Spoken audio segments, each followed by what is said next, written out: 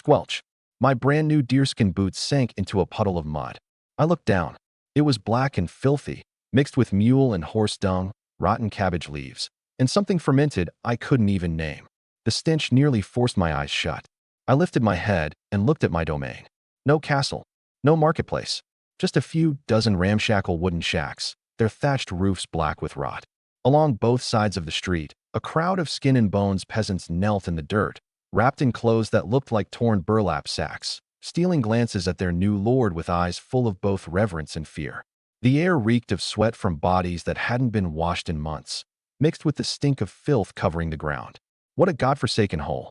Baron, welcome to Greywood Town. Old Steward Ball hobbled over on his cane, trembling, dressed in a linen robe patched over so many times it was mostly patches. By imperial custom, on your first day in office you must collect the first meeting tax from your people. He lowered his voice. Only, this year there's been a drought.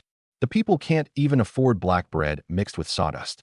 If you force the tax, I'm afraid all they have to give is their daughters, or the grain rations meant for winter. The kneeling serfs bowed their heads even lower. A few skeletal little girls hid in their mother's arms, shaking. In their eyes, nobles were vampires. A new lord taking office meant peeling off their very last layer of skin. I said nothing. Honestly, my head was a bit of a mess. I had crossed over into this world. The original owner of this body was the third son of the Duke of Bohemia in the royal capital. He got dragged into court intrigue. The ducal house fell, and I was stripped of my inheritance and kicked out here to the edge of the empire to serve as the lowest of barons. Yesterday, I was still worrying about how to survive. Until this morning, the moment I stepped into Greywood Town's territory, something went ding in my head. Ding. Host arrival at designated fief detected.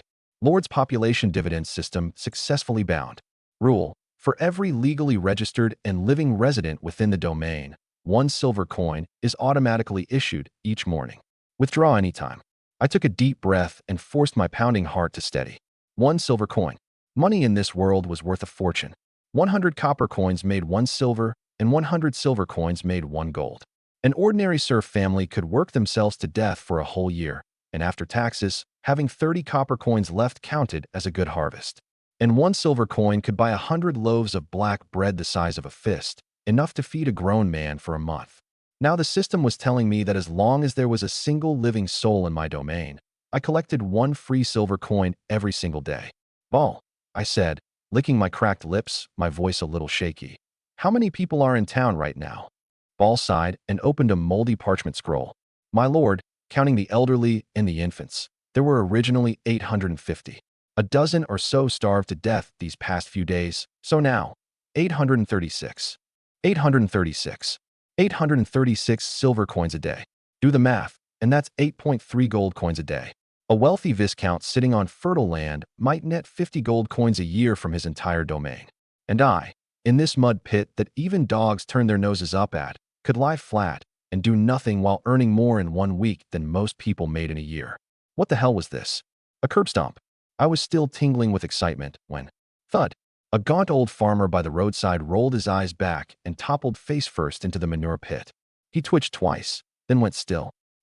May the God of Light have mercy. Ball made the sign of the cross over his chest, his face utterly unmoved. My lord, another one starved. Looks like the mass grave will have 1 more corpse to draw the wolves tonight. Ding. Domain population -1. Current population, 835. Projected income tomorrow, 835 silver coins. The smile on my face froze instantly.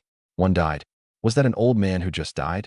That was 1 shiny silver coin of mine, every single day. If that old man had lived, he'd have produced 365 coins a year. 3 years would have been over 1,000. What God of Light? Can the God of Light hand you money? I drew my sword, pointed it at the old farmer on the ground, and roared at the guards. Pick him up. Pick him up now. Pour water in him. Pinch his philtrum. Go fetch the best herbalist you can find. If he dies, none of you eat tonight. In my domain, not even an ant is allowed to die without my permission. The serfs of Greywood Town swore they had never in their lives seen a noble this insane. Not only did I refuse to collect that deadly first meeting tax, I acted like I'd lost my mind and ordered the guards to carry the half-dead old farmer into a clean tent. My exact words were, "This is the most precious wealth in Greywood Town. Even if it takes ginseng to keep him breathing, you will save this money tree for me. I mean, this elderly gentleman. Inside a shabby wooden house. I sat in a creaking chair, looking at Ball, whose face was one giant question mark. Ball, how much food is left in the granary? My lord, he said with a bitter smile, shaking his head. Less than 200 pounds of old oats, and half of that is sand and bran. It was set aside for you and the guards to survive the winter. As for those serfs, all they can do is go gnaw bark in the woods. Not enough. Not even close. I slammed the table and stood up. My income was tied directly to population. These 835 people were my lifeline, living ATMs that spat out money on schedule every day. If half of them starved, who was I supposed to cry to? I silently thought the word, withdraw.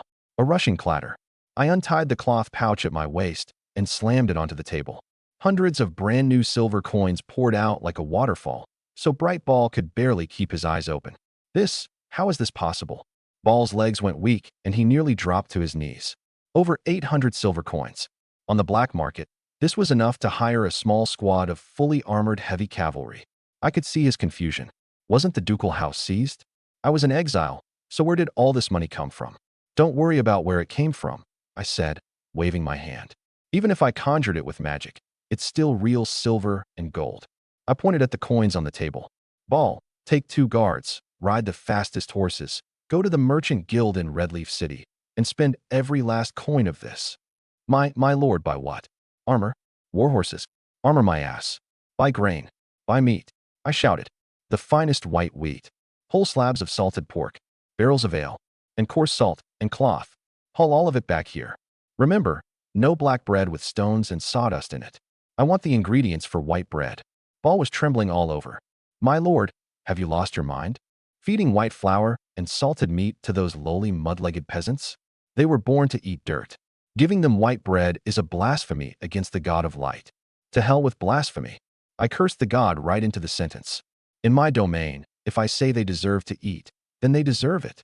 Now get moving. If you come back 1 grain short, I'll hang you from that crooked-necked tree at the edge of town. Ball scrambled off, tripping over himself. The truth was, I had done the math cold. A pound of top-grade white flour cost 3 copper coins, and a pound of salted pork cost 10. Even if I fed all 835 people until they were stuffed like pigs, it wouldn't cost 20 silver coins a day. And by staying alive, they produced 835 silver coins for me every day. A business with a 4,000% profit margin. Only a fool would pass it up. Evening. More than a dozen wagons loaded with grain and meat rumbled into Greywood Town. The whole town erupted. 3 great iron cauldrons were set up in the center of the square, firewood blazing beneath them. Well water was brought to a boil, and sack after sack of snow-white oat flour was poured in. The cook sliced off big chunks of fatty salted pork and tossed them in without a hint of hesitation, then finished with a fistful of coarse salt worth more than gold. The smell of meat and wheat drifted through the whole town on the evening wind. Those serfs who had been hiding in their crumbling houses waiting to die crawled out like zombies smelling blood, green fire in their eyes.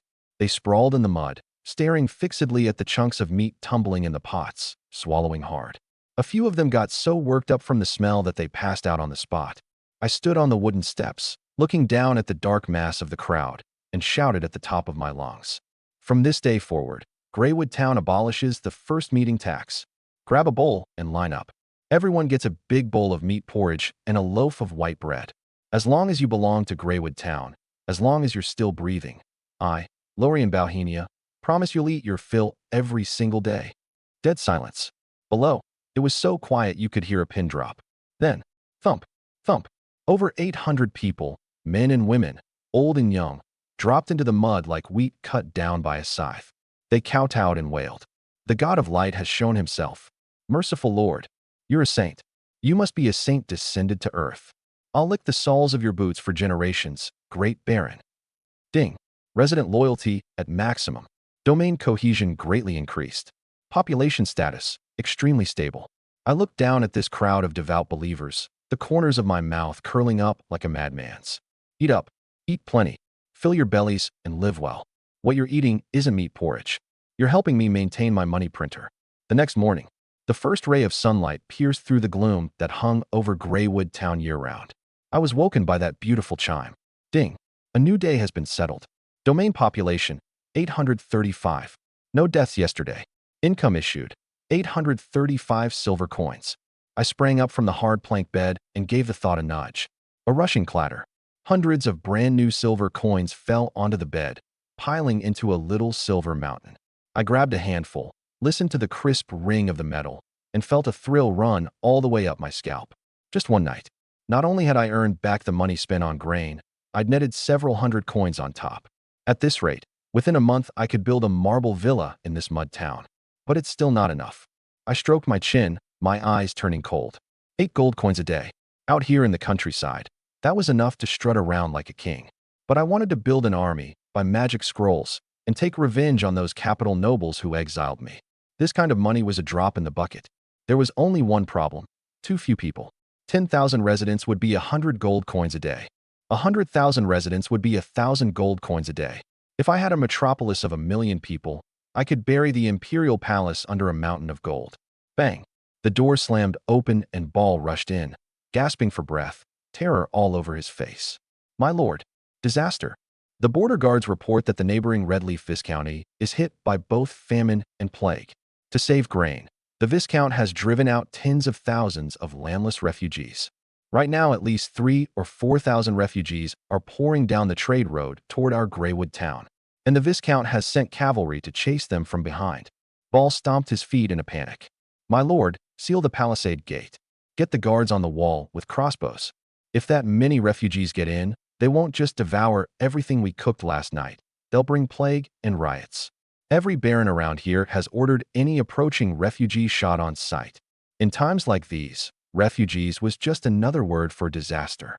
No property, no output, only a begging mouth, willing to kill and burn over half a loaf of moldy bread. In a noble's eyes, they were a swarm of walking locusts. But when I finished listening, I froze. 3,000 or 4,000 refugees, pouring toward me, others shooting them, others driving them away. Slap. I clapped my hand on my thigh and leapt to my feet, my eyes lighting up in an instant. Locusts? Those people are blind as dogs. In my eyes, these aren't refugees. This is a mountain of gold that grew legs and is lining up to jump into my pockets. 3,000 refugees meant 3,000 silver coins a day, a full 30 gold coins. Give them a bite to eat, register them on the rolls, and my income would quadruple, even quintuple in an instant. Who dares chase my mountain of gold away? Ball, give the order, I shouted while frantically pulling on my leather armor. Push out every wagon in town. Load all the leftover meat and flour from last night onto them. All guards, grab your gear. We're not defending the town. You're coming with me to the border to welcome our guests. WL, welcome guests. Ball could no longer keep up with the way my mind worked. Yes, tell everyone Greywood Town throws its gates wide open today. Anyone who dares loose a single arrow to drive them off. Anyone who dares kill even one refugee. I, Lorien, will skin them alive.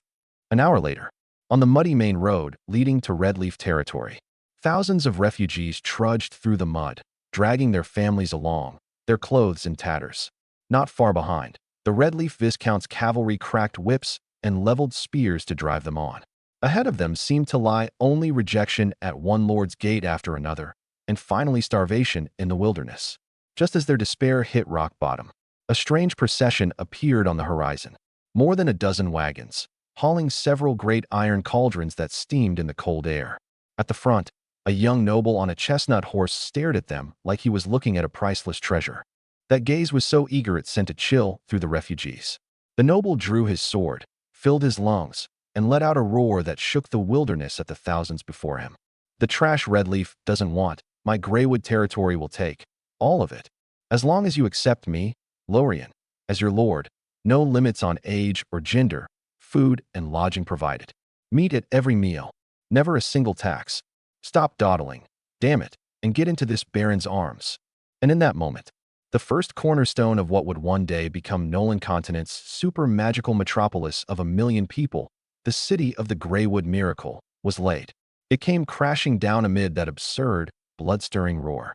Along the border of Redleaf territory, the cold wind scraped across the wilderness like a knife. Gareth, whom the refugees all called Old Wolf, was clutching his 5-year-old granddaughter tightly to his chest. He had once been a veteran of Redleaf.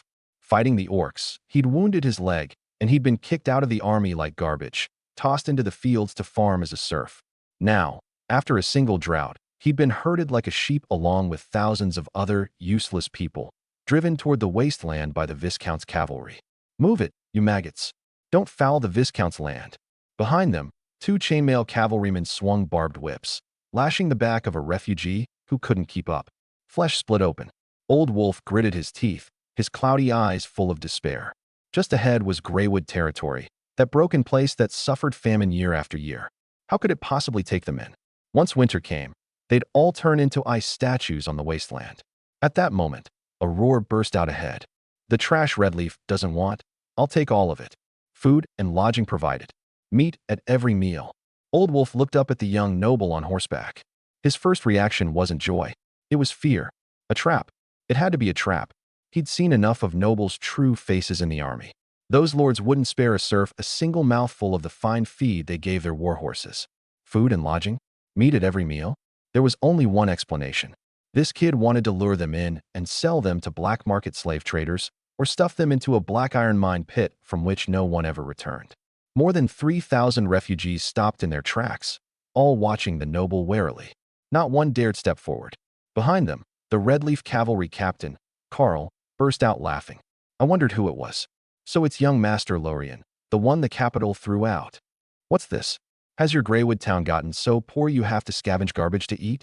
You can't squeeze half a copper out of these mud legs. I didn't bother acknowledging him at all. I swept my eyes over the refugees standing frozen in place, and my brow furrowed. Time is money. Every extra minute wasted, and some poor soul might starve to death. And that was one of my shiny silver coins at 6 o'clock tomorrow morning. Ball, don't just stand there. Lift the lids. Ball, hands shaking, ordered the men to lift the lids off the 3 great iron cauldrons. In that instant, a smell of meat so rich it drove men out of their minds, mixed with the sweetness of white wheat flour, swept across the entire wilderness like a storm. The moment Old Wolf caught the scent, his stomach growled like thunder and his legs went weak. His granddaughter, so starved she was barely clinging to life in his arms, actually opened her eyes and licked her cracked lips without thinking. Grandpa meat. Listen up. I stood on my horse's back, pointing at the mountain of wooden boards and charcoal pencils stacked beside me. Whoever wants meat porridge, come line up. Write your name on a board, and if you can't write, press a thumbprint. Once you press your print and accept me as the Lord of Greywood Town, this pot of meat porridge is yours to drink freely. Greywood Town was so poor it couldn't produce a single sheet of parchment, so wooden boards had to do. But I didn't care. All I cared about was whether the system recognized it. At last, hunger crushed fear. Old Wolf limped his way to the very front. To hell with the slave mines. As long as his granddaughter could get one mouthful of this white porridge with meat in it, he'd accept being dragged off to the chopping block right after.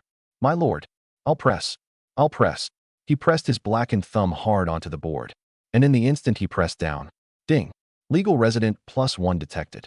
Current population, 836. My eyes lit up in a flash.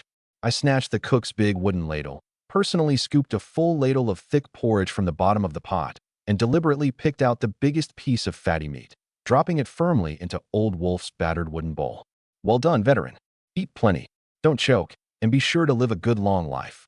The way I looked at Old Wolf was warmer than the way a man looks at his own father. Old Wolf held that bowl of steaming meat porridge, utterly stunned. He looked at the glistening piece of fat in his bowl, then at me, smiling away. No whip. No insults. Just one honest bowl of meat porridge. By the god of light above. Old Wolf dropped to his knees in the muddy water, tears streaming down his old face. Carefully feeding the meat into his granddaughter's mouth, he kowtowed to me like a madman. You are mercy made flesh. I, Gareth, swear this worthless life of mine belongs to you from this day on. With Old Wolf leading the way, the 3,000 refugees went completely wild. My lord, I'll press. I'll press too. Stop shoving. Let me press first. All 7 in my family want to register. Ding. Resident +1. Ding. Resident +1. I listened to the chimes going off in my head, dense as firecrackers, and watched this crowd of walking money trees scrambling over each other to dive into my pockets. I grinned so wide my mouth nearly split to my ears. Look at that. What a touching scene. A grating screech of metal came from the rear of the refugee column, accompanied by hoofbeats. Carl sauntered over with a dozen or so fully armored cavalrymen. Their gleaming half-plate armor, their looming height, and the contempt they couldn't hide all bore down from above. Baron Lorien, Back in Redleaf, I'd heard about the sorry state of your family exile. I never imagined your brain had gone rotten along with everything else. He pointed his riding crop at the refugees wolfing down their food. More than 3,000 dunk-producing machines that only know how to eat garbage, and you're feeding them fine white flour and salted pork? Do you really think you're some saint come down to earth? The refugees around him shrank their necks in fear at the sound of his voice. I sat on my horse, not even lifting an eyelid. Sir Carl, this is Greywood territory. They're my people now. Watch your words. Your people? Ha ha ha. Carl laughed like he'd heard the joke of the century. My lord, within 3 days that swarm of locusts will devour every scrap you own. And once these well-fed troublemakers have no next meal coming, they'll strip the flesh off your bones to boil for soup. Back in Redleaf, I'll be waiting to watch the show when you hang from your own shack. I smiled, brighter and more brazenly than he did. A sparrow can't know the ambitions of a swan. I casually pulled a handful of silver coins from my pouch and tossed them up and down in my hand. That crisp ringing hooked the eyes of Carl and every one of his cavalrymen at once. In this poor land, the shine of silver was more tempting than a woman's thigh. Captain Carl, I hear there are still some refugees at the edge of Redleaf territory who haven't been driven over yet. I narrowed my eyes like a shrewd, black-hearted merchant. Carl swallowed, staring at the silver in my hand. There's still 1,000 or two, the old, the weak, the sick, too far gone to walk. They'll probably die in a ditch tonight. Why do you ask? Die in a ditch? What a shameful waste. I cursed with a look of genuine heartbreak and flung the 20 or 30 silver coins in my hand right down at his horse's hooves. Consider that a fee for your trouble. Go back and tell the Viscount of Redleaf. Whoever can't walk, as long as they've still got a breath in them, load them onto wagons and haul them to Greywood territory for me. Carl froze, staring at the silver on the ground, doubting his own ears. And that's not all. I raised my voice, my eyes burning. Captain Carl, let's do business. From now on, whatever refugees, beggars, and half-starved slaves your Redleaf and the surrounding domains don't want, send them all to me. For every living person you deliver, I'll personally pay you 5 copper coins as an escort fee. The whole field fell silent. Carl and his dozen cavalrymen stared at me like I was a madman. Paying money for refugees worth less than grass. For useless old and sick people with no productive value at all? What kind of ruinous fool does this? But Carl was greedy. A man who won't take free money is a bastard. You said it yourself, Baron. Terrified I'd change my mind, he quickly ordered his men to gather the coins, a greedy, vicious grin spreading across his face. Before sunset tomorrow, I promise to personally deliver the remaining 2,000 pieces of trash in Redleaf. Ah, no, your 2,000 precious residents. I'll just be hoping your treasury hasn't been eaten empty by then. Watching Carl lead his men off in a swagger, Ball nearly fainted from panic. My lord, have you lost your senses? We can't even afford to feed these 3,000, and now 2,000 more. Greywood town will collapse for certain. Collapse.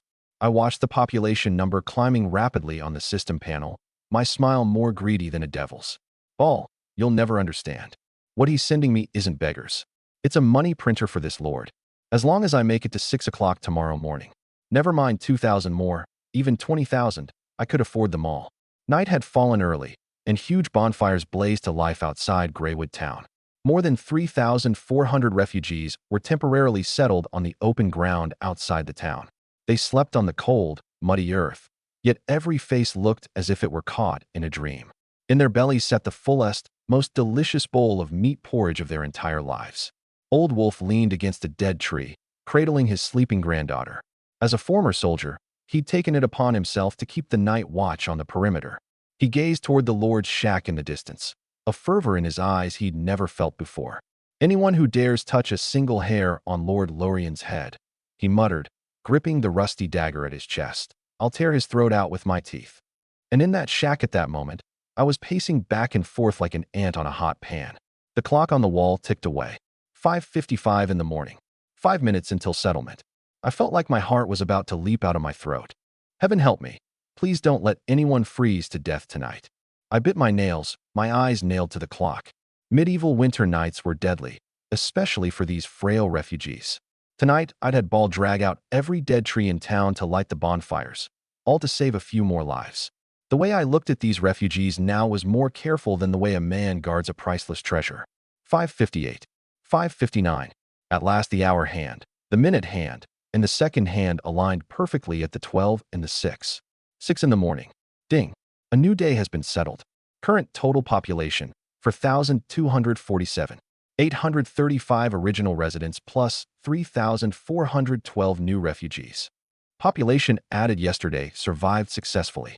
Today's income issued, 4,247 silver coins. Boom. It was like fireworks exploded in my head, and every drop of blood in my body caught fire in that instant. Withdraw? Withdraw all of it. I roared inside. The next second, it wasn't a little cloth pouch anymore.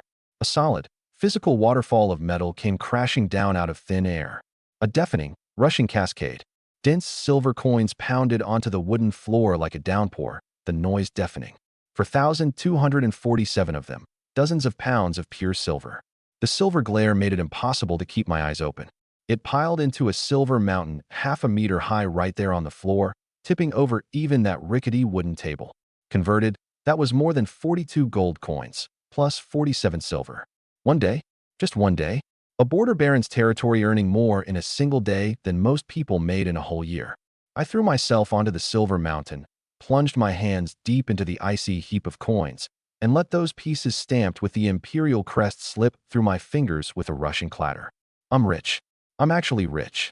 I took a deep breath and forced myself to calm down from the ecstasy of a man newly come into fortune. But it's still not stable enough. I stood up, gazing at the dawn light outside the window, my eyes turning cold. The weather was getting colder. Refugees sleeping out in the open, even with full bellies, easily caught chills. Once a plague broke out, my 4,000+ daily income would evaporate in an instant. In my eyes, this wasn't saving people. This was protecting the market, protecting my core assets. Ball, get in here. I kicked the door open. The old steward came scrambling in, tripping over himself, and the moment he looked up he froze as if struck by lightning. He stared at the silver mountain that had nearly filled half the room, his eyes almost bulging out of their sockets. God, God of light, my lord, could you truly have mastered the legendary art of alchemy? Cut the nonsense. Bag it up. I threw several large burlap sacks at him. Round up every guard and go to Redleaf City at once. Find those greedy merchant guilds. Whatever timber, stone, thatch, coarse burlap to fend off the cold, and herbs to treat chills you can find on the market, buy all of it and bring it back. My lord, what do we need so much building material for? Ball stammered. Isn't it obvious? To build houses. I want all 4,000 of my heads alive, my 4,000 subjects living in houses that can block wind and rain before winter arrives. When the sun had fully risen, all the residents gathered again in the square. The original serfs, plus the 3,000+ new refugees, stood in neat formations. Every one of them stared up at me on the raised platform, waiting for their godlike lord to speak. Everyone, winter is coming. Dressed in a brand new, form-fitting hunting outfit, my voice rang out clear and strong. I, Lorian Balhenia, will never allow a single soul in my domain to freeze to death this winter. Starting today, Greywood Town begins work. Large-scale construction. We'll build hundreds of new houses and tear down every one of those drafty, broken thatched huts to rebuild them from scratch. A stir rippled through the crowd below. Old Wolf furrowed his brow. Just as expected, the Lord's mercy came at a price. Feeding them meat was so they'd have the strength to work. In times like these, a lord conscripting serfs for forced labor was simply the way of the world. It was called corvée. Do the heaviest work, eat the worst gruel, and drop dead when you're spent. An iron law. But Old Wolf didn't utter a single word of complaint. Compared to Redleaf, where they'd been left to die, Lord Lorien had at least filled their bellies. This life was well sold. And just as everyone had steeled themselves to be worked like oxen and horses, to drop dead on the construction site, my next words landed like a bomb and blew their medieval brains straight into mush. To reward your hard work, I hereby declare. I drew my sword and pointed it at the heavens. Every adult who takes part in the construction, whether felling timber, quarrying stone, or mixing mud, will not only be guaranteed 3 full meals a day. I will also pay each of you an extra wage of 2 copper coins every single day. Silence. The square fell dead quiet. Nothing left but the cold wind whistling through the treetops. Old Wolf doubted his own ears. Down below the platform, Ball yanked hard at his beard, tears springing to his eyes from the pain. Paying wages? Paying wages to serfs who had no personal freedom, who were born as the property of nobles. This didn't just violate imperial law. This was a decision that betrayed the very ancestors. My lord. A bold old farmer raised a trembling hand, his voice choked with tears. Are you saying that we build houses for ourselves, and you not only feed us, but pay us money on top of it? Do you not understand plain speech? I glared. I've got money to spare. As long as you move quickly and build the houses good and solid so nobody freezes, 2 copper coins is nothing. Those who perform well, this lord will even hand out a year-end bonus. I had it all calculated. Building houses takes time, and I needed to crank these people's motivation up to 200%. Without pay, they drag their feet. But with 2 copper coins a day, this crowd, driven half-mad by poverty, would absolutely unleash the hidden potential of construction fanatics. For 1,000 people, 8,000 copper a day was only 80 silver coins. And by staying alive, they brought me over 4,000 silver coins in income each day. Taking 2% of that for bonuses? In a capitalist size, that would already count as black-hearted. But in the eyes of a serf, this was nothing short of a miracle. Old Wolf's eyes went red in a flash. He clenched his fists hard, thrust his arm into the air, and roared until his throat nearly split. Long live Lord Lorien. For the Lord. For the new houses. Even if I grind my hands raw today, I'll fell 10 trees. Long live the Lord. May the God of light bless Greywood Town forever. Earth-shaking cheers surged into the sky. For 1,000+ serfs and refugees, once lifeless and dull, now had eyes full of a fervor and vitality they'd never known. They snatched up crude stone axes and wooden shovels and, howling, charged toward the woods and the quarry. Oh hell. Gareth, old buddy, slow down. Even a red-eyed mule turning a millstone gets to catch its breath, doesn't it? At the quarry, Pete, his face covered in a bushy beard, heaved a slab of stone weighing dozens of pounds onto a cart, panting with exhaustion. He wiped the sweat away and looked at Old Wolf beside him, swinging his pick like a madman. Shut it, Pete. If you want to slack off, then crawl back to Redleaf and lick the Lord's boots. Old Wolf didn't even turn his head. His rough hands were already blistered and bleeding, but he couldn't feel the pain at all. Didn't you hear the Lord's promise? 2 copper coins. A full 2. Back when I was risking my life fighting orcs in the army, that stingy quartermaster would only spare a few bites of sour black bread. I heard him, heavens, actual copper coins. Pete swallowed, his eyes full of the anxious hope and dread of the lowborn. But I swear, this is like a dream. How could a noble lord ever pull money back out of his own pocket to hand to us mudlegs? Because Lord Lorien is a true saint. Old Wolf roared stubbornly, his pick crashing down on the rock, sparks flying. As the sun sank in the west, the low horn sounded right on schedule. Under Ball's supervision, thousands of serfs, caked in mud and sweat, lined up in a long queue. Old Wolf stood at the very front, his breathing ragged as a bellows, staring nervously at those glinting piles of copper coins on the table. Gareth, 5 trees felled, 10 loads of stone hauled. Ball pushed up his monocle, drew a line across the parchment with his quill, pinched 2 worn copper coins from the table, and dropped them into Old Wolf's blood-caked palm. Take it. This is what you've earned. Cold. Heavy. That soul-shaking sensation, unique to metal. Old Wolf stared blankly at the 2 copper coins in his palm, then shoved them into his mouth and bit down hard with his teeth. A faintly bitter brass taste spread across his tongue. Real. Damn it, this was actually real. Sob. It's real money. Heavens, in my whole life I've earned a lord's money through my own labor. Behind him, Pete took his copper coins and broke down sobbing, dropping to his knees and kissing the 2 coins wildly. The whole camp fell into a strange kind of frenzy. No one cried out that they were tired. The serfs who'd gotten their money had a frightening green fire in their eyes, itching to grab torches and go fell 10 more trees that very night.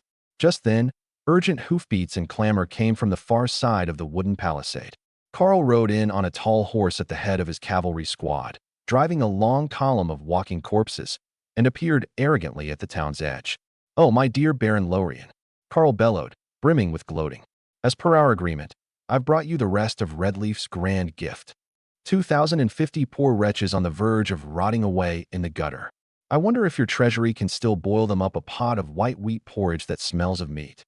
Looking at those 2,000+ refugees, half-naked, skeletal, and coughing endlessly, Ball's vision went dark and he nearly fainted. It's over. It's all over.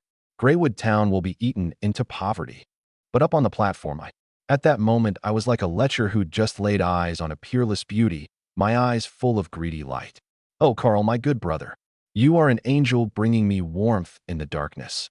Making no effort to hide my ecstasy, I flung a heavy cloth pouch right down at his horse's hooves. That's 10,000 copper coins, 100 silver, as your escort fee. Carl, whenever you've got more business like this, be sure to come to me first. Even if it's 10,000 of them, I'll take every last one. Carl opened the pouch, looked at the copper and silver packed inside, and his eye twitched. He looked at me like I was insane and muttered a curse under his breath. What a hopeless madman. Just wait to die, you stupid pig. Carl tucked the money away and rode off, thoroughly satisfied.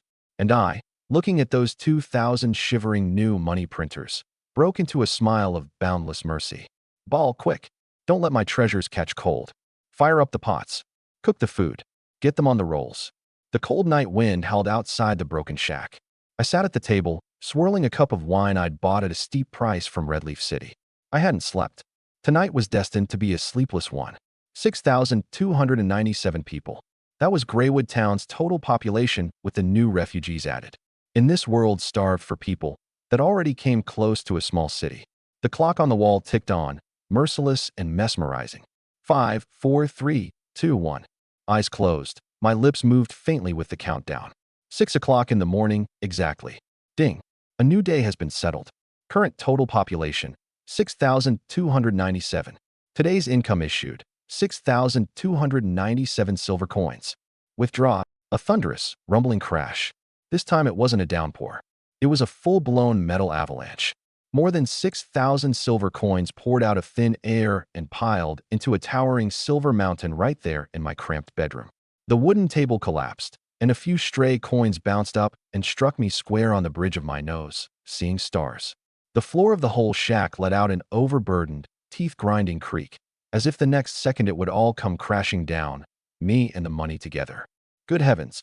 I struggled to pull my legs out of the heap of coins, gasping for breath. Nearly 63 gold coins. Converted into this world's buying power, one day's income was enough to buy dozens of fully armed elf slave girls, or a 3-story villa with a garden in the finest district of the royal capital. I've got money, real money, I murmured, then suddenly furrowed my brow and reached up to pinch my nose shut. A terrible, stomach-turning stench came drifting in through the cracks in the shack from the refugee camp outside. The sour reek of 6,000-plus people who hadn't bathed in decades, mixed with the fermented stink of filth dumped everywhere and the foul odor of rotting wounds. Commoners in this world had no concept of hygiene. Some even believed bathing summoned demons, and they relieved themselves right in the streets. Now that the population had broken 6,000, the smell had grown thick enough to knock a person out cold. Damn it. At this rate, I won't even need orcs to attack. A single plague could sweep away my whole mountain of gold. I kicked the door open and looked out at the thin morning mist, my eyes turning cold. Half an hour later, the 6,000-plus residents who had just finished their hot porridge heard a new order in the square. Listen up, people of Greywood Town. Starting today, I issue my first lordly decree, the Greywood Town Absolute Cleanliness Order. I covered my nose and pointed at the unspeakable filth around the camp. First, every construction crew will split off half its workforce and immediately dig 10 large septic pits and public latrines downwind for me. Second, from now on, anyone who dares relieve themselves anywhere but the latrines. Caught once, you lose that day's wages. Caught twice, no meat porridge for 3 days. Third, I want 4 large bathhouses built. Every evening, everyone must, and I mean must, scrub themselves as clean as a peeled egg before they're allowed to bed. Otherwise, you lose your wages all the same. The crowd below erupted. Old Wolf scratched his tangled, lice-ridden hair, his face full of confusion. Oh, merciful Lord, isn't relieving oneself wherever one pleases a tradition from ancient times? Running so far to take care of business is nothing short of torture on our bowels. Shut it, Gareth. I shot him a cold glance. Do you want your little granddaughter sleeping beside a cesspit, catching some wretched dysentery, and dying? Those words struck Old Wolf's soft spot. His face went pale, and he immediately bellowed. No one is to relieve themselves wherever they please. You hear me? Anyone who dares foul the camp, I'll shove my sword hilt up his backside. I nodded with satisfaction. Ball, take the money from yesterday and make another run to Redleaf City. Buy every bit of coarse salt, spices, lard soap, and coarse burlap the merchant guild has, all of it, and bring it back for me. And tell those profit-hungry merchants, Greywood Town isn't short on cash. Hobbs was a veteran traveling merchant of Redleaf City's Gold and Roses Merchant Guild. Right now, he was sitting atop a wagon loaded with cheap ale and moldy linen, jolting along the muddy road to Greywood Town. "Boss, are we really going to that godforsaken Greywood Town?" the driver complained, whipping the horse. "I hear that new baron's gone mad, taking in over 6,000 half-starved refugees. That place has got to be a hell full of plague and corpses by now. They might just eat the two of us over a scrap of moldy bread." "Shut it, you stupid groundhog." Hobbs puffed out his fat belly, a sharp glint in his beady eyes. "Yesterday, Baron Lorien's steward was throwing around dozens of gold coins in the city, buying out half the market's timber and grain. That was real silver and gold. As long as I can smell gold, Hobbs will wade into it, even if it's a cesspit in hell." When the wagon crested a hill and Greywood Town's outline came into view, Hobbs and the driver both sucked in a sharp breath. There was no hell strewn with corpses like they'd imagined. Instead, it was a magical, bustling construction site that a medieval merchant simply couldn't comprehend. Thousands of people, ragged yet full of energy, moved like industrious worker ants, chanting work songs, hauling massive timbers and stone slabs, frantically laying foundations and raising walls. Even more absurd, downwind of the town, hundreds of people were solemnly digging deep pits and laying stones inside them. "By the god of light, what are they doing? Digging their own mass grave?" the driver stammered. "No, those idiots are actually building sewers and public latrines." Hobbs saw right through it at a glance, his eyes nearly popping out of their sockets. Building a dedicated place for a bunch of mud-legged serfs to relieve themselves? Even the Grand Duke of the capital was never this extravagant. The moment the wagon entered the town, I came out with Ball to greet them. "Ah, merchant from afar, welcome to the rising Greywood miracle." I threw my arms open warmly, though my eyes were sweeping back and forth over his wagon. "Honorable Baron," Hobbs said, putting on a fawning face as he dismounted. "I'm Hobbs, and I've brought you linen and ale. As for the price, well, cut the nonsense." I interrupted him directly. "Mr. Hobbs, how much coarse burlap do you have in your wagon? How much lard soap? How many winter garments and blankets to fend off the cold?" Hobbs blinked, then tentatively named a sky-high price. "My lord, I've got 500 bolts of coarse burlap, 1,000 bars of cheap lard soap. If you want it all, that's a considerable sum, at least, 30 gold coins. You understand, there've been a lot of bandits lately, so the transport fee." He'd been bracing for me to haggle, and had even prepared a mental script for the tongue-lashing he'd take. 30 gold coins was enough to buy a small knight's manor, but I didn't so much as furrow my brow. I turned and snapped my fingers at Ball. A rushing clatter. Ball struggled forward carrying a heavy cloth sack, untied it, and poured it out at Hobbs's feet. 3,000 silver coins piled up like a small mountain in front of his leather boots. That's the equivalent of 30 gold coins in silver. I spoke words that stopped his heart, in the most casual tone imaginable. "Count it, and I'll give you an extra 10 gold coins as a deposit." Hobbs's legs went weak and he dropped to his knees before the pile of silver, his voice trembling. My lord, a 10 gold coin deposit? What else do you need?" "I need you to hurry back to Redleaf City and haul every bar of soap, every bolt of cloth, every grain of salt, and every herb in your guild. No, in all of Redleaf City, to Greywood Town for me." I bent down and patted his chubby cheek, a madness in my eyes that left the merchant breathless. "Go back and tell those rich fat pigs that from now on, Greywood Town will purchase every survival supply at a high price, indefinitely.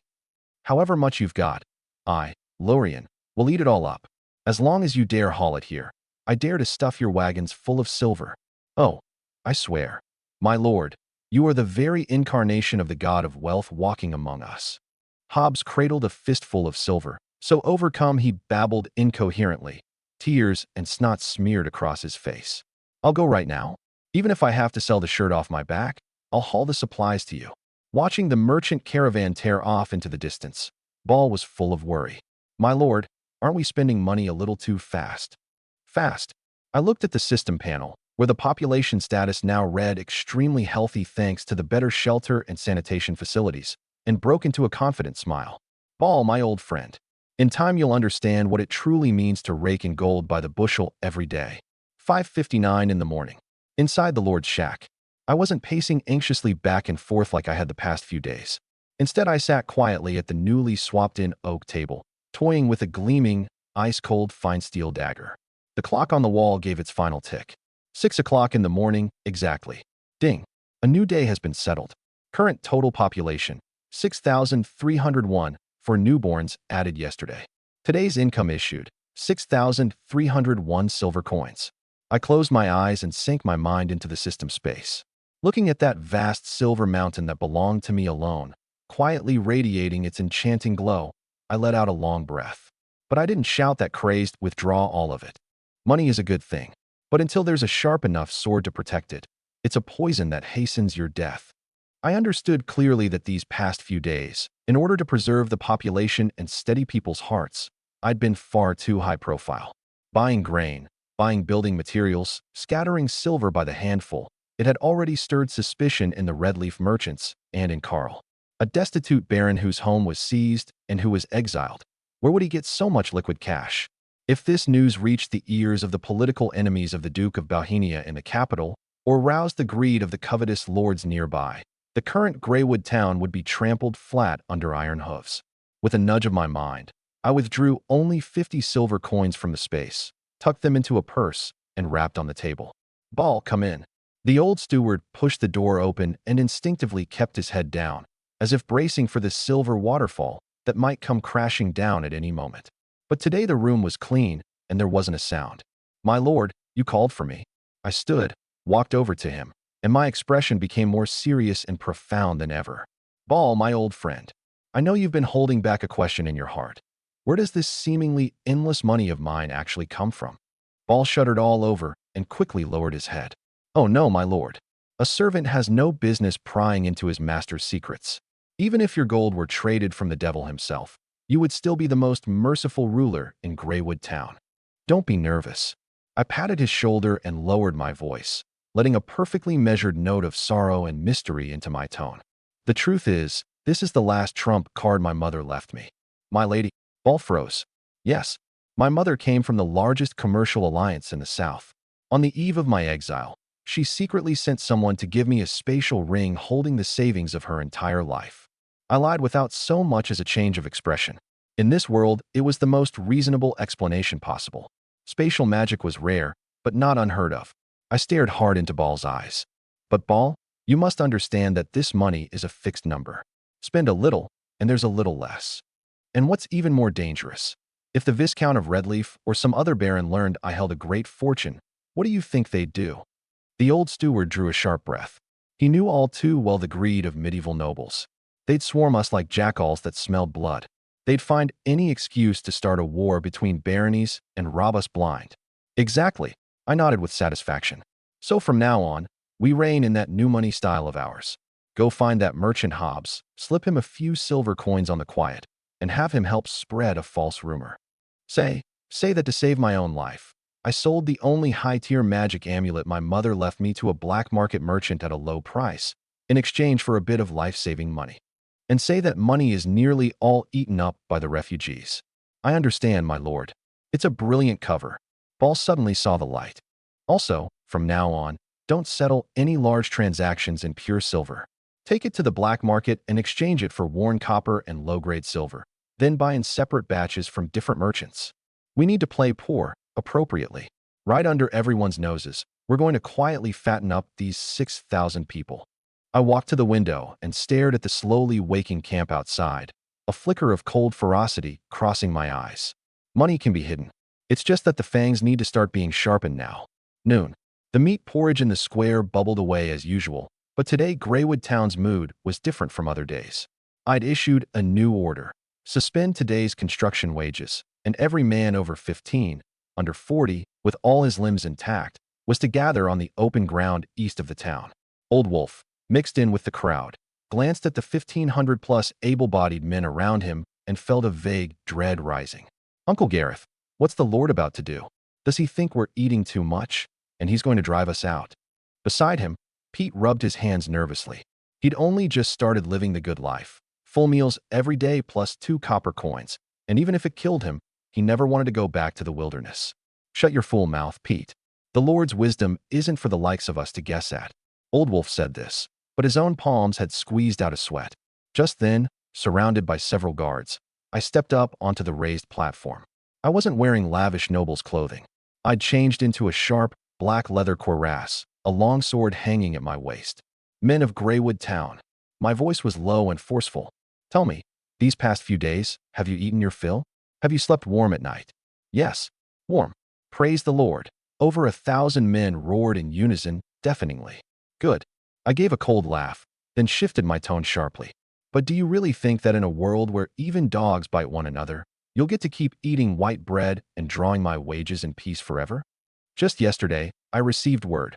Redleaf's cavalry is already prowling our border. Bandits in the wilderness are gathering. They've caught the scent of the meat porridge. They want to storm into Greywood Town, seize your bread, burn down the houses you're building, and sell your wives and daughters into brothels. The whole field fell dead silent.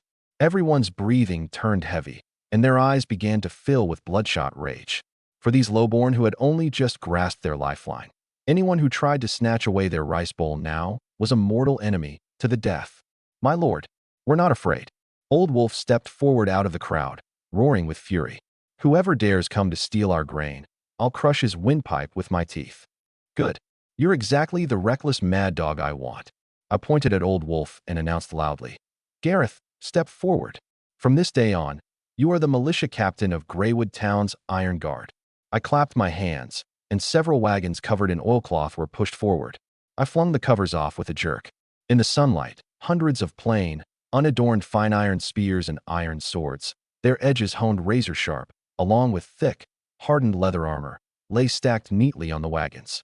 This was the gear I'd had Ball smuggle in over these past days, working through the night at great cost, brought in batches through the black markets of various territories. In this world, serfs had no right to bear arms. But that rule wasn't worth a damn as far as I was concerned. In an age when human life was as cheap as grass, wealth without armed force to protect, it was just fat meat on the chopping block. Now, I need 500 men who don't fear death. I drew my long sword and pointed it at the heavens. Join the Iron Guard. No more hauling bricks at the quarry, and your daily wage rises to 5 copper coins. Meat at every meal. Your families get first priority for the new houses. But the price is this. When the enemy comes, you use your flesh and blood to stand at the very front of Greywood Town for me. Any who are willing to fight, come up and take your weapons. Old Wolf didn't hesitate for even an instant. He was the first to rush the platform, his hands trembling as he took a heavy fine iron cross-hilted sword and dropped to one knee. My sword fights for you. Count me in. I never want to go hungry again. Pete rushed up with red eyes and grabbed a spear. Me too, my lord. I'll sign the death oath as well. To defend the full bellies and dignity they'd fought so hard for, this crowd of serfs, once so lowly they were ground into the mud, erupted with a chilling bloodlust. In under half an hour, all 500 sets of gear were snatched up. I looked down at this force, its formation ragged but its eyes fierce as starving wolves, and a cold smile curled at the corner of my mouth. The armed force to protect the market had finally taken shape. Want to touch my 6,000 silver a day ATM? Ask these 500 well-fed mad dogs whether they'll allow it first. 30 miles outside Greywood Town, in the Black Pine Forest. The air was thick with the smell of cheap ale and foul sweat. Bloodblade Baron sat on a fallen log, wiping his broad-bladed sword, its edge curled from hacking, with a greasy rag. As the biggest bandit chief around Redleaf City, he'd gathered nearly 300 desperados under his command. Deserters, bankrupt mercenaries, and wanted murderers and robbers. Boss, the news is dead certain. A bandit, scrawny as a monkey, slipped out of the woods and ran up to Baron, his face full of excitement. I bribed a stable hand at Redleaf City's Gold and Roses Guild. He says that exiled Baron Lorien sold the high-tier magic amulet his mother left him for a huge sum of money. Baron stopped his hands, greed and menace flashing in his single remaining eye. How much? Several thousand silver coins. And gold too. The scrawny one swallowed hard. That spendthrift used the money to keep over 6,000 refugees in Greywood Town. I hear they eat white porridge with salted pork in it every single day. And Greywood Town has no proper army at all, not even a single knight, just a bunch of skin and bones mudlegs starved half to death. Oh, damn it, 6,000 refugees. A brawny, thick-featured captain beside him burst out laughing, bearing a mouthful of yellow-black rotten teeth. So the little master's planning to open a charity chapel in the wilderness? A few thousand defenseless lambs waiting for the slaughter, plus mountains of white wheat and salted pork. Boss, this is practically a winter gift from the god of light himself. Out here in the wilderness, 300 fully armed bandits who'd seen blood were more than enough to easily slaughter a barony with no high walls and no proper army. In their eyes, 6,000 serfs weren't a threat. They were an enormous fortune. Young women to sell to slave traders, strong men to seize as slave labor, the old and the children, dispatched with a single stroke. Tell the brothers, no one gets drunk tonight. Baron stood up decisively, slid his broad-bladed sword back into its sheath, his single eye full of a cruel, vicious grin. After dark, we creep in. Remember, I want the Baron alive. I need to force him to spit out where he's hidden the money. As for the rest, kill anyone in the way, and take all the grain and the women. Tonight, we throw a barbecue feast in Greywood Town. Ilo, kill them all. Grab the meat. 300 hyena-like bandits let out a bone-chilling howl and, under cover of darkness, crept toward Greywood Town like a black cloud. And at that very moment, inside Greywood Town's lord's shack, I was studying a piece of parchment Ball had handed me, my brow tightly knit. My lord, yesterday while digging the sewer there was an accidental cave-in, and 2 serfs were gravely injured. An old farmer who knows a bit about herbs did what he could, but one of them stopped breathing half an hour ago. Ball reported cautiously, terrified of angering me, this lord of such an odd temper. My face darkened enough to wring water from it. Died. Even if it was just the most ordinary, most lowly serf. In my eyes, that was a perpetual bond paying 1 silver coin every single day. Was that a person who died? What died was my endless future wealth. I ground my teeth. The injured one, even if it takes the most expensive medicine, you keep him alive for me. Even if he's crippled for the rest of his days, as long as he's still breathing, I'll keep him for life. Yes, yes, my lord. Ball wiped the cold sweat from his forehead. Just then, outside the door, a shrill horn suddenly blasted. It was the highest level alarm from the hidden sentries posted at the wooden palisade. Enemy attack. Bandits. Prepare for battle. Deep in the night, at the edge of Greywood Town, torches flared to life one after another. Baron sat astride his sorry nag, staring at those few crude wooden palisades in the darkness ahead, and gave a disdainful cold snort. Charge in. Set the fires. Teach those mudlegs the rules of the wilderness. 300 bandits, swinging rusty swords and spiked maces, howled and hurled themselves at the palisade. In their imagining, the moment they appeared, that pack of cowardly serfs would scatter in terror, dropping to their knees and wailing for mercy. But what greeted them was no wailing. It was a scalp-prickling whistle of splitting air. Whiff, whiff, whiff. Dozens of crude but savagely sharpened wooden javelins were flung out from the dark trench, instantly punching through the chests of the dozen-odd bandits charging at the front. Screams tore through the night sky, and warm blood sprayed across the cold, muddy ground. Damn it! An ambush! Baron was shocked, and before he could even react, behind the palisade ahead, a dense row of fine iron spears suddenly rose up, glinting cold. Greywood Town Iron Guard. Form ranks. Old Wolf, clad in hardened leather armor, stood at the very front of the formation. His eyes were bloodshot with extreme fury, like a food-guarding mad wolf whose territory had been invaded. Just minutes earlier, the moment the alarm sounded, the 500 Iron Guards who'd just finished their late-night meal, an extra ration I'd specially approved for their patrols, had not one of them flinched.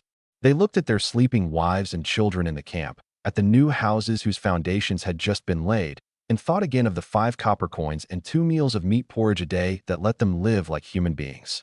If the bandits broke in, all of it would be gone. They'd turn back into penniless refugees, or worse, corpses on the wasteland.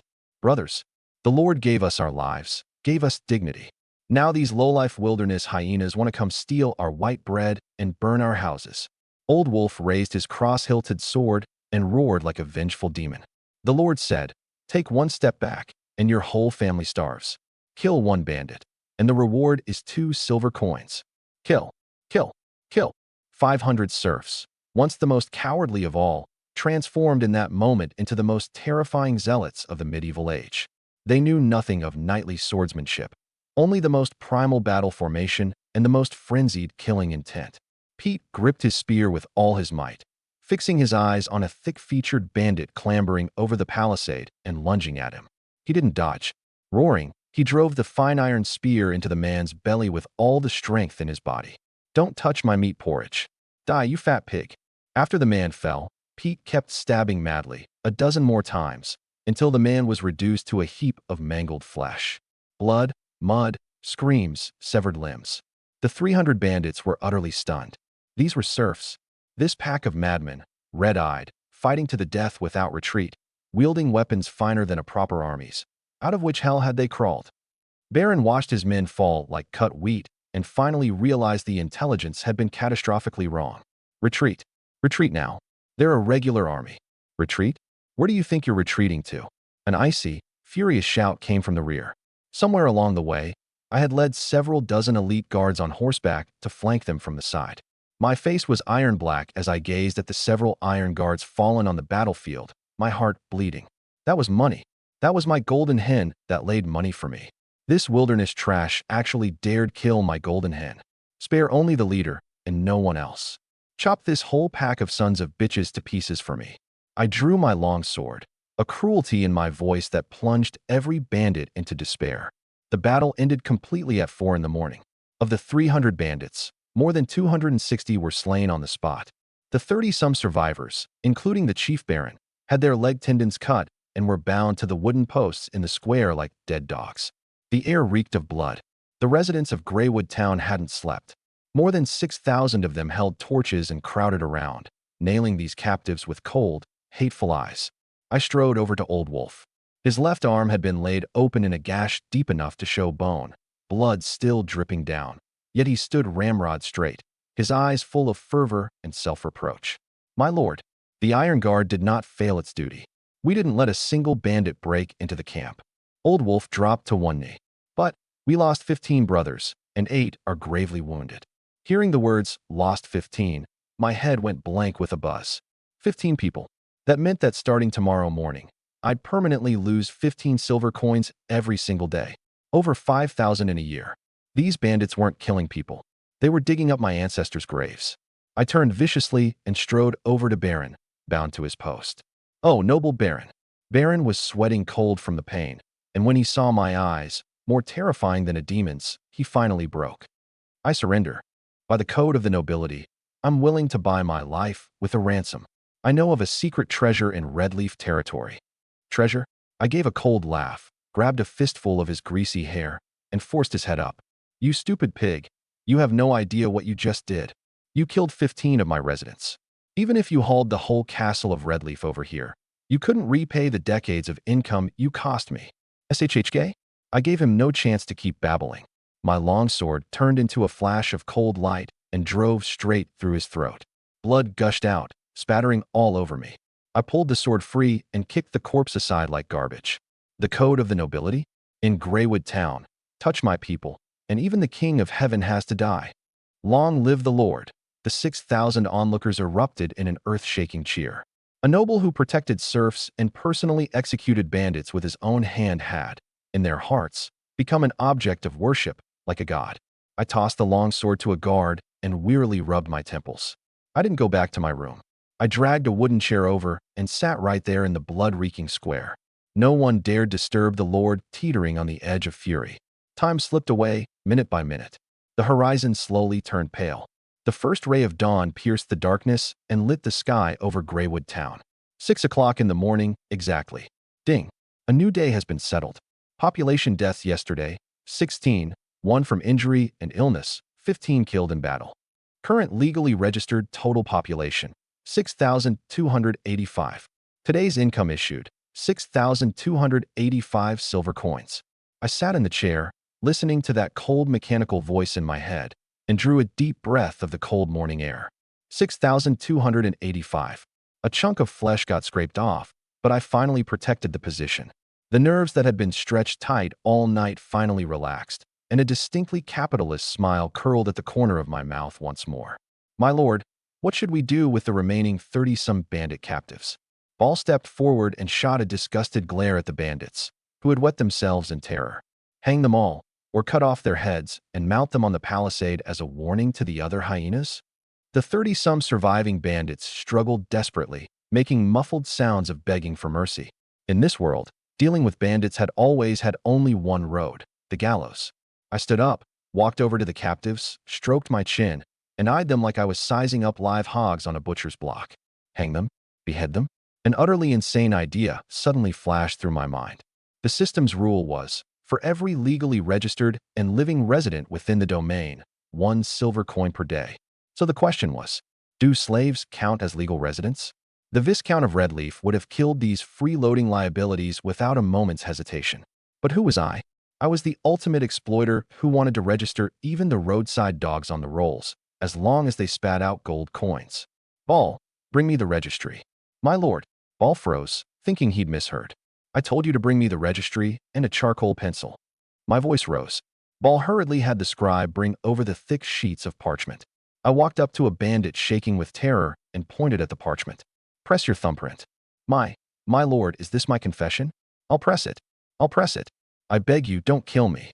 The bandit wept, nose running, and hurriedly pressed his thumb, caked in blood and mud, onto the sheet. I held my breath, eyes locked on the system panel. 1 second. 2 seconds. Ding. Legal slave status resident +1 detected. Current population, 6,286. Holy crap. I let out a curse in my excitement, my eyes shooting out a light 100 times brighter than if I'd laid eyes on a peerless beauty. It worked. The system counted slave status registration. As long as they bore my brand, even bandits could turn into money printers producing 1 silver coin a day. Fantastic. This is absolutely fantastic. I turned around, gazing at the 30-some bandits. The gloom on my face swept away, replaced by a warmth that sent a chill through everyone. Kill them? Oh no, no, no, Ball, my old friend. We are merciful nobles. I walked over and even personally dusted off the dirt on a bandit's shoulder. The God of Light teaches us to give lost lambs a chance to atone for their sins. The bandits froze, staring in disbelief at this merciful baron. Could it be they didn't have to die? Pete, I called out. Here, my lord. The young militiaman ran over at once, chest thrust out. Register all 30-some of these men for me. Mark them as lifelong slave status. And then, my tone turned cold as an ice cellar in an instant. At the quarry on the back hill, string up a wire fence for them. Post 20 iron guards to watch them day and night. From this day on, all of Greywood Town's sewer sludge, the most dangerous mountain blasting and quarrying, the heaviest hauling, hand it all to them. Give them only 1 meal a day of sawdust-laced black rye gruel, just enough to keep them from starving. Whoever dares slack off gets whipped with a lash soaked in salt water. I looked at these bandits, who had just thought themselves saved, but whose faces were now ashen, and broke into a devilish smile. You should thank me. I'm the one who gave you a reason to keep living. Now, get to the quarry and burn through your remaining value. As long as you've got a breath left in you, you'll create wealth for Greywood Town every single day. 1 meal of moldy black rye gruel a day cost less than half a copper coin. Yet each of them brought me a full 100 coppers of pure profit every day. And they took over the most dangerous, life-shortening heavy labor in the domain. Ball stood there dumbfounded, quietly swallowing. He suddenly felt that, compared to those traditional nobles who simply hanged people outright, his own baron, who kept mercy on his lips all day long, had methods that were somehow more twisted, more surreal. A crisis, far from crippling Greywood Town, had instead opened the door to a new world for me. These wilderness bandits, robbers, and prisoners of war from hostile forces. Enemies? Hardly. They were mines of blood and sweat, gold mines I could dig at zero cost. Greywood Town's morning was woken by an extremely grating clang of metal. Ding, clang, ding, clang. On the open ground on the east side of town, more than a dozen crude earthen kilns, stacked up overnight, belched thick smoke. I hadn't foolishly spent all my money buying finished farm tools. Instead, I'd paid a fortune to Redleaf City's black market, and, through a mix of dealing and swindling, procured 5 old blacksmiths and a batch of apprentices, along with a mountain of low-grade pig iron. Right now, Old Wolf was staring blankly at the brand-new iron felling axe in his hands, gleaming a gray-black, his hands trembling nonstop. By the God of Light. This is really being given to me for free? He swallowed a dry gulp and asked Ball, who was in charge of handing out the tools, in disbelief. In this world, iron was an extremely precious strategic resource. For an ordinary serf family to own a single rusty iron sickle was something to be passed down to the next generation as a family heirloom. For daily work, they used nothing but wooden sticks polished smooth, bone hoes, or stone axes lashed to shoddy rocks. And now, a full 2,000 brand-new iron picks, axes, and shovels lay piled up on the open ground like cabbages, free for these mudlegs to take their pick. Hold it steady, Gareth. Ball pushed up his monocle, a dreamlike daze in his tone as well. The Lord says chopping trees with stone is too slow. Time is life. With these iron tools, you can raise 10 wooden houses in a single day. Go on, don't disappoint the Lord. Old Wolf took a deep breath, suddenly hefted the iron axe, and brought it down hard against a thick stretch of pine beside him. Crack! A clean snapping sound rang out, wood chips flew, and the axe head sank deep into the grain. With that old stone axe, this blow would only have left a white mark. Good heavens, this cuts as smoothly as slicing through butter. A young serf beside him hugged his iron shovel, so excited he babbled incoherently. With this treasure, I could dig a whole moat in a single day. To work. For the Lord. Old Wolf let out a fervent roar and led several thousand of the construction army, now equipped with modern-grade tools, howling toward the black pine forest outside the town. I stood on a hillside not far off, watching this labor force whose efficiency had tripled and more, and nodded with satisfaction. My lord, your spending is terrifying. 2,000 iron farm tools, that's nearly 500 gold coins sunk into it. Ball stood behind me, sucking his teeth in distress. I gave a cold snort. Ball, your vision is still too narrow. It's already late autumn. In a month at most, the dead of winter arrives. Do you think the redleaf merchants can keep hauling grain to us forever? Once heavy snow seals the mountains and the trade roads are cut off, even with piles of silver in my hands, I won't be able to buy a single grain of wheat. Ball's face went pale. My lord, do you mean? We must have our own output. Buying grain only handles emergencies. Farming the land is the foundation. I pointed at the vast stretches of barren land outside the town. Within half a month, I want them not only to finish the winter houses, but also to reclaim that whole tract of wasteland and plant cold-hardy winter wheat. I also want windbreak greenhouses built. If I want these 6,000+ people to survive the winter without starving or freezing, iron tools are only the first step. Obviously, I take in over 6,000 silver coins on the dot at 6 every morning. 500 gold coins of iron tools is only 7 or 8 days' income. As long as it keeps these 6,000 money printers safely through winter, never mind iron, I'd buy gold to forge them hoes if I had to. Just then, an Iron Guard soldier ran up the hillside, gasping for breath. My lord, a caravan has arrived outside the town. But they're not selling grain. It's Redleaf City's famous Black Rook slave trading guild. A slave trading guild? I raised an eyebrow, my eyes lighting up in an instant. Let's go? Let's take a look. Maybe I'll pick up a few money trees that can still sprout. Outside Greywood Town, several massive iron cage wagons were parked on the muddy road. The fat leader of the Black Rook Guild, wiping oily sweat from his head, greeted me with a face full of smiles. Oh, praise the god of light. Honorable Baron Lorien, I heard your domain is undertaking great construction, so you must surely need some obedient, sturdy consumables. I stepped up to the iron cage, and a thick, rank stench rushed at me. Inside the cage were pinned dozens of slaves with numb eyes, some defeated orc laborers, some bankrupt serfs who'd been sold. Too thin, and most of them are wounded.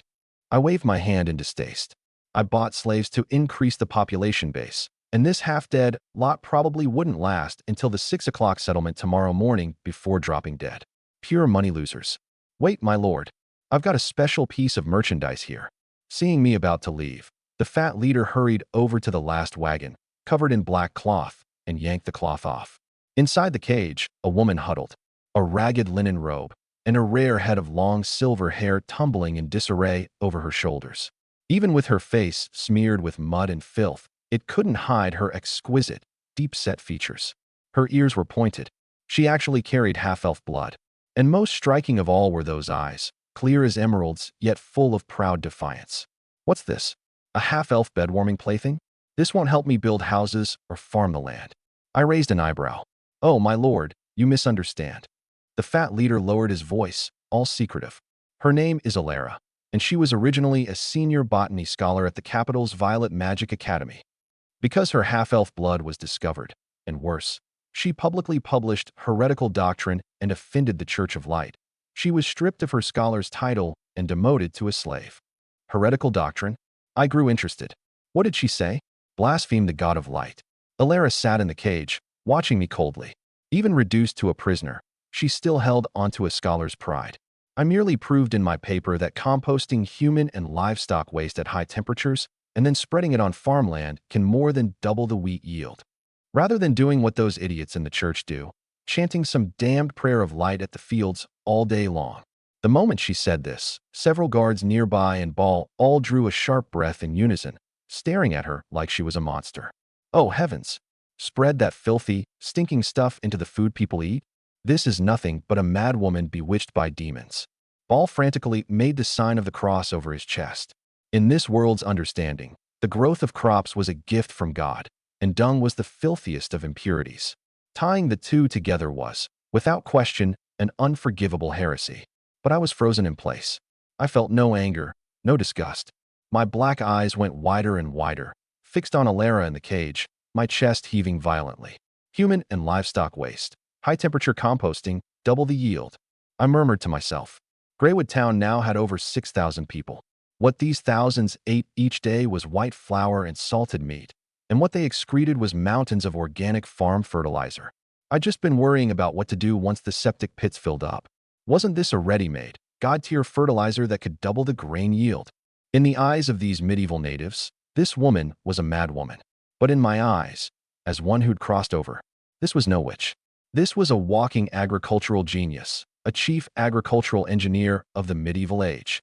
With her, the domain's full development could close the loop completely. I could feed 60,000, 600,000 people. How much? My tone was trembling.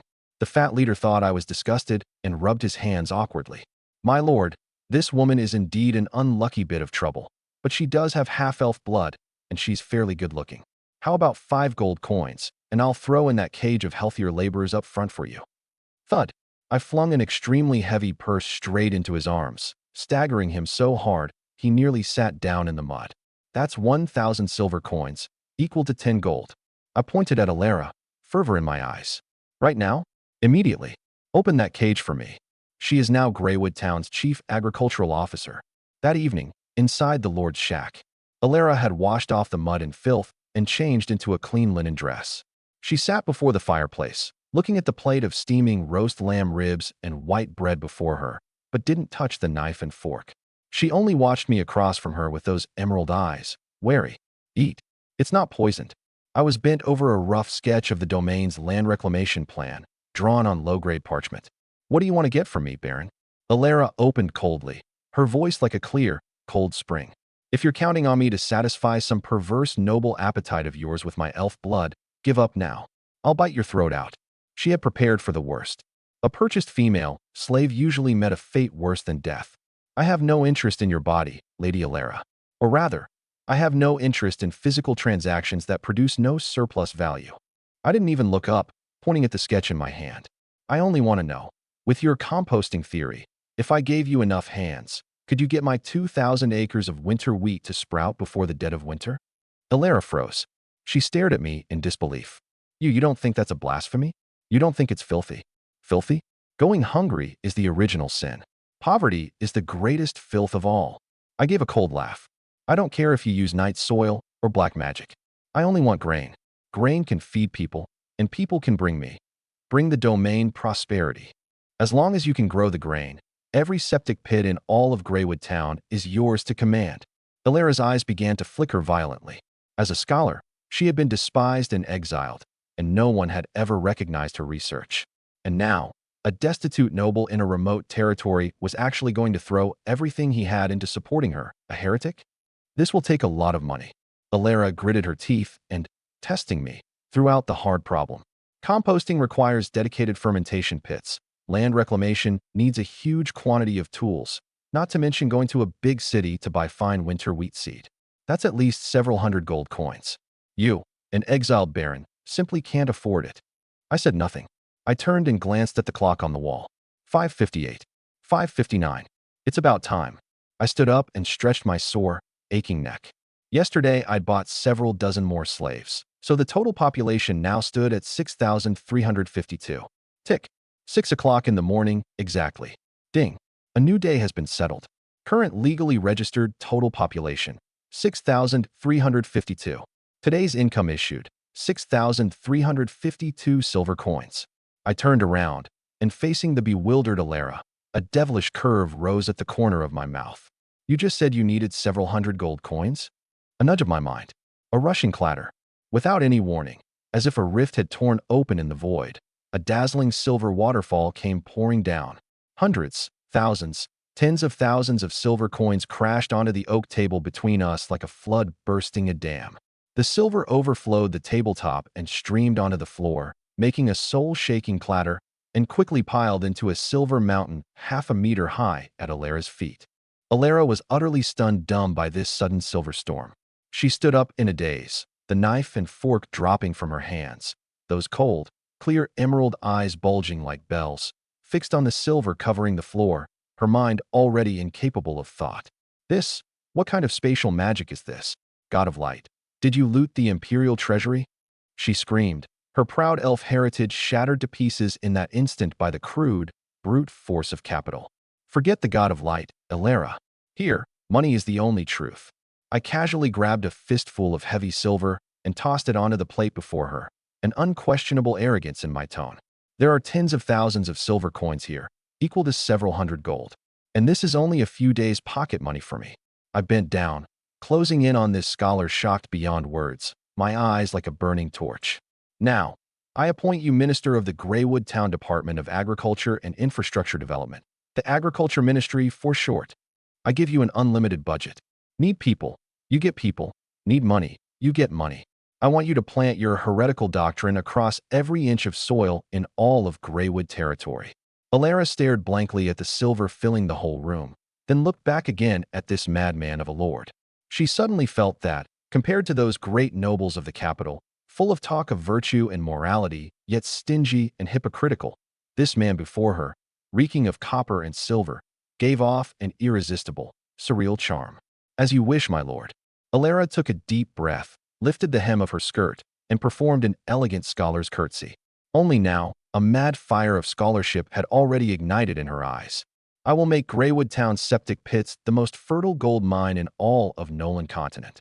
Greywood Town today was steeped in an indescribable pungent stench. Downwind of the town, beside the dozen or so massive septic pits, more than 2,000 serfs, each holding a brand new iron shovel, stood as far back as they could, covering their noses, refusal written all over their faces. Alara wore a gray coarse linen overrobe, a parchment notebook in her hand. To ward off the stench, she'd tied a cloth over the lower half of her face, but a fervent light gleamed in those emerald eyes. The fermentation is absolutely perfect. The temperature's high enough, and the parasites and eggs inside have all been killed by the heat. She stirred the black-brown, sticky mass in the pit with a long wooden pole and turned to shout at the crowd of shivering serfs. What are you all standing there for? Dig out this fertilizer, load it into the wheelbarrows, and haul it to the 2,000 acres of reclaimed land on the east side. We have to get the winter wheat planted before the first frost. The serfs exchanged glances, and not one dared step forward. Old Wolf swallowed a dry gulp, steeled himself, and stepped up. Lady Alara, it's not that we're slacking off. But this is excrement. Spread this demon-cursed filth onto sacred soil, and not only will no grain grow, it'll summon a plague. Ignorant. Benighted. Alara trembled all over with rage. This is top-grade nitrogen fertilizer, sealed and composted. It can make your wheat ears grow as thick as your thumb. You won't trust me, a scholar, and instead you'll trust those money-grubbing charlatans in the church. But the serfs still hesitated. In this world, farming with night soil was as contrary to common sense as asking a modern person to eat dirt. Just as the standoff dragged on, a black horse galloped up. I leapt off, draped in a black bearskin coat, my face cold. I didn't cover my nose. I strode to the edge of the septic pit and took a deep breath. Ugh, I nearly threw up last night's meat porridge, but I forced it down hard. I knew that to break the religious shackles binding these medieval natives, reasoning alone was useless. I turned directly, drew the long sword at my waist, pointed it at the massive septic pit, and let out a deafening roar. Filth! A demon's curse? You blind, stupid fools! My voice rang out like a great bell across the entire wasteland. In other domains, this really is night soil. But here in Greywood Town, this is the holy soil of the harvest that the God of Light has bestowed upon me, Lorien Bauhinia. The whole field fell dead silent. Alara froze too, staring blankly as I spouted nonsense with a perfectly straight face. Tell me, do you want to eat white bread at every meal this winter? Do you want your children to stop gnawing on thorny bark? I bellowed. We do, my lord. Old Wolf answered, his eyes red. then spread every last drop of this holy soil from the pit onto the fields for me. I gave a sudden sweep of my hand. Ball, announced the decree.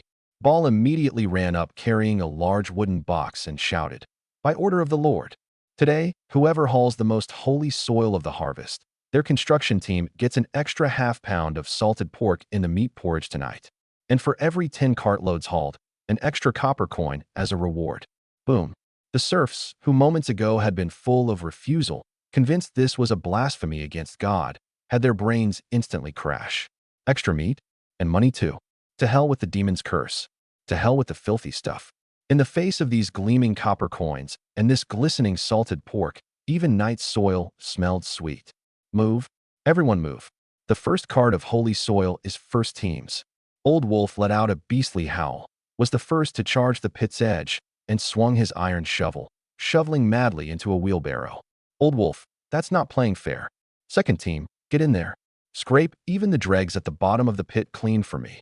Young Pete went even more berserk, actually stripping off his linen shirt to line the cart bed, terrified of spilling a single drop. In just 10 minutes, over 2,000 serfs and iron guards were nearly coming to blows over a few carts of night soil, like they were fighting over a gold mine. Alara stood off to the side, watching this crowd of serfs with green fire in their eyes over night soil, and felt her entire worldview shatter. She'd studied botany for 10 years and written countless papers trying to convince those nobles and the church, only to be branded a heretic every time. And this man, with a single sentence and a few copper coins, had gotten this pack of mudlegs to treat night soil like a holy relic? You see, Scholar Alara. I walked over to her side and gave a cold laugh in a voice only the two of us could hear. What faith can't solve, self-interest can. In the face of hunger and money, they'd lick the septic pit cleaner than a plate. 5:55 in the morning. At the quarry on the back hill, the cold wind howled like a knife. Scarface Kyle wrapped himself tightly in a thin, ragged piece of linen, curled up in a windbreak wooden shed. He'd been one of the bandit leaders who attacked Greywood Town half a month ago. After that crushing defeat, the chief baron had his throat cut in public, and the 30-some survivors, including Kyle, were branded lifelong slaves and thrown into this lightless quarry. By Kyle's decade-plus of experience surviving in the wilderness, a prisoner of war slave usually didn't last more than half a month. Endless beatings, moldy food, backbreaking labor, all of it would wring a man dry in no time. Get up. You scum only fit to eat mud. It's almost dawn, time to work. Outside the shed, several leather-armored iron guards pounded hard on the wooden palisade, their eyes cold. Kyle scrambled up, shivering, bracing for a beating. But today the soldiers weren't holding whips. Instead, they carried in 2 large wooden buckets. Thud. The buckets were set down heavily on the ground. The Lord is merciful. The temperatures dropped today, so you slaves get an extra ration. A bowl of hot black rye gruel each. Kyle froze. Trembling, he lined up and received his portion. Hot. It was actually hot. And though it was black rye gruel, there wasn't a single deadly stone or bit of sawdust mixed in. Even though the texture was coarse as chewing sand, once it went down into his belly, a genuine warmth spread through him. For a bandit about to freeze to death in the wilderness, this was nothing short of a blessing from God. Good heavens, could this be a last meal before the execution? A bandit beside him wolfed his down, weeping, tears, and snot streaming. Eat up, and then get to blasting the mountain for me. The Lord says anyone who dares slack off today and chisel out fewer stones goes swimming in the septic pit tomorrow, a soldier bellowed. Kyle drank down the last drop of gruel and even licked the wooden bowl clean. He picked up the heavy iron pick and walked toward the hard rock face. In that moment, he suddenly understood. What was so good about being a bandit? Living on edge in the wilderness day after day, never sure where the next meal was coming from. And if your luck ran out, some regular army lopped off your head for a military merit. But being a slave in Greywood Town? Sure, it was tiring, sure, there was no freedom, but here you didn't go hungry. There was even a fire in the shed to keep off the cold. Word was the Lord had recently been building some kind of windbreak greenhouse, and now that winter had come, maybe there wasn't even a risk of freezing to death. To hell with freedom. I'm never leaving in this life. I'll smash rock in this quarry till the day I die. Kyle swung the iron pick and let out a roar from the bottom of his heart, striking sparks flying, working harder than the free men drawing wages. In the Lord's shack not far off, I held a cup of steaming goat's milk, quietly watching the clock. Tick. 6 o'clock in the morning, exactly. Ding. A new day has been settled. Current legally registered total population, 6,381, including 34 with lifelong slave status. Today's income issued, 6,381 silver coins. Listening to the delightful notification chime in my head, I smiled with deep satisfaction. These 34 bandits, the cost of the black rye gruel they eat each day doesn't even add up to 2 copper coins, yet they steadily produce 34 silver coins a day for me, plus tons of top-grade building stone. I stroked my chin, my eyes turning profound. This perfect financial product, zero cost, high return, and requiring no wages, is just too good. Looks like I need to figure out a way to lure over a few more batches of wilderness bandits. If other lords heard this inner voice of mine, they'd be terrified I was possessed by the demon king of the abyss. Where's there a normal noble who prays day after day for bandits to come attack his own domain? Greywood Town's construction frenzy had entered its final stretch. Several hundred uniform wooden houses had risen from the ground. The design was indeed crude, but the roofs were laid with thick thatch, and the cracks in the walls were packed with windproof mud plaster. And under Alara's guidance, all 2,000 acres of winter wheat had been planted. Even at the rear of the town, dozens of simple greenhouses, made of wooden frames and oil-coated coarse burlap, had miraculously gone up, with flue channels dug underground connecting to heated brick beds for warmth. Still, the chill in the air grew ever more biting, and the first snow could fall at any moment. That day at noon, an enormous caravan, escorted by a dozen fully armed mercenaries, slowly rolled into Greywood Town. A banner bearing a golden eagle with spread wings flew from the wagons, the emblem of the largest merchant guild in Redleaf City and the surrounding city-states, the Golden Eagle Guild. The guild's chief steward, a bald middle-aged man named Mars in a lavish silk robe, sporting an enormous beer belly, sat in the most luxurious wagon, sizing up this small border town rumored to be dripping with wealth. Arrogance all over his face. Chief Steward, Greywood Town is just ahead. A manager spoke respectfully from outside the wagon. I hear that destitute Baron sold a magic amulet and has quite a bit of spare cash on hand. The winter clothing, coarse salt, and aged wheat we've hauled here this time. Shouldn't we jack the prices up twofold? Mars gave a cold laugh. Twofold? You underestimate those spendthrift nobles who've never seen the world. The snow's about to seal the mountains, and these goods are lifesavers. Raise the price fivefold. If he won't buy, his refugees will freeze and starve. He has no other choice. But when Mars stepped down from the wagon and saw the scene inside Greywood Town, the whole speech he'd prepared caught right in his throat. There was no stench-filled mud pit like he'd imagined, no refugees starved to skin and bones. The ground was paved flat, and even with crushed stone, rows of wooden houses laid out in orderly fashion. On the reclaimed land in the distance, he could even see swarms of serfs enthusiastically building some kind of strange wooden sheds. Though everyone was dressed in worn clothing, their faces were ruddy, and their eyes carried a vitality and energy that was frankly alarming. What made Mars's scalp truly prickle was that in the square at the town's center stood 500 soldiers, neatly arranged, clad in hardened leather armor and wielding fine iron spears. That cold, murderous aura, forged in mountains of corpses and seas of blood, made even the grizzled old veterans he'd hired grip their weapons involuntarily. This was a bankrupt baron's place of exile. This was a military fortress developing at a furious pace. Welcome to Greywood Town, Chief Steward Mars. I stepped forward, flanked by a group of iron guards, a hint of amusement in my eyes. Mars swallowed hard, put away his earlier arrogance, and put on an extremely fawning smile. Oh, praise the god of light. Honorable Baron Lorien, the Golden Eagle Guild has brought you the most urgently needed winter supplies. 300 carts of aged wheat, 2,000 thickened sheepskin coats, and 1,000 pounds of coarse salt. It's just that the price. He was still hesitating over whether to quote that black-hearted fivefold price. After all, those 500 spears the other man commanded didn't look easy to trifle with. No need for the nonsense, Mars. I interrupted him directly and snapped my fingers. Ball immediately led a dozen serfs, pushing 4 heavy wheelbarrows over. The oilcloth was thrown back, and 4 small, eye-searing mountains of silver coins radiated a suffocating glow of wealth under the not-so-strong noon sun. A full 40,000 silver coins, equal to 400 gold coins.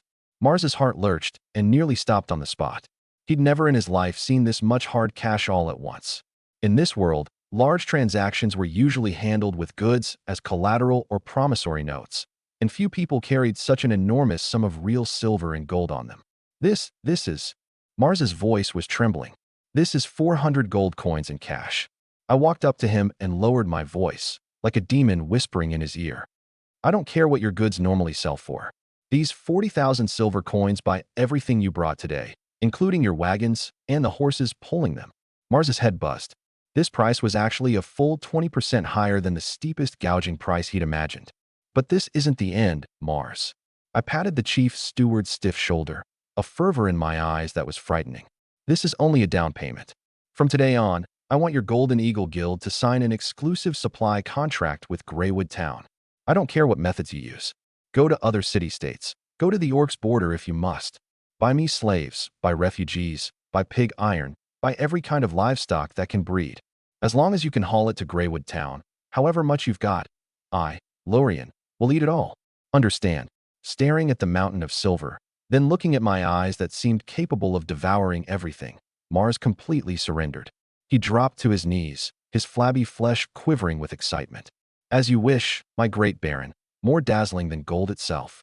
The Golden Eagle Guild is willing to serve you like a faithful dog and horse. I turned around, looking at the caravan loaded with supplies, and drew a deep breath of the cold air of the coming winter. With this batch of bulk supplies, these 6,000+ money trees could finally winter in peace. Next, I'd just wait for spring to arrive.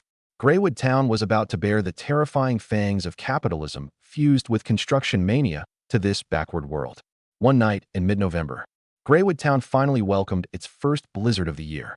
The howling wind, laced with icy snowflakes, scraped viciously across the wasteland of Nolan continent like countless bone-stripping knives. In years past, a night like this was called the night death comes knocking. Whenever the first heavy snow fell, whether in Redleaf or in some other barony, hundreds or thousands of serfs living in drafty thatched huts would silently turn into rigid ice sculptures in their sleep. In Greywood Town's East District, inside the newly built house number 37, Martha, a serf woman in her 50s, jolted awake from a terrible nightmare. She dreamed the ramshackle thatched roof was crushed flat by the snow, and she and her son froze to death in the mud, still alive. Oh, God of light. Pete, my child, wake up quick. Whatever you do, don't fall asleep. Fall asleep, and you'll never wake again. Martha cried out in terror, instinctively trying to pile the little bit of dry straw beside her onto her son. But when she opened her eyes, she froze. There was no biting wind, no roof-leaking snow. She was lying on a wooden bed spread with thick dry straw and brand-new linen. Covering her was a heavy sheepskin coat, heavy with the strong smell of mutton, the kind that was extremely rare even in a wealthy Redleaf merchant's home.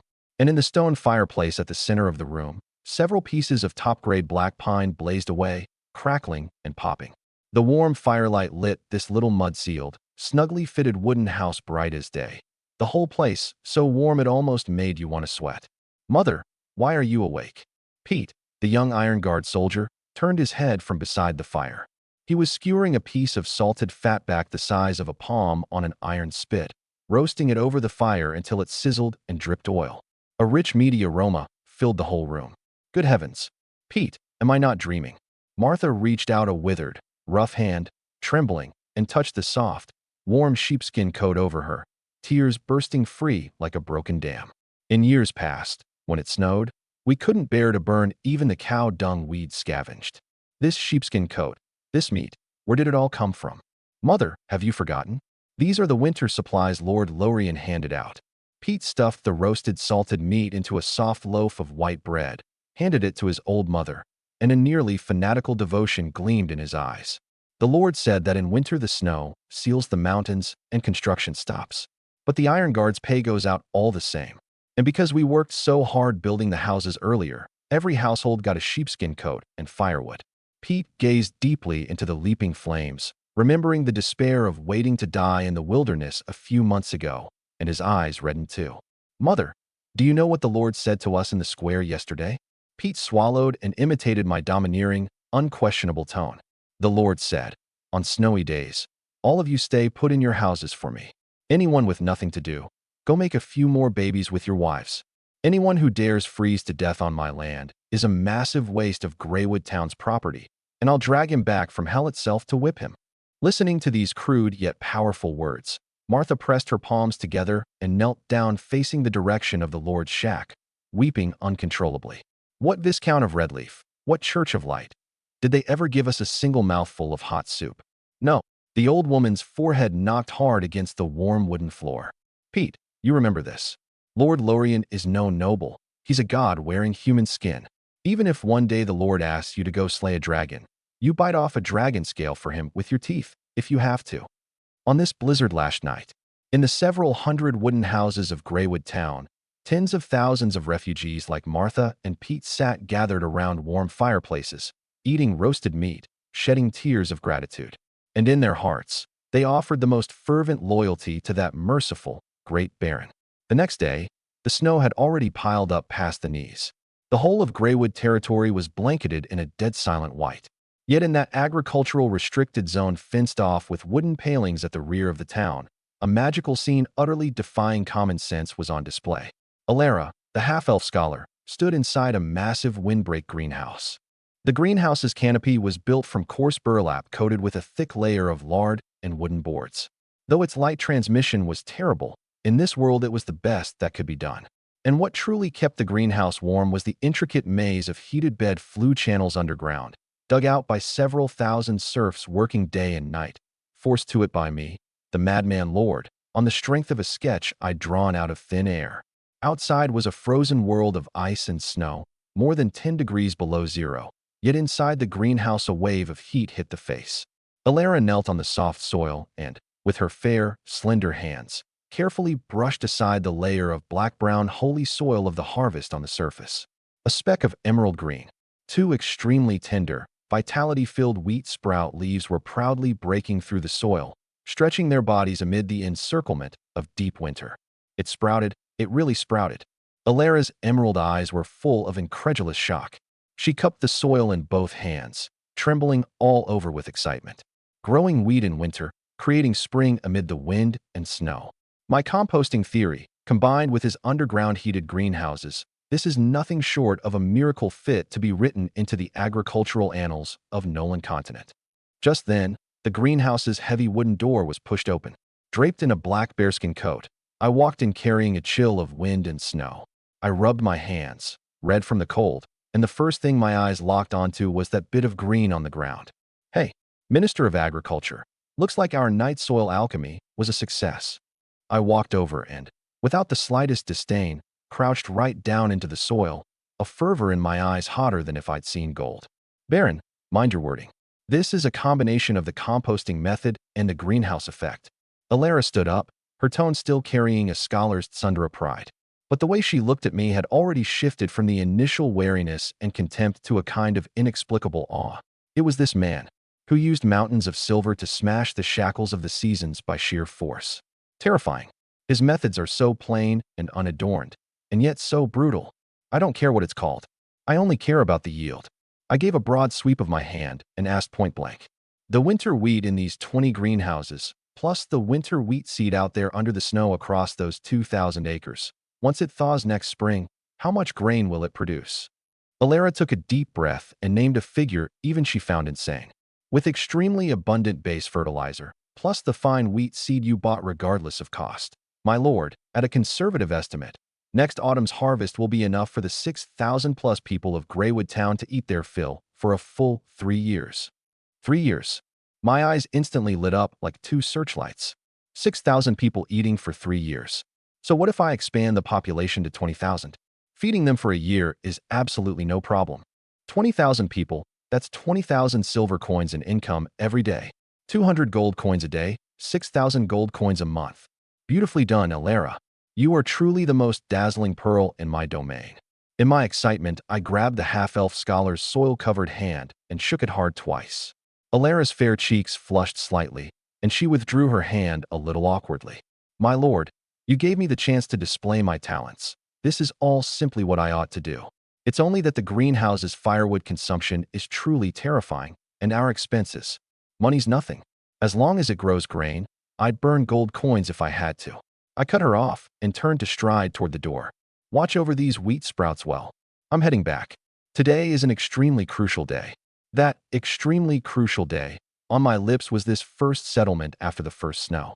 Back at the shack, the clock's hands had already crawled to 5:58. Ball stood off to the side, cradling the thick registry, his palms sweating. In this age, extreme cold was the poor man's meat grinder. In years past in Redleaf, once the first blizzard passed, the Lord had to send wagons to the slums to haul out corpses, hundreds or thousands at a time. 5:59. I sat at the table, my fingers drumming irritably on the surface. 40,000 silver coins of winter supplies.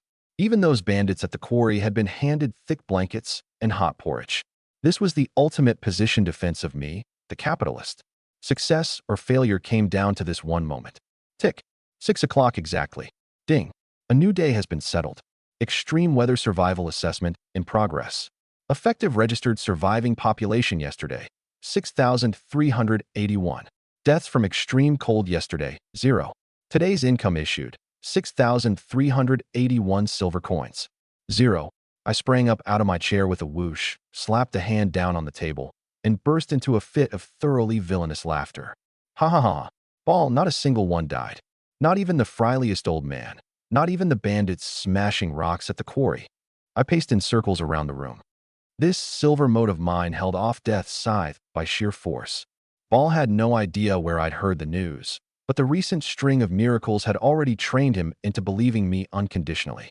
He went wide-eyed and, in his excitement, dropped to one knee. My lord, this is a miracle. Your mercy has sheltered Greywood Town. From this day on, your name is the faith of every resident. Faith my ass. That was me defending my core assets. But the next second, a sharp glint flashed in my eyes.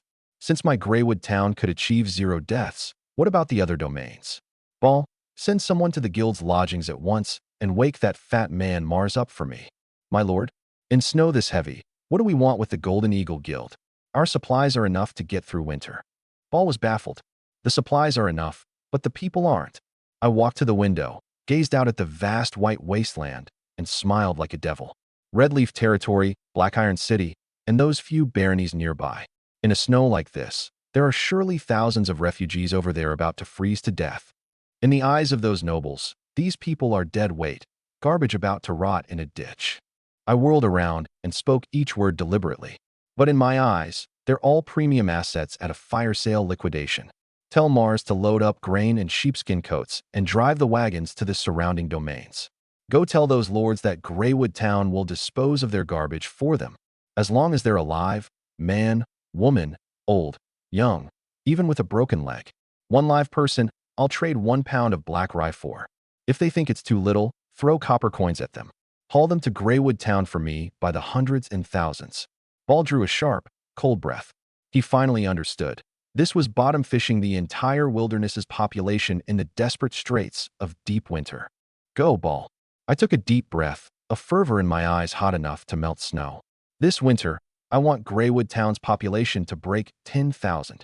The blizzard fell on and off for half a month, and the whole continent froze into a slab of white iron.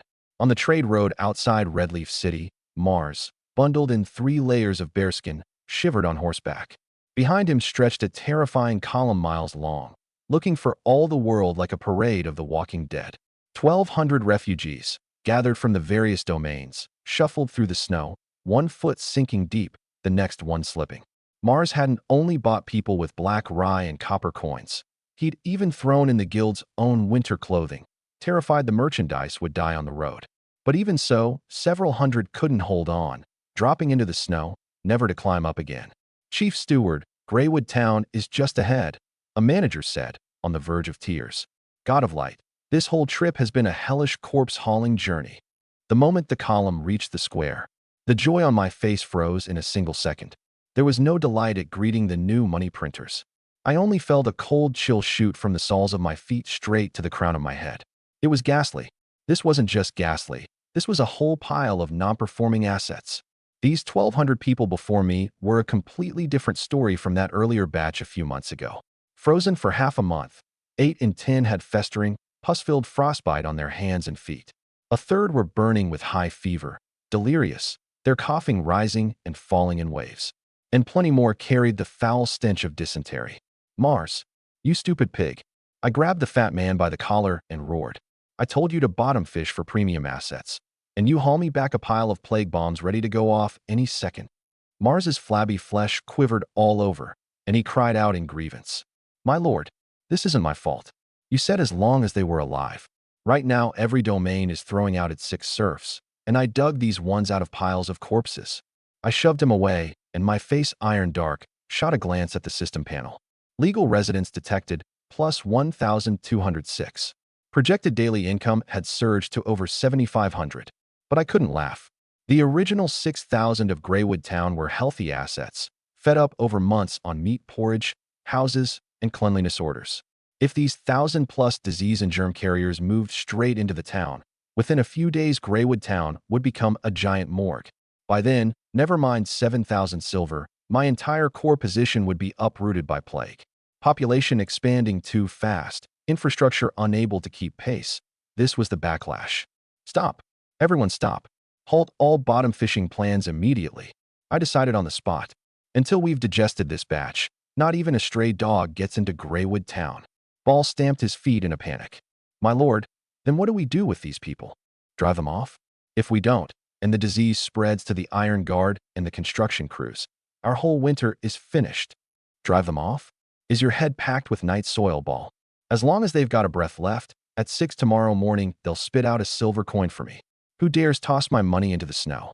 Gareth, take the Iron Guard to the windward flat at the far west end of town and fence off a quarantine zone. Without my order, no one goes near it. I drew my longsword and issued a cold, hard command.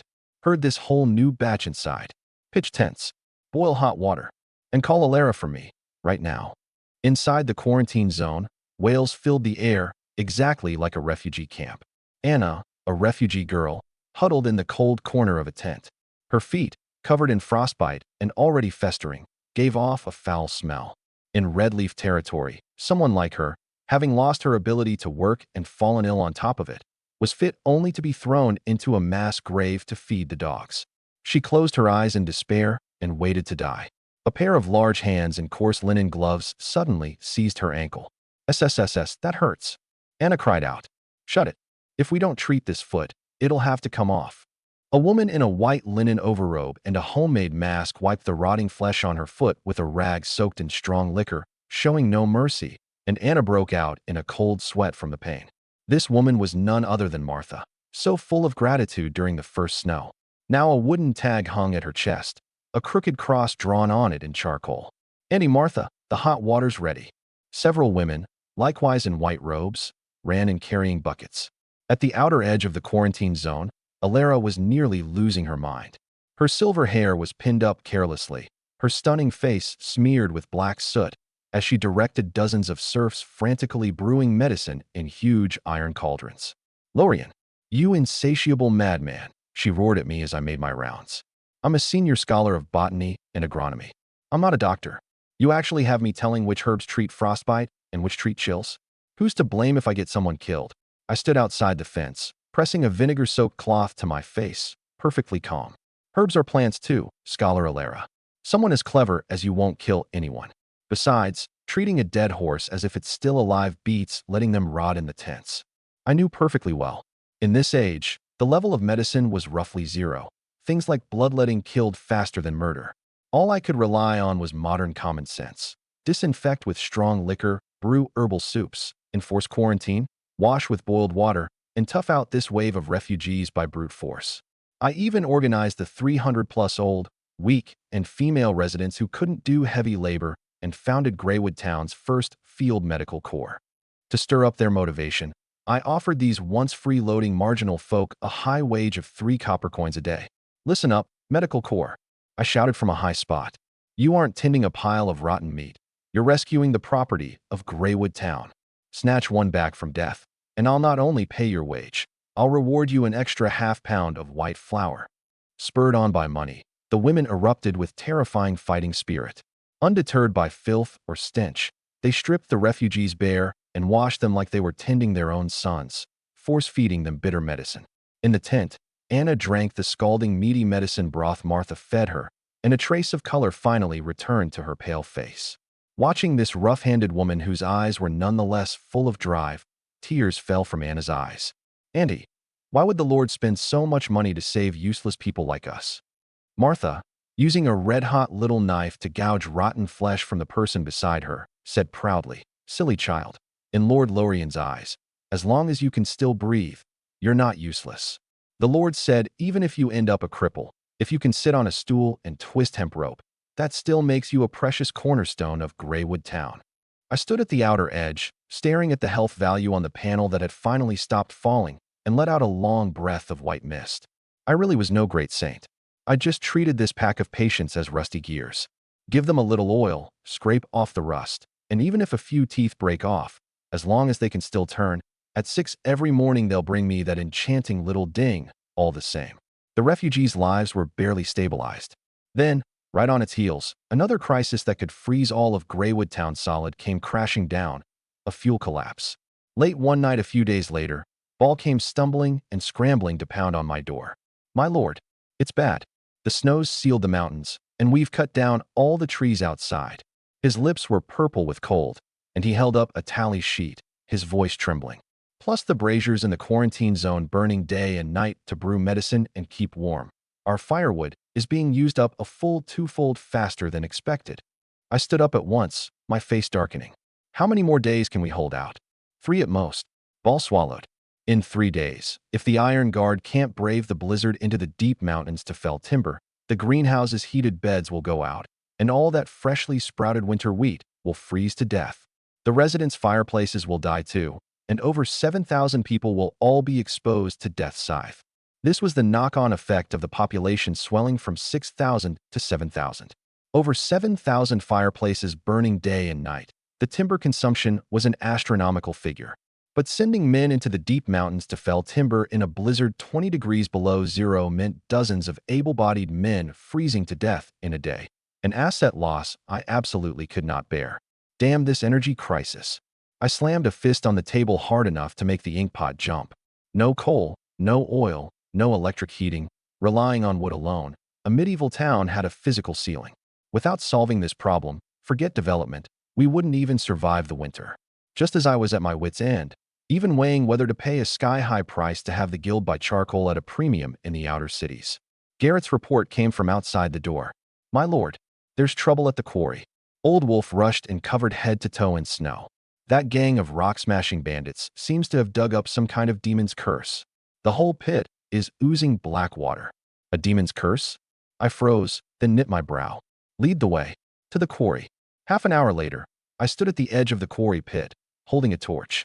In the blizzard, the 30-some bandits shivered with cold. Their already ragged clothes were smeared with a sticky, pitch-black grime. Their faces so black nothing showed but the whites of their eyes. "My lord, spare us." The moment Scarface Kyle saw me, he dropped to his knees and cried out. "We were only following orders to quarry stone. But what we dug up down there isn't stone at all. It's black. It crumbles at a tap and stains you with a black poison all over. This is demon's dung." I ignored him. Holding up the torch, I stared hard at the large expanse of exposed black rock strata at the bottom of the pit. I made my way down the shaft and picked up a piece of black rock. Its surface gave off a dull sheen, not hard, crumbling into black powder that clung to my glove at a squeeze. My heartbeat suddenly quickened. That capitalist's nose told me this smell was more enchanting than gold coins. I slowly brought the torch near the black rock. Whoosh.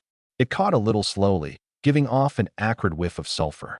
But that black rock, under the scorching, actually reddened bit by bit, and finally caught fire on its own, releasing a scalding heat. I stared at the burning stone in my hand, and the gloom and irritation on my face were swept clean away. In their place came an ecstasy that would give even a demon a start. "Demon's dung? You fools. You pack of mudlegs who've never seen the world." I turned around and roared with laughter into the blizzard, laughing until I was gasping for breath. Ball and Gareth exchanged glances, thinking the Lord had finally been driven mad by the snow. "Ball, Gareth, do you see it?" I held the burning black rock up high, the fire of the Industrial Revolution blazing in my eyes. "This isn't stone. This is coal. It's black gold that can scorch the winter off the entire continent. A fuel crisis? An energy ceiling? In the face of this open-pit coal mine of unknown reserves, all of it was nothing." I whipped my head around toward that gang of bewildered, pitch-black bandits, my eyes suddenly turning boundlessly warm.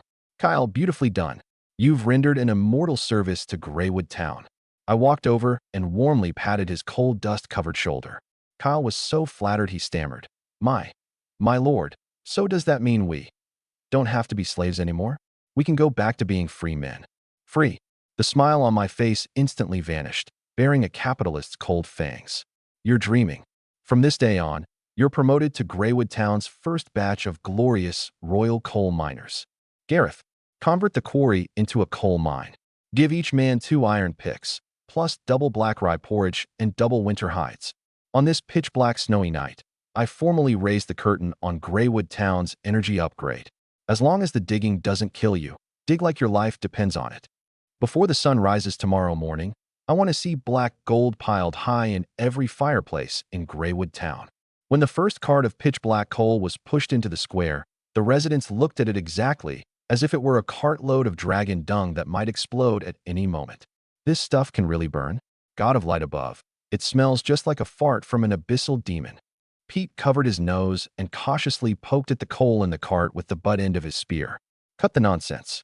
The Lord says it burns, so even if it's a block of ice, it'd better spit sparks for me. Gareth slapped the back of his head, hoisted up a piece of coal the size of a football, walked into the nearest wooden house, and threw it into a fireplace on the verge of going out. A few minutes later, the miracle came.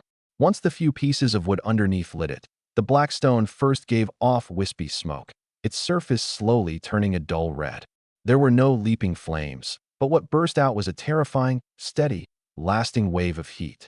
SSSS, that's hot. Old Wolf had been standing a yard in front of the stove and was forced back 3 steps, staring at it in shock.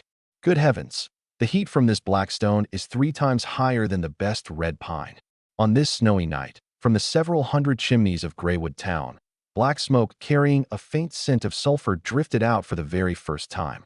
The smell was a bit choking, but in the deep winter 20 degrees below zero, to a commoner's nose it was the sweetest breath of life. The one who benefited most was Alara's agriculture ministry.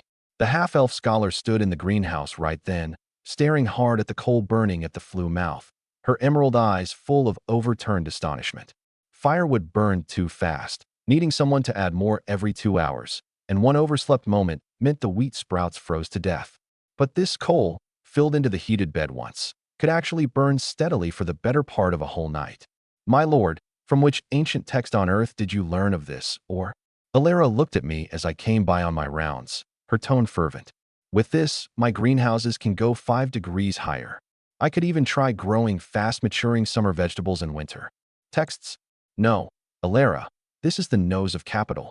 I'd taken off my thick bearskin coat. The greenhouse was so warm, I'd even undone 2 buttons. Looking at the thriving wheat sprouts, I smiled with satisfaction. Go tell the women brewing medicine in the quarantine zone to switch every brazier to coal. Boil the water and keep it going 24 hours a day. With the temperature high enough, the cold can be forced out of the refugees' bodies. 6 in the morning. The familiar mechanical voice sounded right on schedule. Ding. A new day has been settled. Effective registered surviving population yesterday, 7,587. Epic making upgrade to the domain's energy system detected, firewood to coal. Freeze death rate reduced to extremely low, and health value is slowly recovering. Today's income issued, 7,587 silver coins. Looking at the visibly swelling silver mountain in the system space, the stone in my heart finally hit the ground. The energy crisis was lifted, the death rate in the quarantine zone was suppressed, and the core position of over 7,500 people was as steady as a mountain. Next, I just need to wait quietly for spring. I picked up a cup of hot tea and gazed contentedly at the wind and snow outside the window. But I didn't know that in this deep winter, cold enough to set even the gods shivering, the law of hunger out in the wilderness was only just beginning to bear its fangs. 30 miles outside Greywood Town, at the edge of the black pine forest. Crack! A thick, dead tree was crushed to splinters under a huge green foot. Amid the wind and snow, more than 200 hulking monsters, their bodies covered in dark green rough hide, trudged forward with difficulty. They stood mostly over 2 meters tall, 2 tusks jutting from their mouths, crude bone clubs and rusty iron shards gripped in their hands. This was a band of half-orc raiders driven from their own territory by the heavy snow, gone mad with hunger in the search for food. Their chief, Bone Crusher Grom, breathed heavily, the white mist of his breath freezing into ice grit on his tusks. They hadn't eaten a bite of meat in 3 days. Even the goblins they normally loved most had vanished. If they didn't find food soon, the whole tribe would starve. Suddenly, Grom sniffed. The wind had shifted. Amid the acrid smell of sulfur was a trace of something extremely faint yet maddening to a half-orc. The fatty aroma of roasting salted meat and the two-legged sheep, scent given off by a large human settlement. Elo, food. There's food ahead. Grom let out a deafening roar, his eyes blood-red. Tear them apart. Take their meat and their fire. More than 200 starving half-orcs let out beastly howls and, pushing through the blizzard, charged toward Greywood Town like so many runaway heavy war chariots. In this age's common understanding, half-orcs were the nightmare of commoners. A grown half-orc warrior had the strength to easily rip apart 3 fully armed human militiamen. Even a regular army's knight, if not mounted, was unwilling to close in with them. 1 in the morning, Greywood Town's outer edge. The sentries on night watch, bundled in sheepskin coats, huddled beside iron drums of burning coal for warmth. Suddenly, a faint tremor came through the ground. Enemy attack. A shrill horn tore through the wind and snow. Gareth, his clothes not even properly on, snatched up his cross-hilted sword and rushed out of the wooden house. When he charged up the defensive platform and, by torchlight, made out those huge green shadows in the snow, his heart clenched hard. Half-orcs. Damn it. How could half-orcs be roaming all the way out here at a time like this? Old Wolf broke out in a cold sweat. He'd seen these monsters in the army. They were true killing machines. Captain, can we hold them? Pete's hand gripping his spear was trembling. Those monsters looked like so many moving little mountains. We hold them whether we can or not. Old Wolf slapped him hard across the face, his eyes bloodshot. Have you forgotten the warm bed in your house? Forgotten the half-pound of salted pork your old mother just received today? Let these greenskins break in. And who's going to hand out my meat porridge tomorrow? For Greywood Town. For the Lord. The 500 iron guards snapped out of their fear in an instant. That's right. What was there to fear from half-orcs? Compared to going back to gnawing bark and waiting to freeze to death, even if the demon king of the abyss came, they'd charge up and bite a chunk out of him. Form ranks.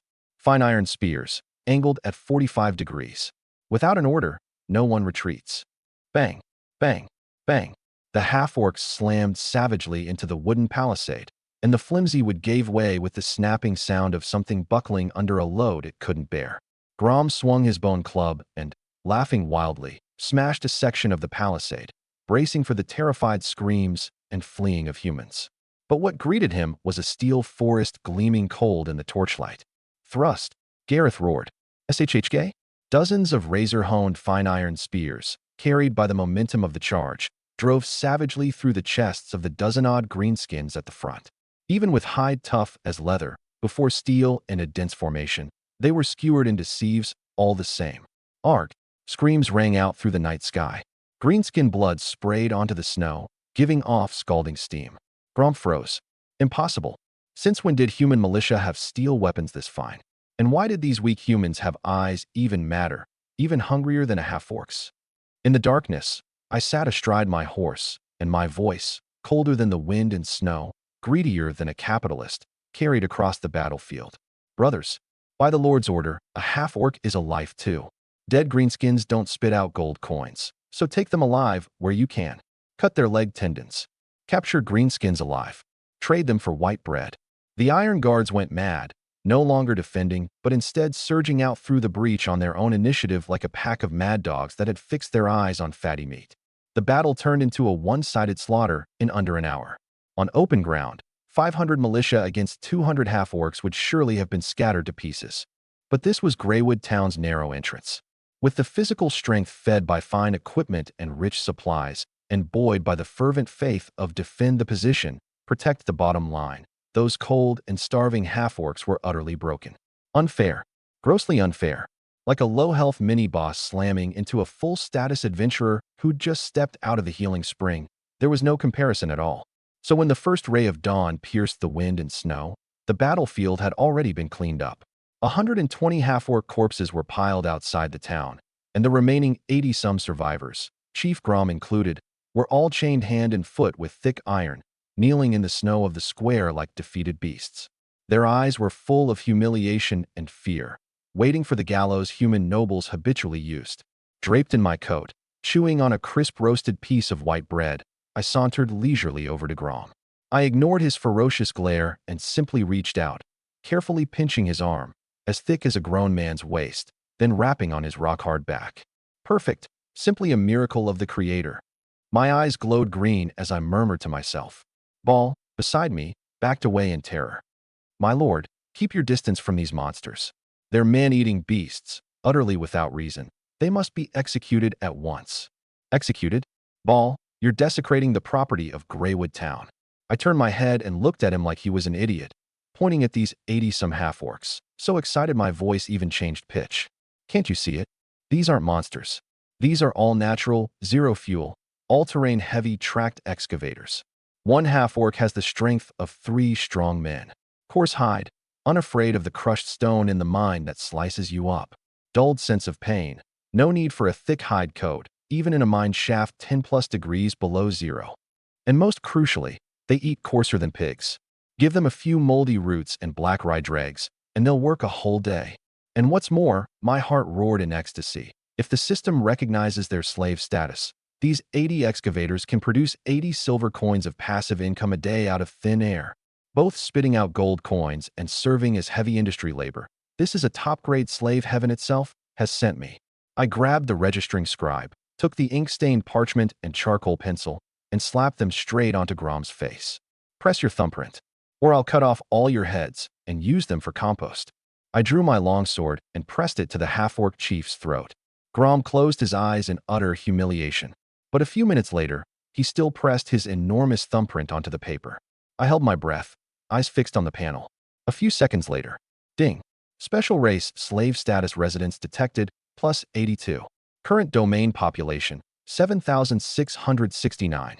Due to the addition of half-orcs, the domain's heavy labor efficiency has increased by 300%. It worked. System, you really are a good comrade who's not picky about food. I blew a jubilant whistle in my heart. I sheathed the sword and ordered Gareth, escort these top-grade excavators to the coal mine on the back hill. Those 30-some bandit slaves get promoted to overseers. Fit the half-orcs with the largest iron picks. From this day on, dig day and night for me. A quota of 2 tons per man per day? Fail to meet it, and there's no black rye dregs to eat. Grom didn't understand what an excavator was, but he understood he was to go dig in a mine. He lifted his head and stared at me, dumbfounded. Not kill them, and feed them black rye too? In the wilderness, captured half-orcs were usually cruelly tortured to death by human knights. This human noble was actually sending them to dig those black, stinking stones. Watching this line of green shadows being escorted off to the coal mine, I patted the breadcrumbs off my hands with satisfaction. With this batch of heavy labor, the coal output is sure to explode. Ball, go tell that fat merchant Mars. I turned my head, a merchant's cunning glinting in my eyes. Once the snow stops and the trade roads open, besides hauling grain, the Golden Eagle Guild is to free up half its caravan for me. I'm going to start exporting our specialty product to Redleaf City and the surrounding domains, smokeless black gold. In this deep winter, when even nobles were fretting over a few sticks of dry firewood. Having gotten my hands on coal and half-orc labor, I finally bared that capitalist scythe named Energy Monopoly. Besides, once Greywood territory had a valuable enough specialty product, I wouldn't have to worry so much about the anomaly of my free-spending ways. In the blacksmith's forge on the east side of Greywood Town, 5 newly built brick and stone blast furnaces belched thick smoke. 5 old blacksmiths bought from the black market, stripped to the waist, swung their hammers in a rain of sweat, and the apprentices lent a hard hand too. But even with everything they had, the charcoal temperature in the furnace still couldn't fully melt the pig iron. They could only heat it red hot, then rely on human strength to hammer out the impurities through 1,000 blows. Draped in my coat, I stood at the door, watching this scene with a frown. Ball reported at my side, wincing at the cost. My lord, to arm those 500 iron guards, we practically cleaned out all the fine wrought iron weapons in Redleaf City's black market. Those black-hearted merchants call it steel, but it's really just 100-fold forged iron, repeatedly hammered to remove impurities. With extended use, plus hacking at half-orcs, the blades of many spears have curled and need to be re-melted and recast. But the charcoal temperature simply isn't high enough. I gave a cold snort. Of course I knew it was fake steel. True steel required extremely high furnace temperatures and a precise carbon ratio. Buying that batch of weapons at a sky-high price earlier had been purely to handle the pressing emergency of the bandits, a short-term position defense bashed out with money. But now, things were different. Take away the charcoal. I strode into the forge, pointing at the several carts of sulfur-smelling black or just hauled in outside. Burn that instead. The head blacksmith, Copperhammer, jumped in fright and hastily waved his hands. My lord, absolutely not. Though that black stone burns fierce, it carries a demon's toxin inside. Smelt iron with it directly, and the weapons come out brittle as winter icicles, shattering at a tap. Medieval blacksmiths of course knew no chemistry, but over long experimentation, they'd long since learned that smelting iron directly with raw coal caused hot shortness. Who told you to burn it directly? A knowing smile that saw through everything curled at the corner of my mouth. I walked to an open patch, picked up a twig, and drew a strange kiln structure in the snow. Copperhammer, listen well. I want you to build several sealed earthen kilns behind the town. Put the coal inside, cut off the air, and bake it slowly with high heat. Roast out all the yellow poison gas inside. That is, the sulfur and impurities. What's left is a gray, hard, porous chunk, and that's what you use to smelt iron. Copperhammer's eyes went wide, as if listening to gibberish from heaven. Cut off the air, bake the stone. Will it work? Do as I say. Fail to smelt true steel that can sever those fake steels, and you'll go keep the half-orcs company at the quarry. I laid down the ultimatum without the slightest mercy. Under the capitalist's whip and the lure of meat porridge, the blacksmiths worked with astonishing efficiency. In just 3 days, when the first batch of impurity-free coke was fed into the blast furnace, Greywood Town welcomed the true fire of industry. Whoosh, whoosh, whoosh. The half-orcs worked the huge bellows, the burning coke bursting out at terrifying, ultra-high temperature, the flames in the furnace even flaring a searing bright white. The hard pig iron turned into boiling molten iron in the blink of an eye. Good heavens, it melted. The irons flowing out like soup. Copperhammer knelt before the blast furnace, watching with tears streaming down his aged face. This is a miracle. This is the high heat that only the dwarven god commands. With coke, pig iron became wrought iron. And by controlling the carbon content, Greywood Town's first high-carbon steel cross-hilted sword in the true sense was born amid the white smoke of the quench. I took the steel sword, not yet given an edge yet giving off a cold blue gleam, and hacked hard at one of the fine iron spears bought earlier beside me. Crack! Sparks flew everywhere. That expensive black market spear was hacked clean through, leaving a large gash, while the blade edge of the steel sword in my hand was completely unharmed. From this day on, charcoal is completely phased out. I gazed at the sharp blade in my hand, my eyes like a lion that had finally grown its fangs. Have the Iron Guard remelt all their old weapons. I want my army, every last man, gripping true steel. Coal could not only smelt steel, it was the most obscenely profitable heating goods in the deep winter. The Golden Eagle Guild's fat chief steward Mars was sitting in my study right then, his eyes fixed dead on the coal burning in the fireplace, glinting green, nearly drooling. Baron, this is simply a gold mine that can never be dug dry. Mars quivered with excitement, all his flab shaking. Just hand me this black stone, and I guarantee, every noble in all of Redleaf territory, no, in all the north, will go mad for it. We set the price at 10 times ordinary firewood. No, 20 times. I leaned back in my chair, looking at him like a dead man, and slowly poured a bucket of cold water on him. And then Mars. And then the Viscount of Redleaf will discover that an exiled, destitute baron holds a vein that can overturn the entire North's energy supply. Mars froze, the fervor draining bit by bit from his face, cold sweat breaking out. Next, the 800 regular knights of Redleaf territory, plus the allied forces of several surrounding barons, will trample my Greywood Town flat, perfectly justified, under the pretext of colluding with demons or illegal mining. I gave a cold laugh and rapped the table. The common man is innocent, but holding a jewel is his crime. Such a simple truth, and even a pig like you can't figure it out. In this age, a noble's greed had no floor. At a 30% profit, they'd dare trample all law, and this coal mine's profit was far more than 30 times over. Though I now had 500 iron guards, going up against a fully armed knight order, I still had no certainty of victory. Then what do we do? Just watch gold coins get buried in the ground. Mars was so anxious he wrung his hands. Sell? Of course we sell, or you wouldn't be sitting here. But we never sell the raw ore. I stood up and took a strange cylindrical black object from under the table, as thick as a bowl's rim, with a dozen-odd round holes evenly distributed on top. What's this? Mars was full of confusion. I call it an alchemy warming stone. Where I'm from, this thing is called a honeycomb briquette. A sinister wisdom glinted in my eyes. Raw coal is too easily recognized, and burning it gives off toxic gas. I have the half-orcs smash the coal into powder, mix it with Greywood Town's distinctive yellow clay and deodorizing herbs, and press it into this shape in a mold. This both slows the burn rate and reduces the toxicity, and most importantly, it completely hides coal's original appearance. Even if those nobles smash it apart to study it, all they'll see is clay and black ash, and they'll never guess where the raw ore is. Mars drew a sharp, cold breath, his eyes full of awe as he looked at me. This was no destitute noble. This was clearly an old fox in the sea of commerce who ate men without spitting out the bones. One more thing, Mars. I braced both hands on the table and closed in on him. To the outside world, say this alchemy warming stone is a mysterious alchemical product your Golden Eagle Guild dug out of a ruin in the far north. Every transaction goes under your guild's name. Huh? This. If the nobles set their sights on it, doesn't all the pressure fall on our guild? Mars's face went green. What's there to fear? Behind the Golden Eagle Guild stands a prince of the capital. Would the Viscount of Redleaf dare touch you? I gave a cold laugh.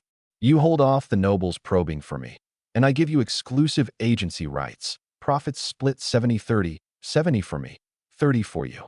And don't sell to commoners. Sell only to nobles with castles at home. Slap a nobles only label on it and bleed them hard. Muddy the waters, borrow a tiger's skin for a grand banner, then madly harvest the noble chives.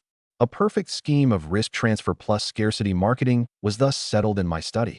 The deep winter entered December, its harshest month.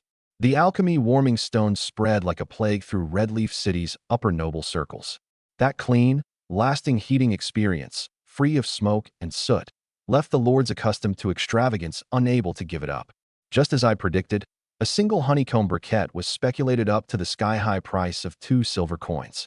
The nobles hauled it to their castles by the cartload, great fistfuls of gold coins flowing into the Golden Eagle Guild's pockets, then, laundered, secretly hauled back to Greywood Town. But there's no wall in the world that keeps out the wind.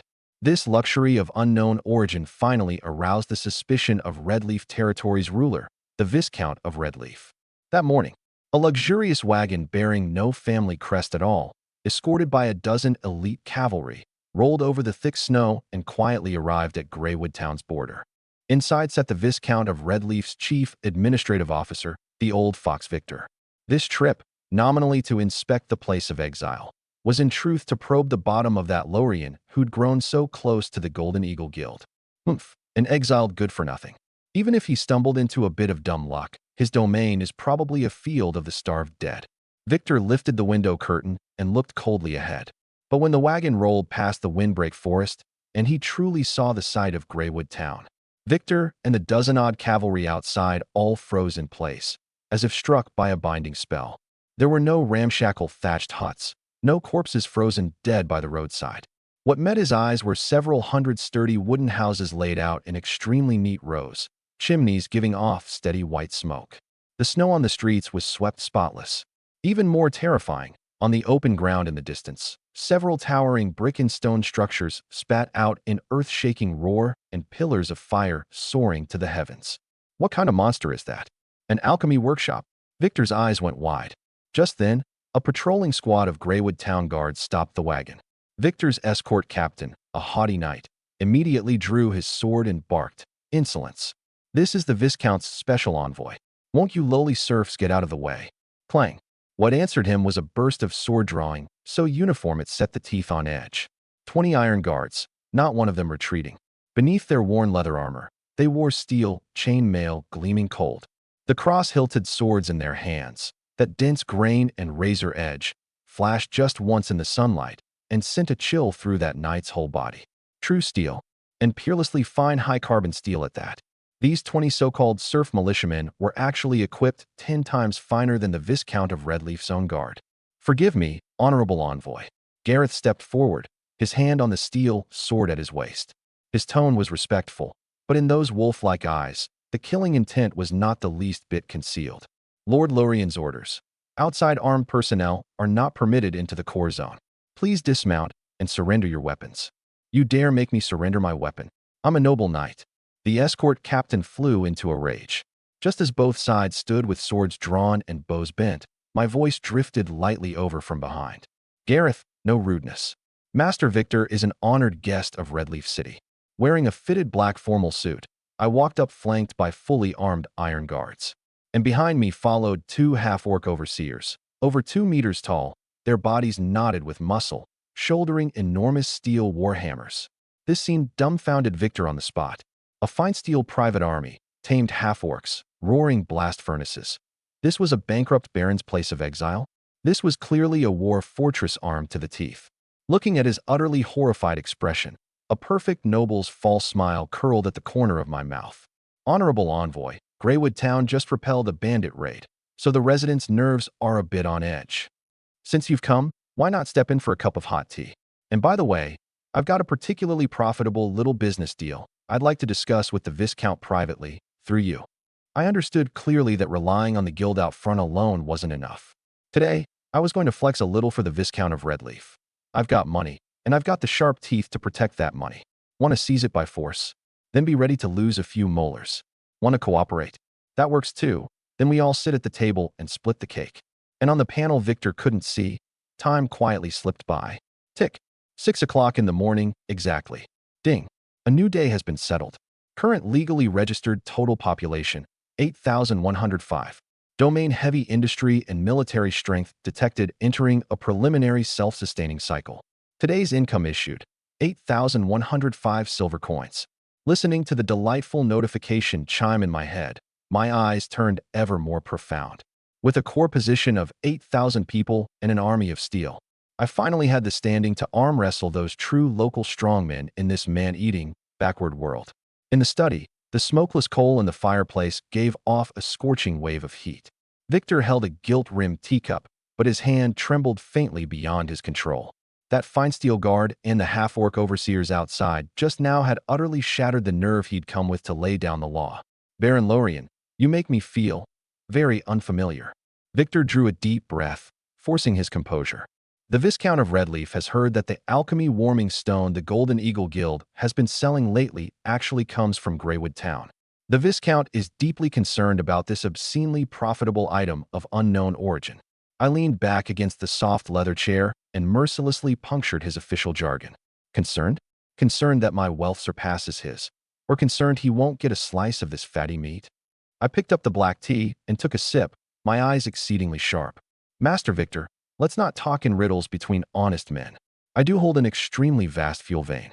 And what's more, I can turn it into a top-grade product with no toxic smoke. Victor's face changed, and just as he was about to invoke Redleaf Territory's garrison to apply pressure, I slapped a fine steel dagger, glinting with a cold gleam, straight down on the table with a crack. But before you open your mouth to threaten me, weigh the cost first. I leaned forward, like a beast exuding tremendous pressure. Greywood Town now has 8,000 residents, 500 fully armed fine steel iron guards, and nearly 100 tireless half-orc laborers. The Viscount wants to seize it by force.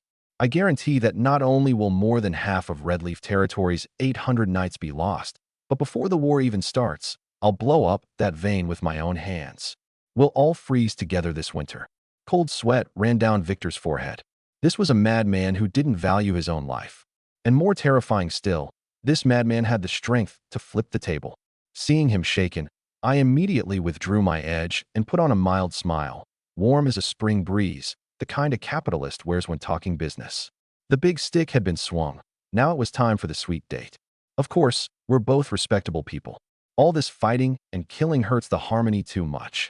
I snapped my fingers, and Ball immediately came in laboring under a heavy black iron chest, setting it down at Victor's feet. The chest opened to reveal a neat 2,000 silver coins gleaming with an enchanting luster. What does this mean? Victor swallowed.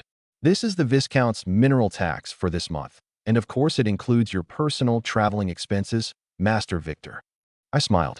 From today on, 20% of Greywood Town's coal mine revenue will be delivered to Redleaf City monthly as legitimate tax.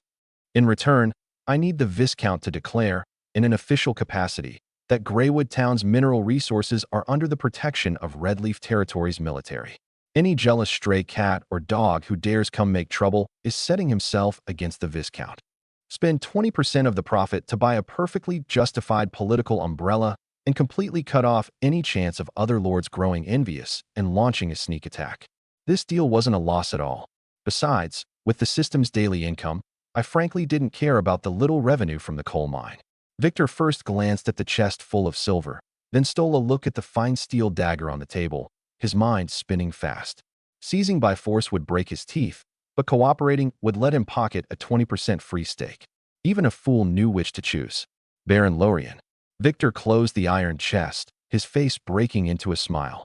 Your loyalty to the Viscount is as moving as the hearth fire in this deep winter. I guarantee the Viscount will be most satisfied with this tax. A pleasure doing business. I raised my teacup. Having seen Victor off, I stared at the wagon receding outside the window and gave a cold laugh. Let you eat your fill for a few days first. Once spring comes and my army finishes expanding, you'll spit it all back out to me, principal and interest. The external political crisis was temporarily lifted, but inside Greywood Town, as the population broke 8,000, I keenly sniffed out a fatal problem. The communal pot meals had gone on too long, and the serf's drive was starting to slide. During the earlier construction frenzy, I'd kept them alive by dangling free meat porridge and winter clothing. But now the houses were built and the coal was here. Apart from those on rotation sweeping snow and mining, most of the serfs began holing up in their warm houses with nothing to do. And some even complained the black rye porridge wasn't thick enough. A pint of rice buys gratitude. A peck of rice breeds resentment. Free welfare only raises loafers.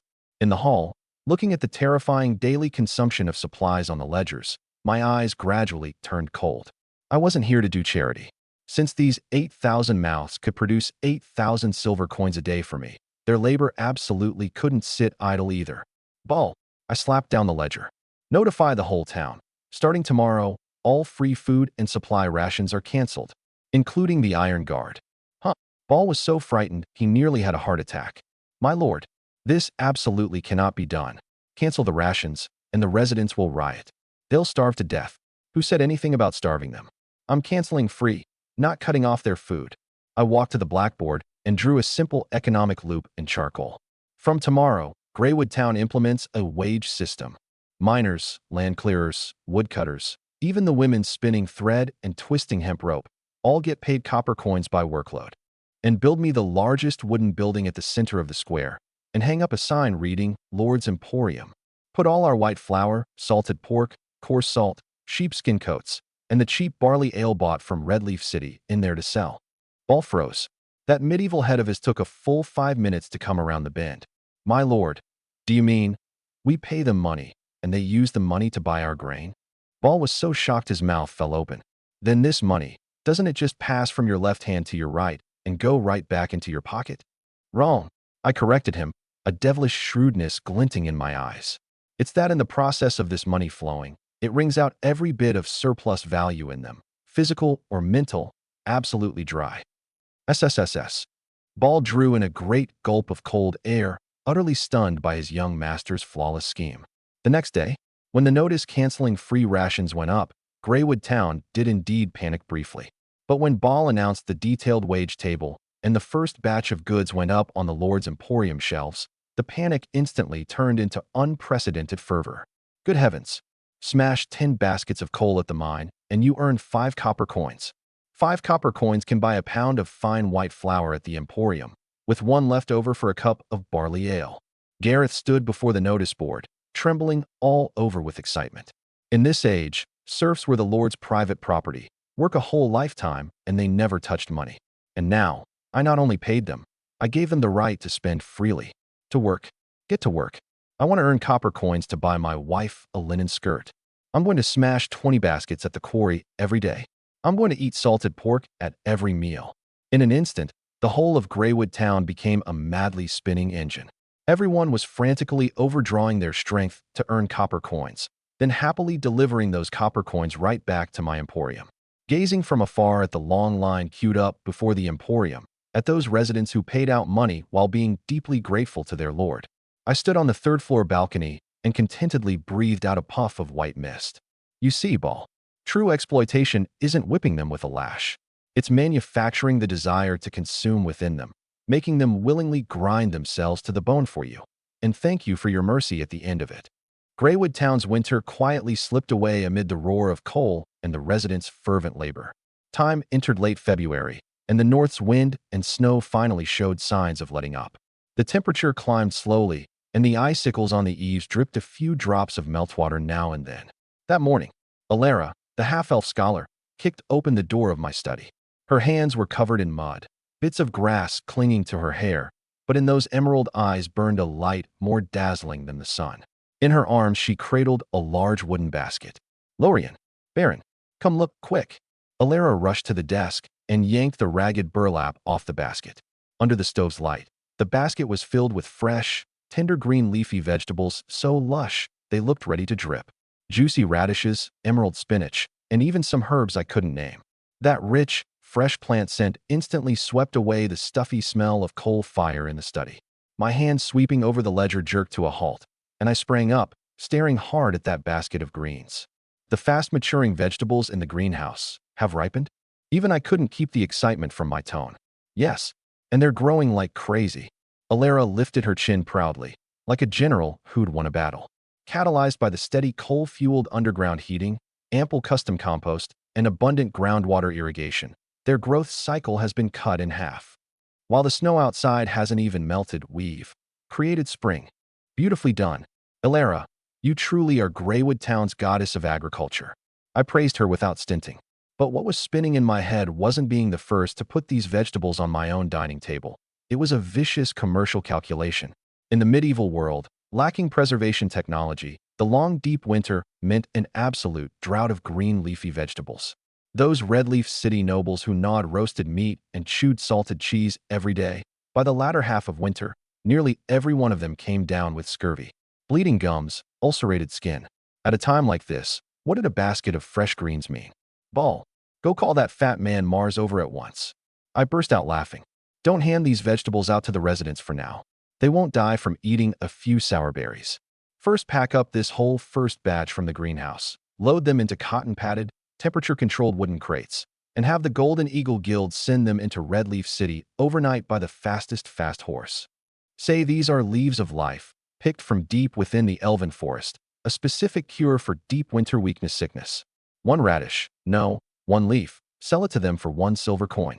Those who won't buy, let them wait for their teeth to all fall out. Alara looked at my miserly, money-grubbing profiteer's face with exasperation and rolled her stunning eyes. You capitalist without a shred of a bottom line, wringing the marrow out of even a few leaves. Wrong. I'm using the noble's greed to nourish the rise of our Greywood Town. I shrugged, entirely unbothered. Naturally, I wasn't after that bit of vegetable money. I was going to use Greywood Territory's unique industry to further extort the surrounding nobles' last remaining stock of capital, continuing to lay the foundation for a move down the road. Just then, I looked up and glanced at the clock on the wall. 5:59. The spring of melting ice and snow was about to come.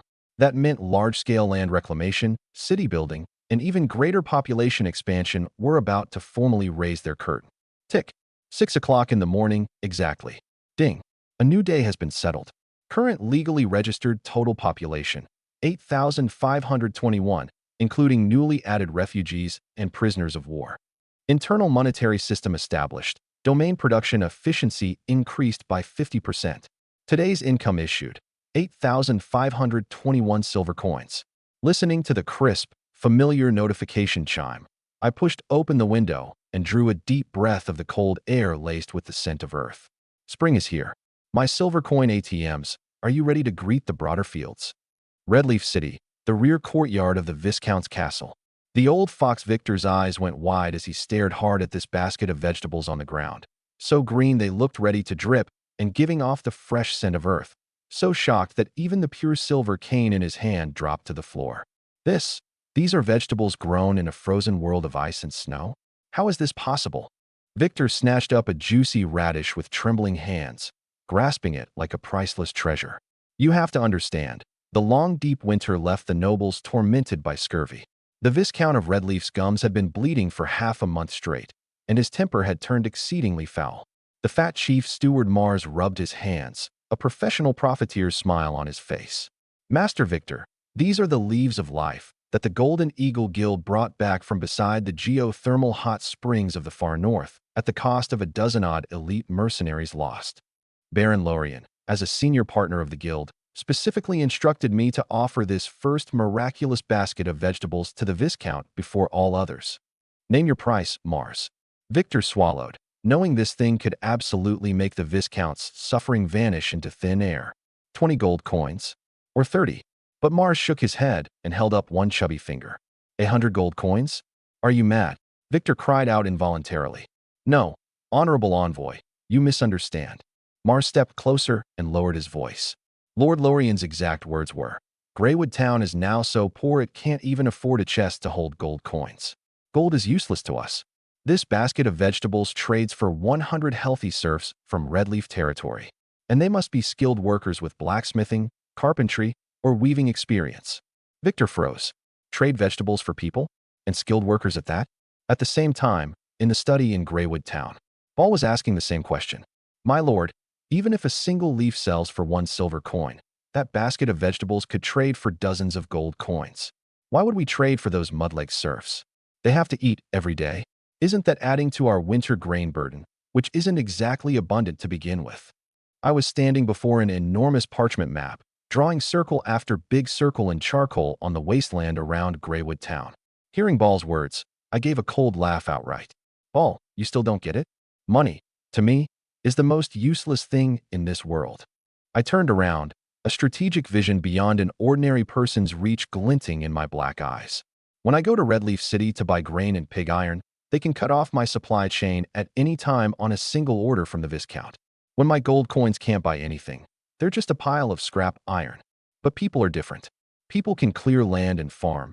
People can mine coal and smelt iron. People can form an army. I jabbed hard at the map.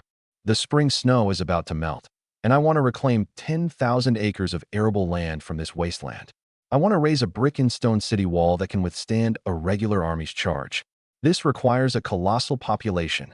Using those renewable vegetable leaves to drain away Redleaf City's bottom-tier technical talent and turn them into my legally registered residents is naturally the best choice.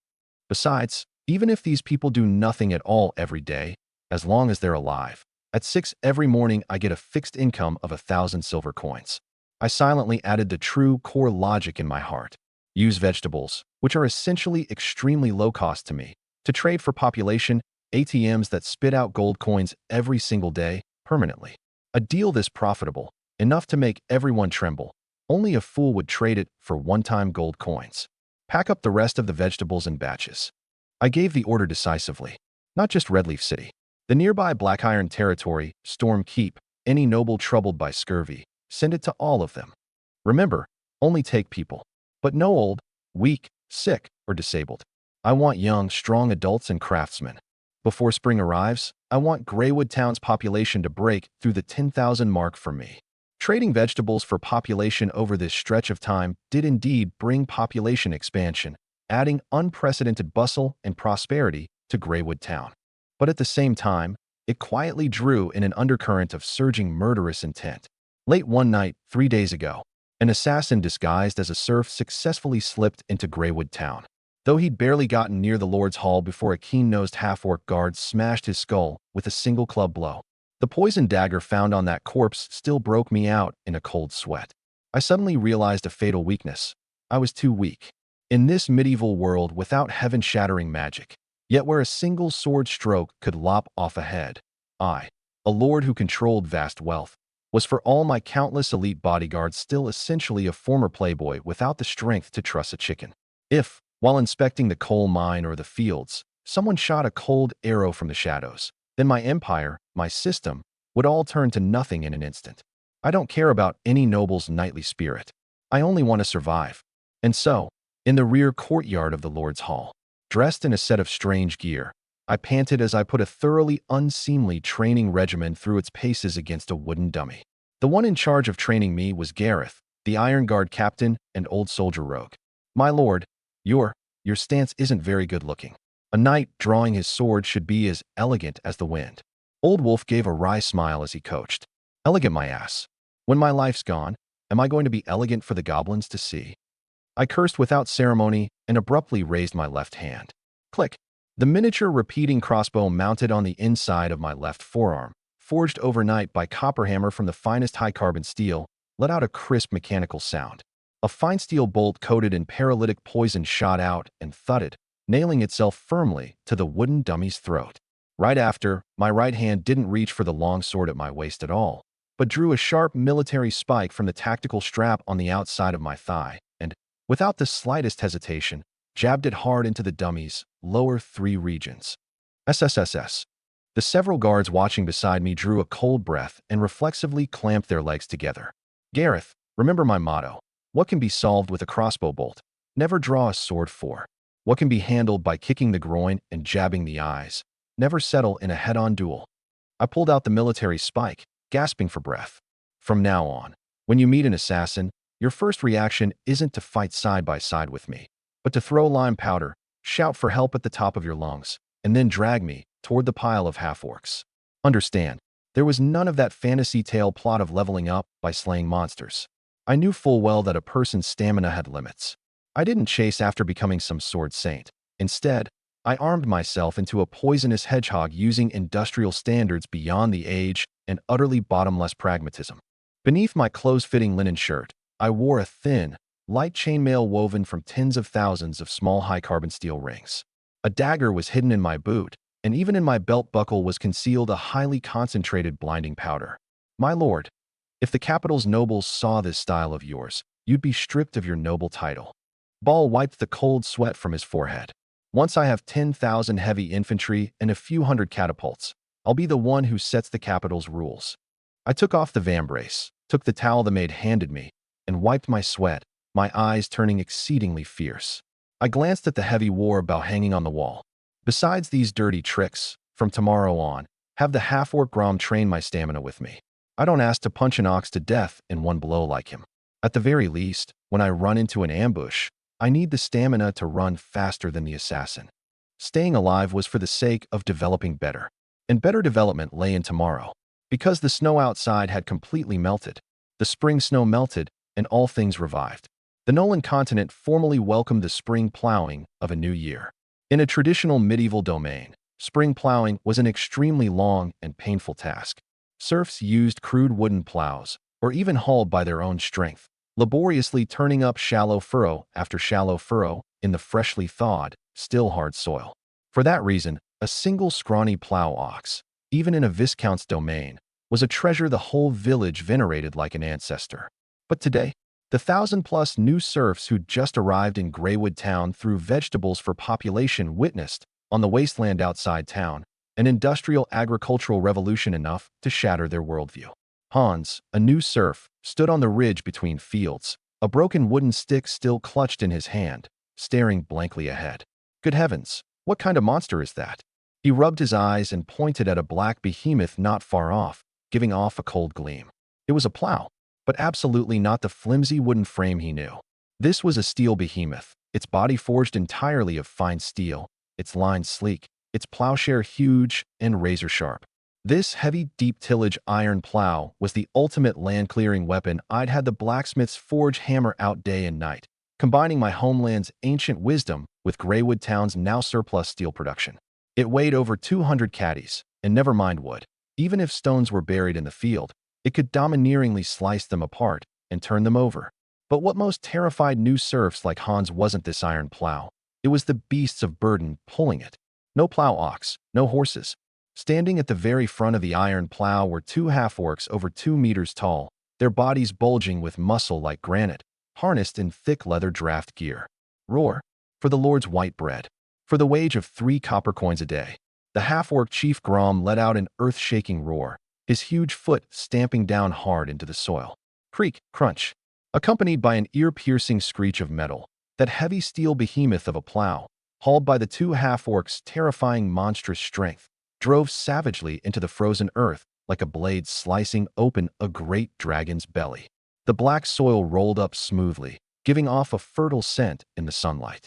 The furrow was so deep you could practically dig trenches with it directly, and the speed was astonishing. The two half-orcs hauling the heavy iron plow actually ran across the field with the sprinting momentum of a warhorse at a trot. It plowed a whole acre in the blink of an eye.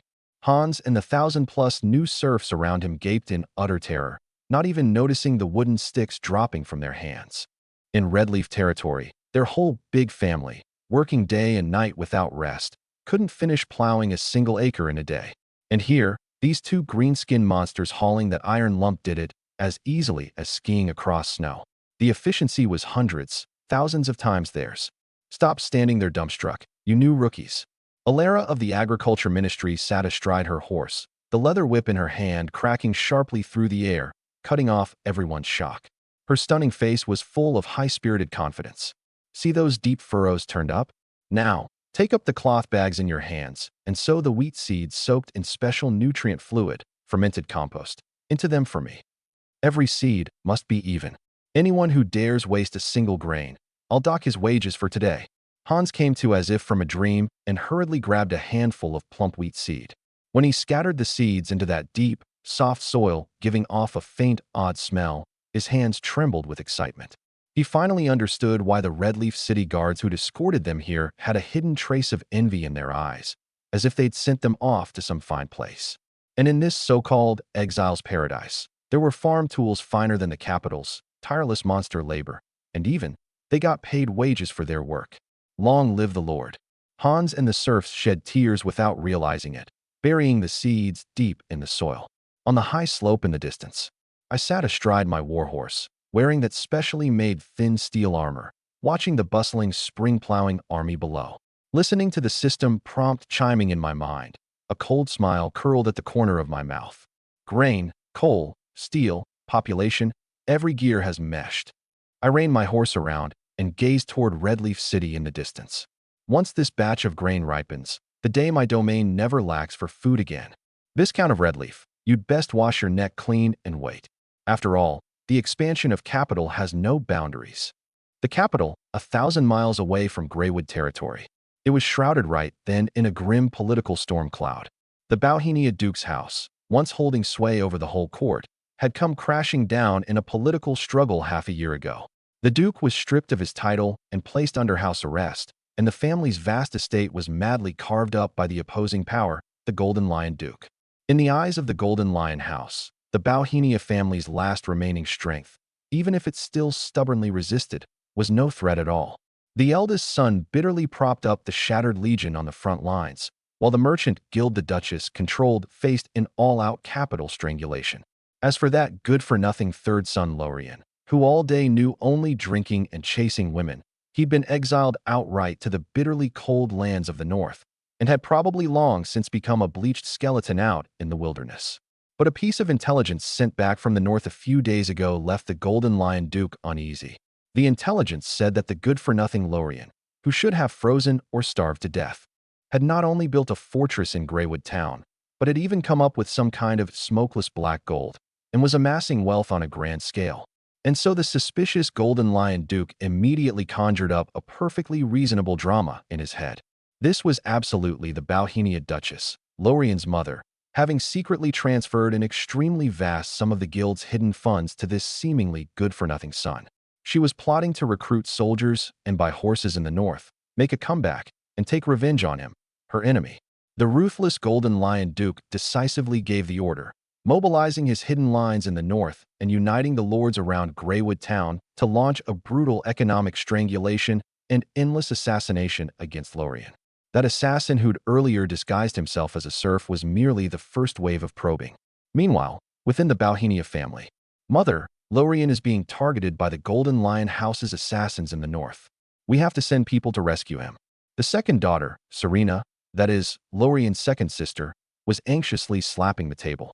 But the Duchess, who was carefully going over the accounts, didn't even lift her head, her tone exceedingly cold. He's just a good-for-nothing. If he dies, he dies. My funds right now aren't even enough to hold on to the guild. Where would I find spare money to look after him? Your eldest brother has people dying on the front lines every day, and I can't do anything even about that greater danger, let alone this. The Bauhinia family never keeps a useless person. Serena gritted her teeth, unwilling to accept it. She knew full well that her mother and eldest brother had always looked down on Lorien. But as the second sister, the only one who cherished this little brother, she absolutely could not stand by and do nothing. Sylvie. Serena turned and looked at the cold, aloof female knight standing in the shadows behind her, clad in silver breastplate, with a head of dazzling silver mane-like long hair. At your service. You're the only peak third-tier knight I have. Take my last private savings and go to Greywood Town. Remember, even if it costs your life, bring that worry of a brother back to me alive. Half a month later, Greywood Town's outer edge. Travel-worn Sylvie reined in her warhorse and wiped a smear of cold dust from her face. She'd cut down 3 bands of mercenaries attempting to intercept her on the way because the Golden Lion House's kill net had already been cast wide. She'd expected to see a ramshackle little town, lifeless in despair, and a destitute young master cowering and trembling in some corner. But when Sylvie crested that windbreak forest and made out the scene ahead, this battle-hardened silver-maned female knight's cold, light blue eyes instantly went wide as brass bells. There was no muddy slum, no sallow, emaciated serfs.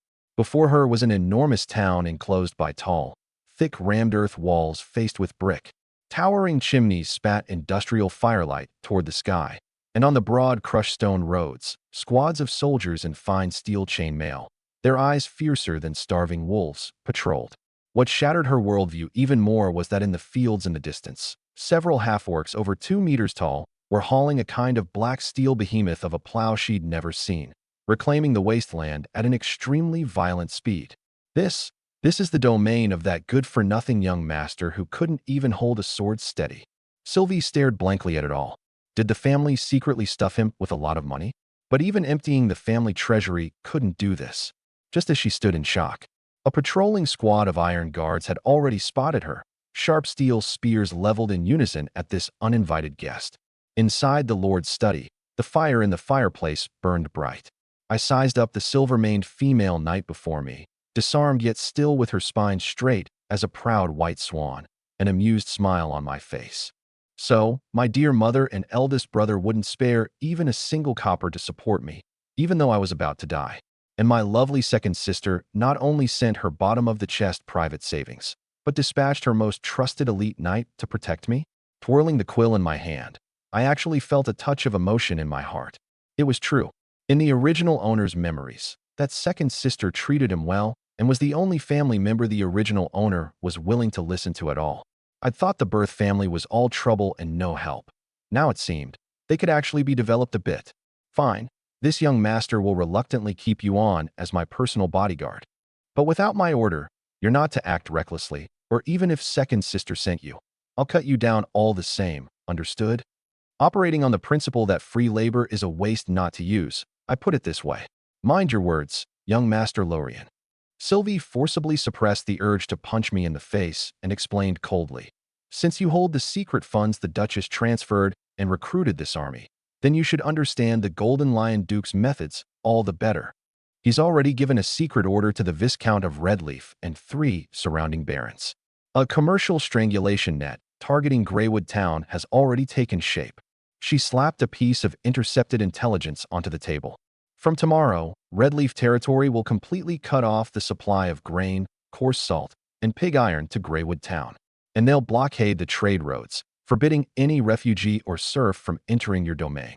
Once your domain falls into famine and riots, they'll disguise themselves as wilderness bandits and raze this place to the ground. Young master, before they close the encirclement, take your core wealth and come with me back to the capital's secret stronghold. This place can't be held, Sylvie urged with great seriousness. In the age of cold weapons, being economically blockaded and militarily encircled by 4 lords was a dead end, barring a miracle. Yet not only did I not panic, I picked up that intelligence and blew a whistle with a touch of excitement. Secret funds. Ha ha ha. That fool the Golden Lion Duke's capacity for making things up in his head. It's a real waste he doesn't write night novels. I sprang up, walked to the enormous domain map, and a capitalist's greedy glint of seeing a superchive field flashed in my eyes. But this old codger has actually sent me a perfect pretext for annexation. Young master, did you even hear a word I said? They're going to cut off your logistics. Sylvie grew anxious. Knight Sylvie, do you know what a scissors gap is? Do you know what industrial dumping is? I turned my head and looked at this powerful third-tier female knight, as if looking at an illiterate. I don't need to flee at all. The Viscount of Redleaf wants to run a trade embargo on me? Simply the biggest joke under heaven. My finger jabbed hard at Redleaf City's position on the map. Grain? My greenhouses and fertilizer can have the winter wheat harvested a month early. Pig iron? My coal mine long ago smelted that scrap iron into high-carbon steel that cuts iron like mud. As for coarse salt, that stuff I can purify myself. They think cutting off the trade road can trap me to death? Wrong. My smile was cold as a devil's. This is a war to destroy their core position with economics. I'll have the Golden Eagle Guild use smuggling to madly dump extremely cheap fine steel farm tools into their domains. I'll drain every silver coin from their domains dry, so the serfs can't afford grain and the knights don't even have the money to repair their armor. Once their economy completely collapses, I won't have to lift a finger. Those hungry serfs will chop off the Viscount of Redleaf's head themselves and use it as a token of allegiance to get into Greywood Town. Sylvie stared blankly at this man before her, eloquent and exuding a terrifying command of everything. Was this really the cowardly, incompetent wastrel of the rumors? This kind of ruthless strategy, shedding not a drop of blood yet eating men without spitting out the bones. Even the all-powerful Golden Lion Duke couldn't come up with it. No, even if he wanted to do it, he couldn't. But my lord, economic strangulation takes time, and their assassinations will arrive immediately. Sylvie drew a deep breath, her eyes turning sharp. When I entered town last night, I detected 3 extremely well-hidden expert auras. They've already slipped in second-tier assassins at the very least. Second-tier assassins? I stroked my chin, my eyes lighting up. You mean free high-level labor with stamina far beyond ordinary people? Late at night, Greywood Town's newly built coal briquette pressing plant. Located at the edge of town, it was piled with black coal powder and somewhat acrid fodder. Normally only serfs worked here by day, and at night it was dead silent.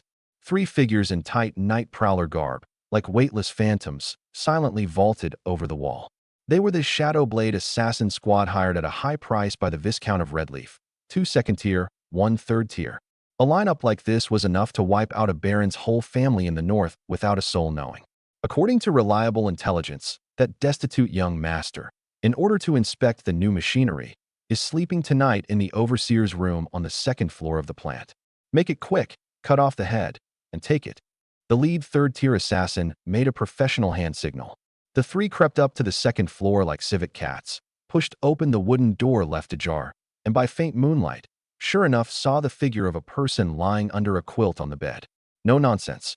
3 daggers coated in throat-sealing lethal poison stabbed savagely into the bedding at terrifying speed. SHHK? But unexpectedly, no blood spattered at all. Only an ear-piercing screech of metal and the rip of torn cloth. The assassin leader's face changed abruptly, and he yanked back the quilt. It wasn't a person at all inside. It was a straw dummy bound all over with scrap iron blocks. It's a trap. Retreat. You've come all this way, what's the rush to leave? The coal mine over there runs 3 shifts around the clock, 24 hours. A thoroughly mocking voice suddenly came from the roof beam overhead. The assassins hurriedly looked up. There they saw the assassination target, Lorien, sprawled utterly without dignity on the roof beam, a strange cylinder clutched in his hand. As for beside him, the silver-maned female knight Sylvie gripped a long sword, watching her own young master with a face full of exasperated dismay. Half an hour earlier, when Sylvie had proposed a head-on confrontation, cutting down these assassins with a knight's honor, I'd rolled my eyes hard and refused outright without discussion, then forcibly dragged this third-tier expert up onto the roof beam to watch the show. In my words, the industrial assembly line I paid to keep running, not using it to kill people would be a total waste. Young Master Lorien, you stay put. I'll go down and deal with them. Sylvie instinctively wanted to leap down and meet them in battle. Though the enemy lineup was no weakling, assassins specialized in assassination, and their head-on combat ability couldn't compare to a knight like her. Don't move. Close your eyes. Cover your ears. I pressed her down. At the same time, I deftly pulled the fuse on the cylinder in my hand and hurled it hard at the ground below. Clink, clink, clatter. The cylinder landed at the 3 assassins' feet. Just as they were about to laugh, what kind of shoddy hidden weapon is this? The next second, boom. A terrifying blast erupted in the narrow room. This wasn't explosives. It was a flashbang stun grenade I'd had the blacksmith forcibly hammer out using lime. magnesium powder, and special minerals from the coal kiln. The blinding white light instantly robbed the three assassins of their sight, and the massive sound wave ruptured their eardrums. The three seasoned assassins screamed and clutched their eyes, in an instant losing all sense of balance and combat ability. Bang! The plant's main door was kicked open. Old Wolf Gareth charged in with 50 fully armed iron guards, and what they held up wasn't swords, but brutal fine steel crossbows. Shoot the lower body. Take them alive. Fwhip, fwhip, fwhip, fwhip. Dense fine steel crossbow bolts poured down like a rainstorm. These professional assassins who could scale walls and vault eaves, under the dimensional reduction strike of total blinding plus modern riot tactics, couldn't hold out even a second. Their legs were shot into sieves outright, and they collapsed screaming into pools of blood. I slid slowly down the rope and walked up to the third-tier assassin leader. Third-tier martial power, this muscle density, this cardiopulmonary function, top grade. I pinched his arm like sizing up livestock, my eyes full of ecstasy. Gareth, stanch is bleeding. Whatever you do, don't let him die. Once his leg wounds heal, cut half his leg tendons, put a 30-kilogram refined iron shackle on him, and send him to the deep mine pit as a rock crusher. Still standing on the roof beam, Sylvie stared at this scene somewhat dumbstruck. There'd been no elegant duel at all, not the slightest knight's honor. A trick of a few bags of quicklime plus gunpowder, along with fine steel crossbow bolts fired like they cost nothing, had easily crippled a professional assassin squad. Extremely shameless, extremely low, but extremely effective. What kind of monster of a brother did the lady raise? Facing my capitalist's face that treated assassins purely as mining machines, Sylvie felt only a chill run down her spine. All right, Sylvie, hurry down. I waved from below, smiling brilliantly. Since the Golden Lion Duke and the Viscount of Redleaf want to play dirty, then I'll give them a proper lesson. Tomorrow, let's send a big gift to Redleaf City first. I turned my head, ignoring the blood all over the ground, my eyes full of ambition like an abyss. We'll use these assassins' weapons, plus our Greywood Town specialty, to formally proclaim to those lofty old nobles, welcome to the age of capitalist exploration. The next day, Greywood Town's blacksmith forge. Before the blazing blast furnace, I watched Copperhammer toss the 3 assassin daggers captured the night before, along with a pile of inferior pig iron bought from Redleaf City, into the boiling crucible. Sylvie stood to one side, her brow tightly knit. Young master, you're melting down these weapons bearing secret marks. Don't you intend to use them as proof of the Viscount of Redleaf's crime in sending men to assassinate you, and bring charges against him in the royal court? Charges? I heard it like some laughable joke. My dear second sister trained your martial power off the charts, but your political sense is simply adorably foolish. Ignoring the female knight's flushed, indignant glare, I went on explaining coolly. You have to understand, this is the North. The Viscount of Redleaf is one of the local emperors here. Hand over the assassin's weapons, and he can turn around and bite back, saying I attacked his caravan and robbed them. Then he'd instead have a perfectly justified pretext to send troops and suppress me. I walked over, picked up a farm tool just cast from molten iron and hammered out under the water-powered trip hammer. It was a thick hoe, its edge gleaming with the cold sheen unique to high-carbon steel. Before my strength is great enough to steamroll the Redleaf Knight Order, I absolutely cannot give them any surface pretext to open war. I flicked the hoe with my finger, and it gave a crisp, ringing tone. Sylvie, remember this. True revenge isn't putting a sword to your enemy's neck. It's quietly slicing open his blood vessels and watching him slowly drain to the last drop, and making him deeply grateful to you on top of it. I turned my head and looked at Mars, who'd been summoned early and was wiping cold sweat. Mars, roughly how much does this hoe cost to make? To answer you, my lord. With coal and half-work labor, this hoe's iron, ore, coal, and labor together come to less than 5 copper coins. Mars swallowed. This cost was simply magic that defied common sense on the Nolan continent. A Redleaf City forge making the most inferior wrought iron hoe cost 30 copper coins. Very good. A cold commercial calculation glinted in my eyes.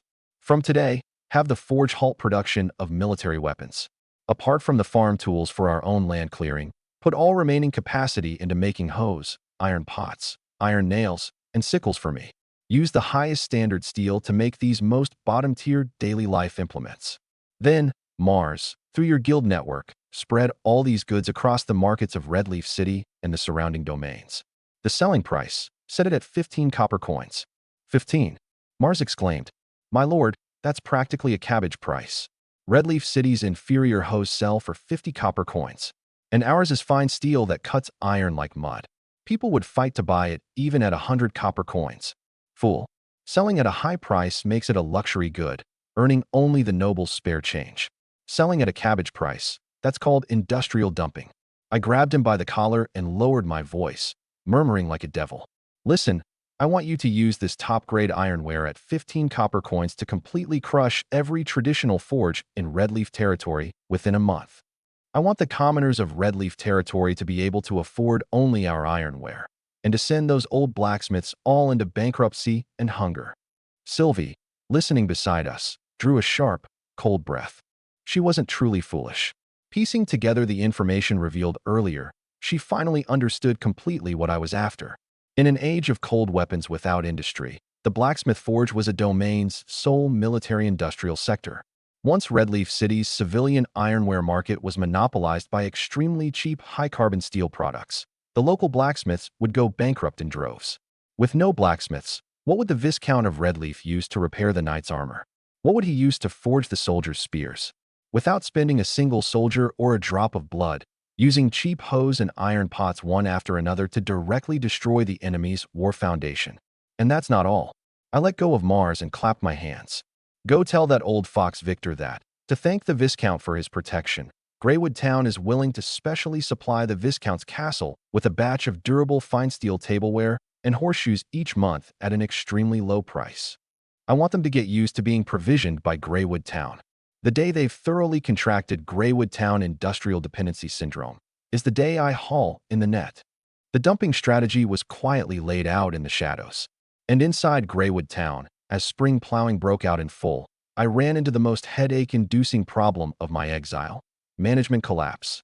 In mid-April, as a new wave of refugees and traded-for population poured in, Greywood Town's population formally broke through the 10,000 mark. 6 o'clock in the morning. Ding. A new day has been settled.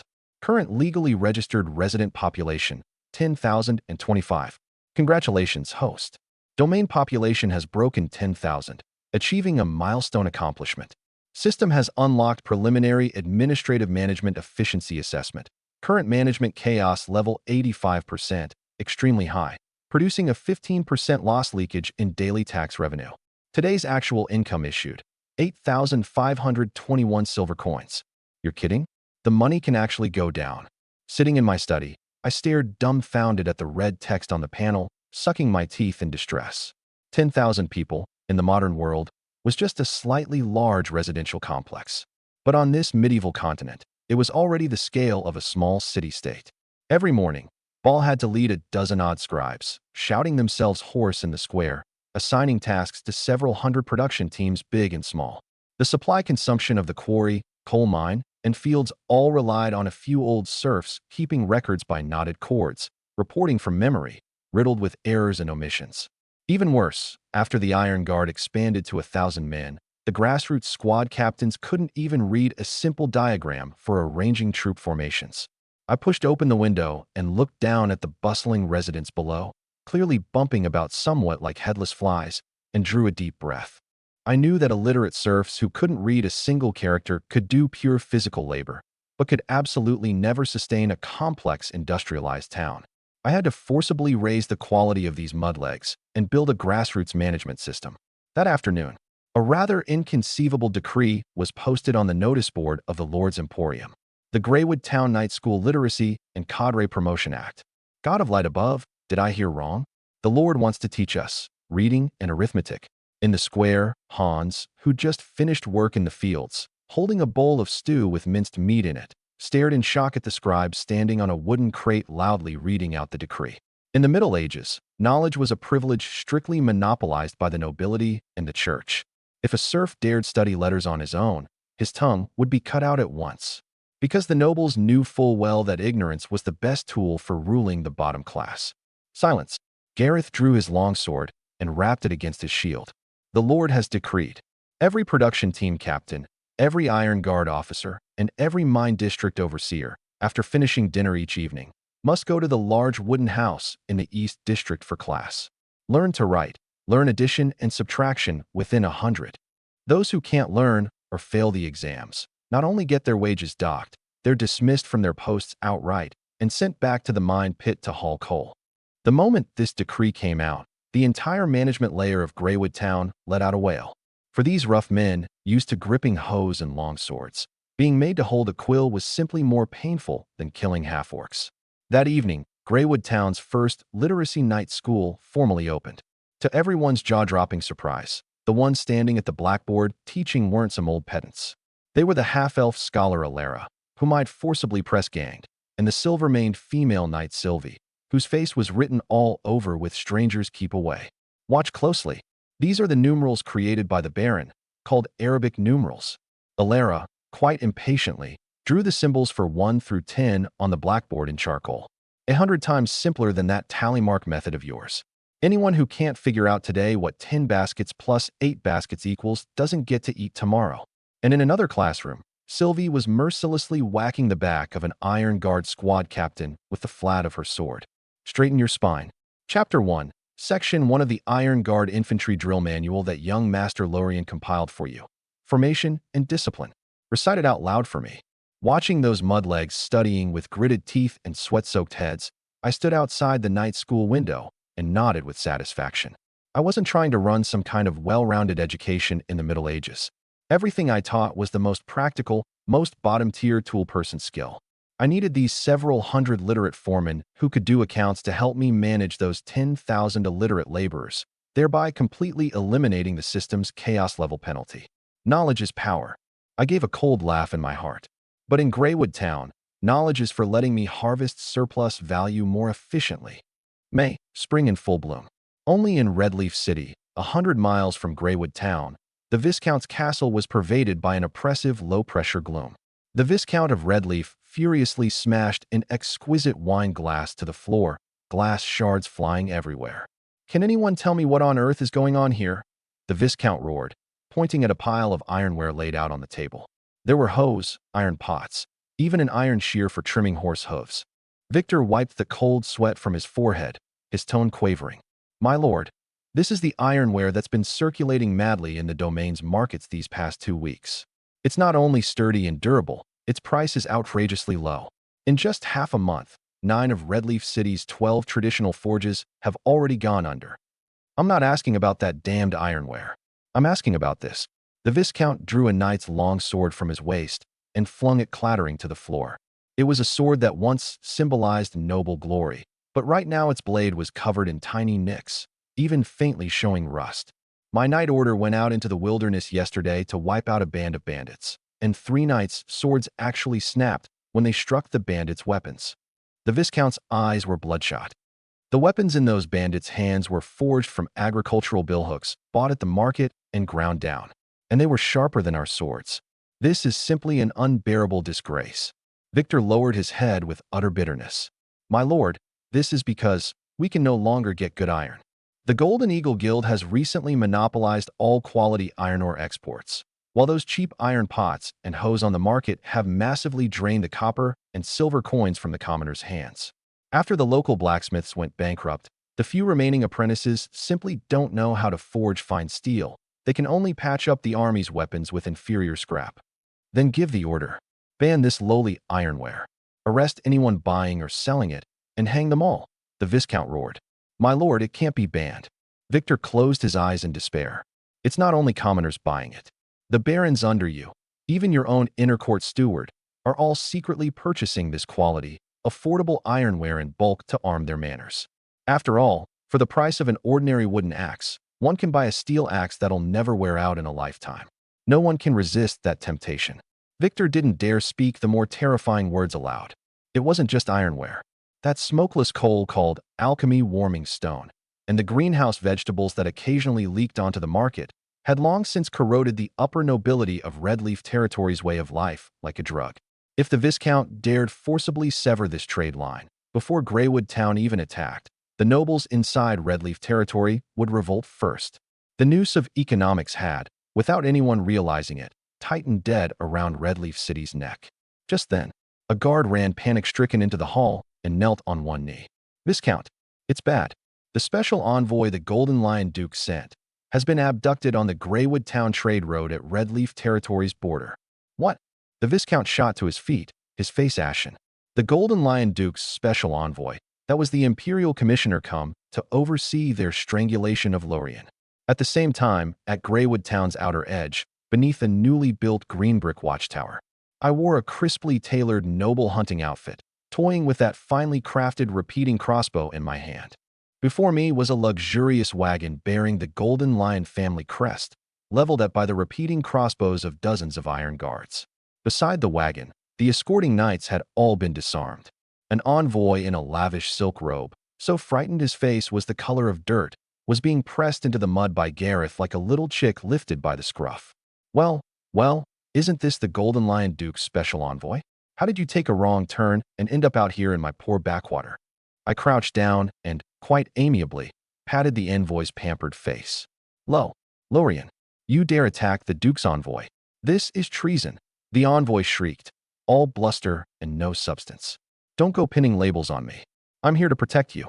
Redleaf City is very chaotic right now, bandits running rampant, the blacksmiths all starved to death, not even a good sword to be had.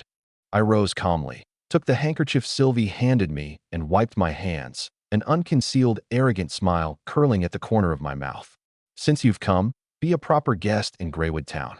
I think the Golden Lion Duke and the Viscount of Redleaf will surely pay an extremely generous ransom for your safety. For instance, transferring that iron mine on the east side of Redleaf territory to me at a low price. Standing to one side, Sylvie stole a glance at my back and swallowed. She knew full well that with this envoy detained, that monster who'd been hiding behind the scenes madly sucking blood had finally torn off his disguise completely, ready to bare fangs enough to devour everything at those ancient and rotting nobles. The first phase of the economic strangulation was over, and the second phase, armed extortion and forced resource seizure, formally began. Greywood Town, in the basement of the Lord's castle. The Golden Lion Duke's special envoy, the noble Baron Philip, was right now bound to a rough wooden chair. His silk robe worth several hundred silver coins was already smeared with mud and water, and on his once imperious face, only terror remained. Lorien, you madman. The Golden Lion Duke's fury will burn your Greywood Town to ashes. Philip shrieked at the top of his lungs, still trying to mask his inner fear with his master's prestige. I sat behind a desk piled with ledgers, a small steel file in hand, unhurriedly trimming my nails. Honorable envoy, your voice is too loud. It's affecting my calculation of Greywood Town's fiscal deficit for this month. I blew the powder off my nails and lifted my eyelids to glance at him. And let me correct you, I didn't kidnap you. You encountered an attack by unidentified bandits while inspecting Redleaf territory, and I happened to be passing by and rescued you.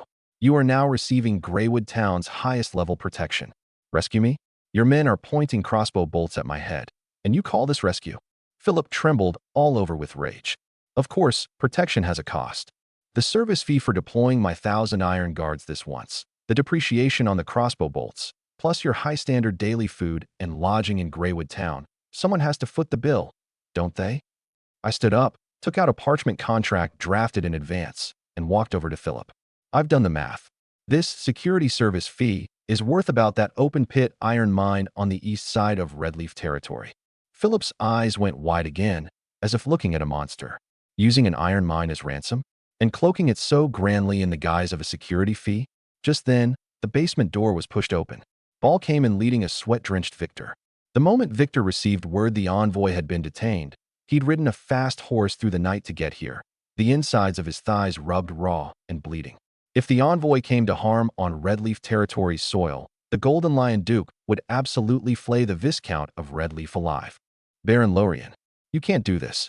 Victor glanced at the bound envoy, stamping his feet in panic. That iron mine is a core asset of the Viscount's. If you seize it by force, the Viscount will go to war with you even if it kills him. Go to war? Master Victor, it seems you still haven't seen the situation clearly. I gave a cold laugh and slapped the contract straight onto Victor's chest. 80% of Redleaf City's forges have already shut their doors, and your knight's armor can't even get a patch. And once word gets back to the capital that the envoy came to harm in Redleaf territory, the Golden Lion Duke will take your Viscount's head first. Sign it. My finger tapped lightly on the desk, like tolling a death knell. Hand the iron mine over to me legally under the name of a mortgage transfer. In return, I'll not only deliver the envoy to you whole and unharmed, but starting next month, the quality farm tools and honeycomb briquettes Greywood Town produces will also come with a batch at an internal discount price specially for the Viscount. Strike a blow, then offer a sweet date. Grip the fatal weak point, then offer a way down. These capitalist maneuvers I'd already mastered to the point of flying. Victor held that contract, which seemed to weigh a ton, his hands shaking like a sieve. He knew that signing it meant Redleaf territory would completely lose its heavy industry foundation. But not signing meant the Viscount's whole family would die. 10 minutes later, Victor, in humiliation, pressed the seal representing the Viscount of Redleaf onto the contract. I glanced at that legal transfer deed giving off the scent of fresh ink and revealed a particularly satisfied smile. With this iron mine, I'd never have to go through the trouble of importing pig iron again. Greywood Town's heavy industry closed loop was completely formed in this moment. Gareth, untie him, I called out loudly. Also, pass the order to the half-orc construction crew. First thing tomorrow morning. Take our steel behemoth picks and go take full possession of the eastern iron mine. The envoy incident let me tear a large chunk of meat off the Viscount of Redleaf by means that were thuggish yet also legal. But I didn't let it go to my head. In a capitalist's eyes, external plunder was always only to feed back into internal production. Only being strong yourself is truly strong. Besides, what concerned me most right now was that management penalty draining 15% of my income every day. Late at night, Greywood Town's night school was still brightly lit. Very good. Hans, you've calculated the quota for this batch of, or consumption. From tomorrow, you're promoted to deputy foreman of the 3rd quarry team. Alara held her pointer, gesturing at the crooked arithmetic problem on the blackboard, her brow furrowed but her eyes holding an undisguisable gratification. After a full month of Spartan-style literacy drilling, this bottommost batch of surf squad captains in Greywood Town had finally been utterly transformed. They still knew nothing of poetry and etiquette, but they'd learned the most core skills: counting, bookkeeping, and reading the simplest diagrams. I stood outside the window, holding a town-wide daily supply consumption quota table just submitted to me. It had been calculated bit by more than 20 squad captains who'd graduated from the night school, using standardized wooden rulers and standard weights. Gone was the old fuzzy notion of roughly, maybe, a basketful. All supply in and out was now quantified into precise data. Ball, roll out these standard measuring tools and ledgers to every production team. I handed the ledger to the old steward, my eyes exceedingly clear. Tell them that from now on, anyone who dares try to fob me off with those close-enough accounts again, I'll stuff his head into the blast furnace to make coke. The very morning after I laid down this iron order, time jumped to 6 o'clock exactly. That familiar and wonderful mechanical system chime erupted in my mind with an unprecedented crisp clarity. Ding! A new day has been settled. Domain grassroots management system detected as preliminarily established. Database statistical coverage reaching 70%. Preliminary administrative management efficiency assessment. Current management chaos level dropped to 12%. Healthy level. Milestone reward. The 15% tax loss leakage penalty is revoked. Current legally registered total population, 10,582. Today's actual income issued in full, 10,582 silver coins. Phew. I let out a long breath of stale air, feeling refreshed and clear-headed. The penalty canceled, and the 10,000-plus core population finally achieved a full drop rate. Over 10,000 silver coins of pure profit a day. What did that mean? It meant I had enough backing to launch a war of burning money in the truest sense. I pushed open the door, looking at the blast furnaces already belching rolling black smoke in the dawn light, and the residents lined up drawing copper coins to go spend at the Emporium. I knew full well that this industrial machine of Greywood Town had completely finished warming up. Just then, Sylvie strode up quickly, a long sword hanging at her waist, her expression grave. "Young master, something's happened." She lowered her voice, but the killing air in her tone couldn't be hidden. My hidden line inside Redleaf City sent word. The Viscount of Redleaf has gone mad. He sold off all the gold and silver vessels in his castle, even his mistress's jewelry, and secretly hired the North's most infamous Blood Wolf mercenary company, about 400 men. Together with his remaining 800 regular knights and 1,300 armed serfs, an army totaling 2,500 has already assembled. Sylvie stared at me tensely. "Young master, they've also brought battering rams and fire oil. Tonight, under cover of darkness, They're going to launch a surprise attack on Greywood Town and wipe us out completely. A cornered dog leaping over the wall, this sort of thing I'd long anticipated. Once the Viscount of Redleaf lost the iron mine and had his economy crushed by cheap ironware, this kind of extreme military retaliation was only a matter of time. 2,500 men? Haha. Relying on those serfs who can't even fill their bellies, knights with incomplete and mismatched equipment, and a pack of mercenaries who only recognize money. Not only did I not panic, I revealed the cold smile of a hunter watching prey step into a trap. Young master, please take this war seriously. Sylvie was provoked by my dismissive attitude.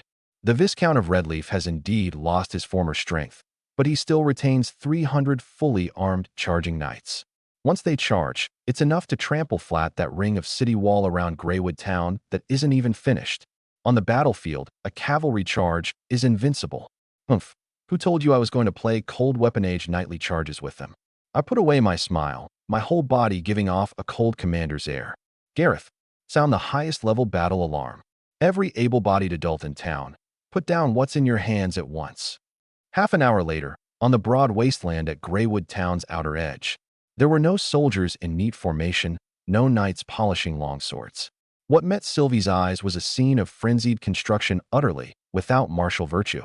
3,000 able-bodied serfs holding fine steel shovels, led by half-orcs, were madly digging a strange deep trench in the wasteland 500 meters in front of Greywood Town. The trench was a full 2 meters deep and 1 meter wide, laid out in an irregular interlocking zigzag. It was the prototype of a trench line. And in front of the trenches, Copperhammer led a few dozen apprentices in winding, cartload after cartload, coarse and abnormally hard barbed wire newly smelted from the iron mine, chaotically around wooden stakes driven deep into the ground. And not only that, behind this wire fence was scattered densely with four-pronged iron caltrops giving off a cold, eerie gleam, that is, anti-horse spikes. What kind of tactic is this? Sylvie was stunned. Wasn't a knightly showdown supposed to be forming up ranks and then charging at each other? This is a meat grinder prepared specially for those noble horse legs of theirs. Wearing specially made chainmail, I stood on the wooden tower built earlier and patted the 10 cumbersome fine steel heavy crossbow machines mounted along the tower's edge. 300 heavy cavalry? As long as their warhorses crush my wire fence, get studded full of caltrops, and then fall into the trenches, their noble knights won't be able to beat even a single half-orc down in the trench. Pass my order. I drew the defensive military spike at my waist, my voice carrying to the whole army with the aid of the high tower. 8,000 iron guards. All of you hunker down behind the trenches. Without my order, anyone who dares stick his head out and fight head-on, I'll cut him down first. Load every poison-coated heavy crossbow to full draw for me. Half-orc squads. Each man gets 2 heavy steel axes. Stand in the dead corner at the very bottom of the trenches. The moment a cavalryman falls down, dead or alive, chop him to pieces on the spot. Night fell, and dark clouds shrouded the moonlight. A biting cold wind howled across the wasteland, masking the sound of hooves in the distance. The Viscount of Redleaf sat astride a heavily armored warhorse, gazing at the distant Greywood Town, which showed only faint firelight and seemed utterly undefended, a mad, killing intent flickering in his eyes. Charge. Kill them all. Take back the iron mine and wealth that belong to me. Rumble, rumble. 300 heavily armored knights launched the charge first, like a steel torrent, the earth trembling violently beneath their hoofs. And the mercenaries and serf soldiers followed close behind. They thought what awaited them would be serfs cowering and trembling behind an earthen wall. But when the several dozen knights charging at the very front slammed hard in the darkness into that layer of incomparably tough barbed wire, the warhorses' shrieks and shrill screams instantly tore the night sky apart. Ryup! The sharp barbs sliced open the warhorses' flesh. And because the momentum was so great, countless knights were flung straight off their mounts. And what greeted them as they landed were densely packed steel caltrops that pierced straight through their iron boots. Right after, a muffled boom. Out-of-control warhorses and screaming knights, like dumplings dropping into a pot, smashed savagely, horse and rider both, into those 2-meter-deep trenches. Standing on the tower, I stared at the cavalry charge formation on the verge of collapse below, and like an emotionless killing machine, coldly swung down my hand. It's time to harvest surplus value. Loose. Rumble, rumble. A charge of 300 heavily armored knights, in the age of cold weapons, was an unsolvable land battleship. Even second-rate knights from a remote domain like the Viscount of Redleaf's, when they came thundering forward, horse and rider clad in tins of caddies of iron armor, gave off a mountain-toppling, sea-overturning pressure enough to instantly break the spirit of any untrained serf. For the glory of Redleaf territory. Crush them. The knight captain charging at the very front roared madly, the lance in his hand, thrusting savagely forward with the warhorse's terrifying momentum. He thought he'd toss a few screaming serfs into the air and then drive straight in. But the purebred warhorse he took such pride in silently slammed in the darkness into a metal wall he couldn't see at all. Ryup. It was barbed wire made of pig iron and high-carbon steel mixed and drawn into wire. The sharp metal barbs, under the warhorse's terrifying impact force, tore open the flesh of the horse's chest like cutting tofu, even lodging into the gaps between the bones. Nay, the warhorse let out an extremely shrill scream, like a person on the verge of death. Its powerful forelegs, which could once easily leap a wooden fence, were tangled dead by the wire. The huge momentum flipped the warhorse's hind half straight over, hurling the knight captain on its back into the air like a ragged sack. This was just one snapshot. In a mere few seconds, the several dozen knights in the first charging row all met the same doom. Their proud charging formation was cut to shreds by this cheap, barbed wire. The more terrifying part was still to come. Those flung knights, in their heavy armor, smashed hard into the ground. Before they could struggle to their feet, the sharp anti-horse spikes mercilessly pierced through the weak gaps in their chainmail, driving into their thighs and the soles of their feet. Ark! My leg! There are hidden weapons! Screams rose one after another across the wasteland. And those rear-row knights who'd barely reined in their horses and avoided the wire, before they could even feel relieved, the ground beneath them suddenly gave way. Boom, boom, boom. The warhorses stepped into emptiness, and horse and rider smashed like meteors into the bottom of those 2-meter-deep, 1-meter-wide zigzag trenches. The heavy armor in that moment became a fatal burden. Many knights, once fallen into the trenches, had their ribs snapped clean by the bodies of their own warhorses. Time to work, greenskin brothers. For the Lord's salted pork. At the bottom of the trenches, the half-orc chief Grom, who'd long been waiting, let out an ear-shattering roar. In trenches so narrow it was hard even to turn around, the knights' lances simply couldn't be brought to bear, while the 50 caddy fine steel heavy axes in the half-orc's hands became the most terrifying close-combat weapons. Crunch. One axe stroke, and a knight still struggling in the trench, along with the iron helmet he took such pride in, was cleaved into two halves by Grom with utter savagery. Blood and brains mixed with muddy water, spraying across the trench. A one-sided slaughter.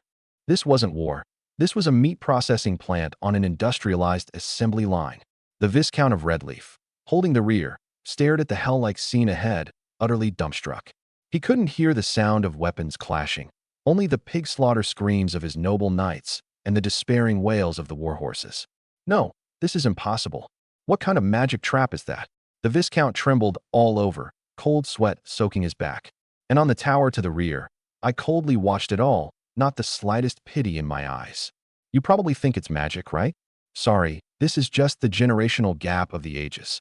I raised the specially made red flag in my hand and swung it down mercilessly. Iron guard, repeating crossbows ready. Saturation fire. Fwip, fwip, fwip. 1,000 iron guards hidden behind the trenches pulled their triggers at once. Dense fine steel crossbow bolts turned into a black rainstorm, pouring mercilessly down onto the heads of the mercenaries and serf soldiers who'd bunched together because the knights were stalled. Those greedy bloodwolf mercenaries, the leather armor on their bodies was as fragile as paper before the fine steel bolts. In just one volley, more than 100 were nailed dead to the ground. Right after, another volley, and another 100-odd collapsed. Monsters. The crossbows in their hands don't need reloading. Run. The mercenaries completely broke. They'd come to make money, not to throw their lives away. Facing a war where they couldn't even reach the enemy, yet were being madly slaughtered one-sidedly, they dropped their weapons without the slightest hesitation and turned to run. This was the fragile point of hired strength. Once they fell into a disadvantage, their morale vanished in an instant. Whole army attack. Half-orcs take the lead, iron guard advance. Take them alive. 5 copper coins for an able-bodied laborer. 10 for a live warhorse. My devilish urging echoed through the night sky. A total rout, collapsing like a landslide. The Viscount of Redleaf, under the desperate protection of a group of personal guards, tried to flee, but Sylvie, ambushed nearby in advance, descended like a war god and severed his horse's legs with a single sword stroke. This lofty lord rolled a dozen odd times in the muddy snowmelt and finally, in despair, watched a sharp military spike press against his own throat. The Battle of Greywood Town, lasting less than an hour, ended with the total annihilation of Redleaf Territory's army. The morning sun did a fine job dispersing the smoke of battle. On the wasteland at Greywood Town's outer edge, an efficient post-battle cleanup was underway. The knight's armor was violently stripped off by the iron guards and piled into a small mountain like trash, ready to be sent into the blast furnace and reforged. And the surviving mercenaries and serf soldiers were chained into a line and, faces full of despair, walked toward the pitch-black coal mine entrance. In the rear courtyard of the Lord's Hall, bang! I was kicked flying, rolled ungracefully a couple of times across the grass, clutched my chest, and coughed violently. Young master, your lower body still isn't steady enough. If what I'd had in my hand just now had been a real sword, you'd already be cut in half at the waist. Sylvie stood where she was, a wooden sword in hand, her breathing steady, a trace of stern instruction in those light blue eyes. Ever since witnessing the assassin's threat last time, I set aside an hour every day without fail, forcing Sylvie to give me hardcore live combat training. Even after a major battle, I had no intention of slacking in the slightest. I spat out a mouthful of muddy saliva and sprang up with a carp's leap. Being thrashed didn't discourage me. Instead, my eyes were especially focused. Again, in fact, after these days of hellish training, plus the nourishment of high-calorie food every day, my body, once a wastrel's frame hollowed out by wine and women, had already undergone a visible transformation. The muscle lines had grown taut, and the eyes had lost their flashiness and gained a lone wolf's ferocity. Sylvie wasted no words. Her figure flashed, and the wooden sword turned into a viper stabbing straight at my face. So fast an ordinary person couldn't react at all. But in that instant, I didn't choose to parry with a wooden sword.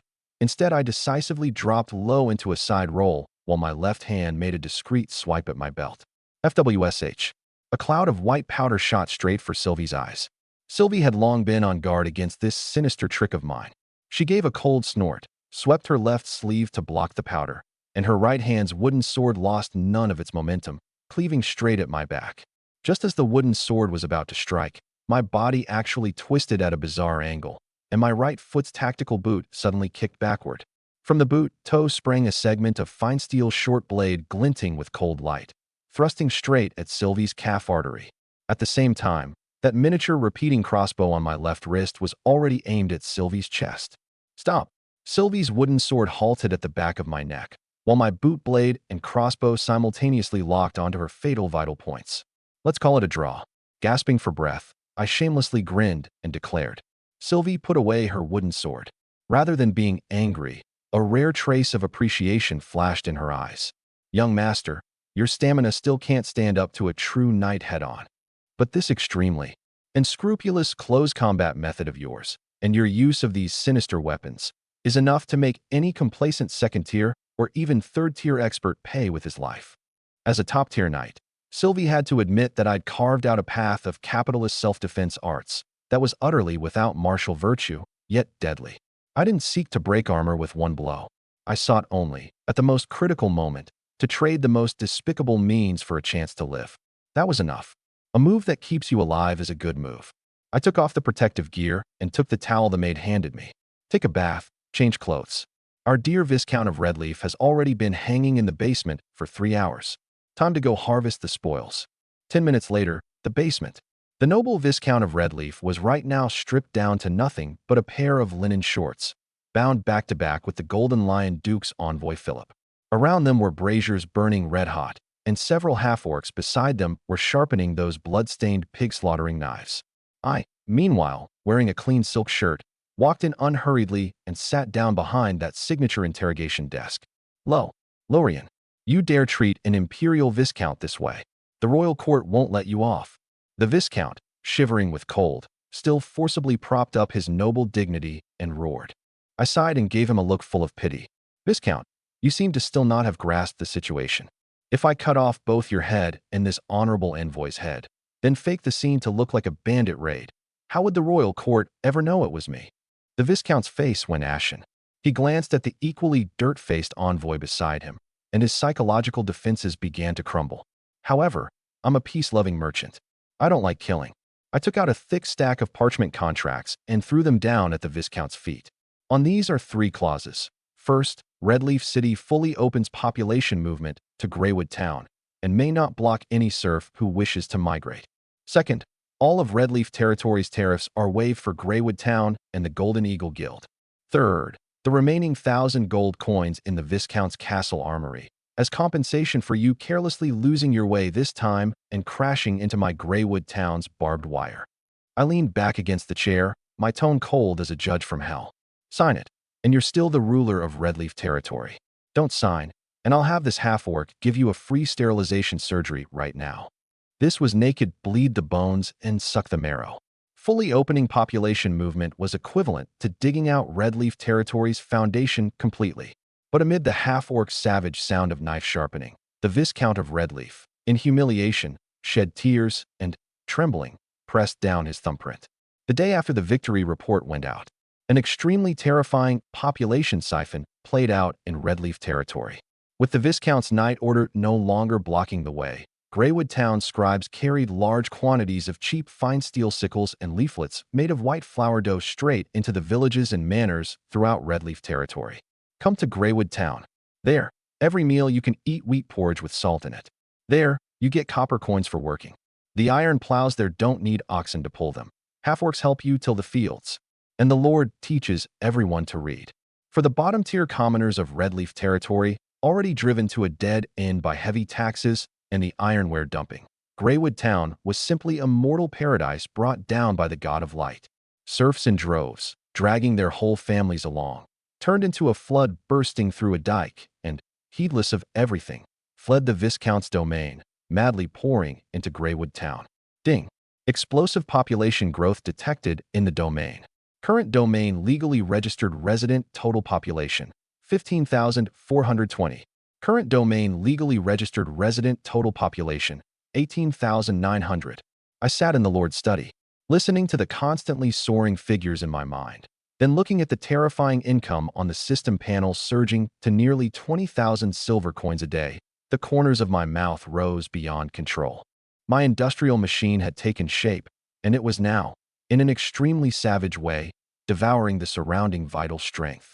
But at the other end of this world, the capital, the Golden Lion Duke smashed the wine cup in his hand hard onto a priceless Persian carpet.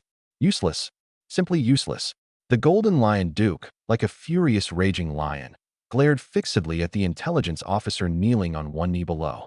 300 heavy knights, plus an army of over 2,000 men, annihilated within 1 hour by an exiled cripple. And my envoy detained too, and made to sign a humiliating contract. This is the destitute wretch you all said couldn't withstand a single blow? The intelligence officer trembled all over. Duke, please calm your fury.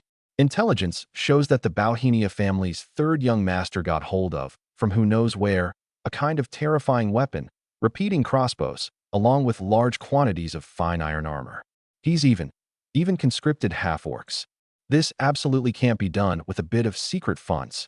Behind that boy, there's absolutely an alchemist guild or some other enormous power backing him. The Golden Lion Duke's suspicious character played its role again. He immediately conjured Greywood Town's rise in his head into a highly complex political conspiracy. Since he wants to play big, then I'll play with him to the end. The Golden Lion Duke abruptly turned around, an incomparably sinister light flickering in his eyes. Send people to the Church of Light at once. Tell those mad dogs at the Inquisition that in the North's Greywood Town, there's appeared a heretic who commands demons and uses a blasphemous black poison stone. I want to issue a heresy judgment decree directly in the name of the church. Cut off all his official contact with the outside world. I want that domain he takes such pride in to become a living target for the whole continent to crusade against. And in Greywood Town, 1,000 miles away, I'd just seen off a batch of newly registered blacksmiths and was standing on the city wall, inspecting the foundation of the first simple thermal power station just completed. Sylvie strode up onto the wall, her expression grave. Young master, it's a secret letter delivered by the Golden Eagle Guild. There's unusual movement in the capital. The Golden Lion Duke seems to intend to mobilize the church's power to pin the label of heretic on you. Once the judgment decree is issued, our legal status in the north will be completely void, and even the caravan guards will be hanged as heretics. Having heard her out, not only did I not panic, I burst out laughing. Heretic? Ha ha ha ha. Before absolute productivity, even the gods have to clock in for work for me. I pointed at the roaring blast furnaces below and the nearly 20,000 residents lined up in a long queue drawing their wages, a fervent light flickering in my eyes. Sylvie, notify the old steward ball. Go to the big warehouse of the Lord's Emporium and haul out that movable type printing press I drew the diagrams for myself and had Copperhammer spend a month hammering out. Since they want to play a war of ideology, want to use doctrine to blockade me? Then I'll print out 100,000 copies of the Greywood Town Manifesto of Labor Emancipation for them.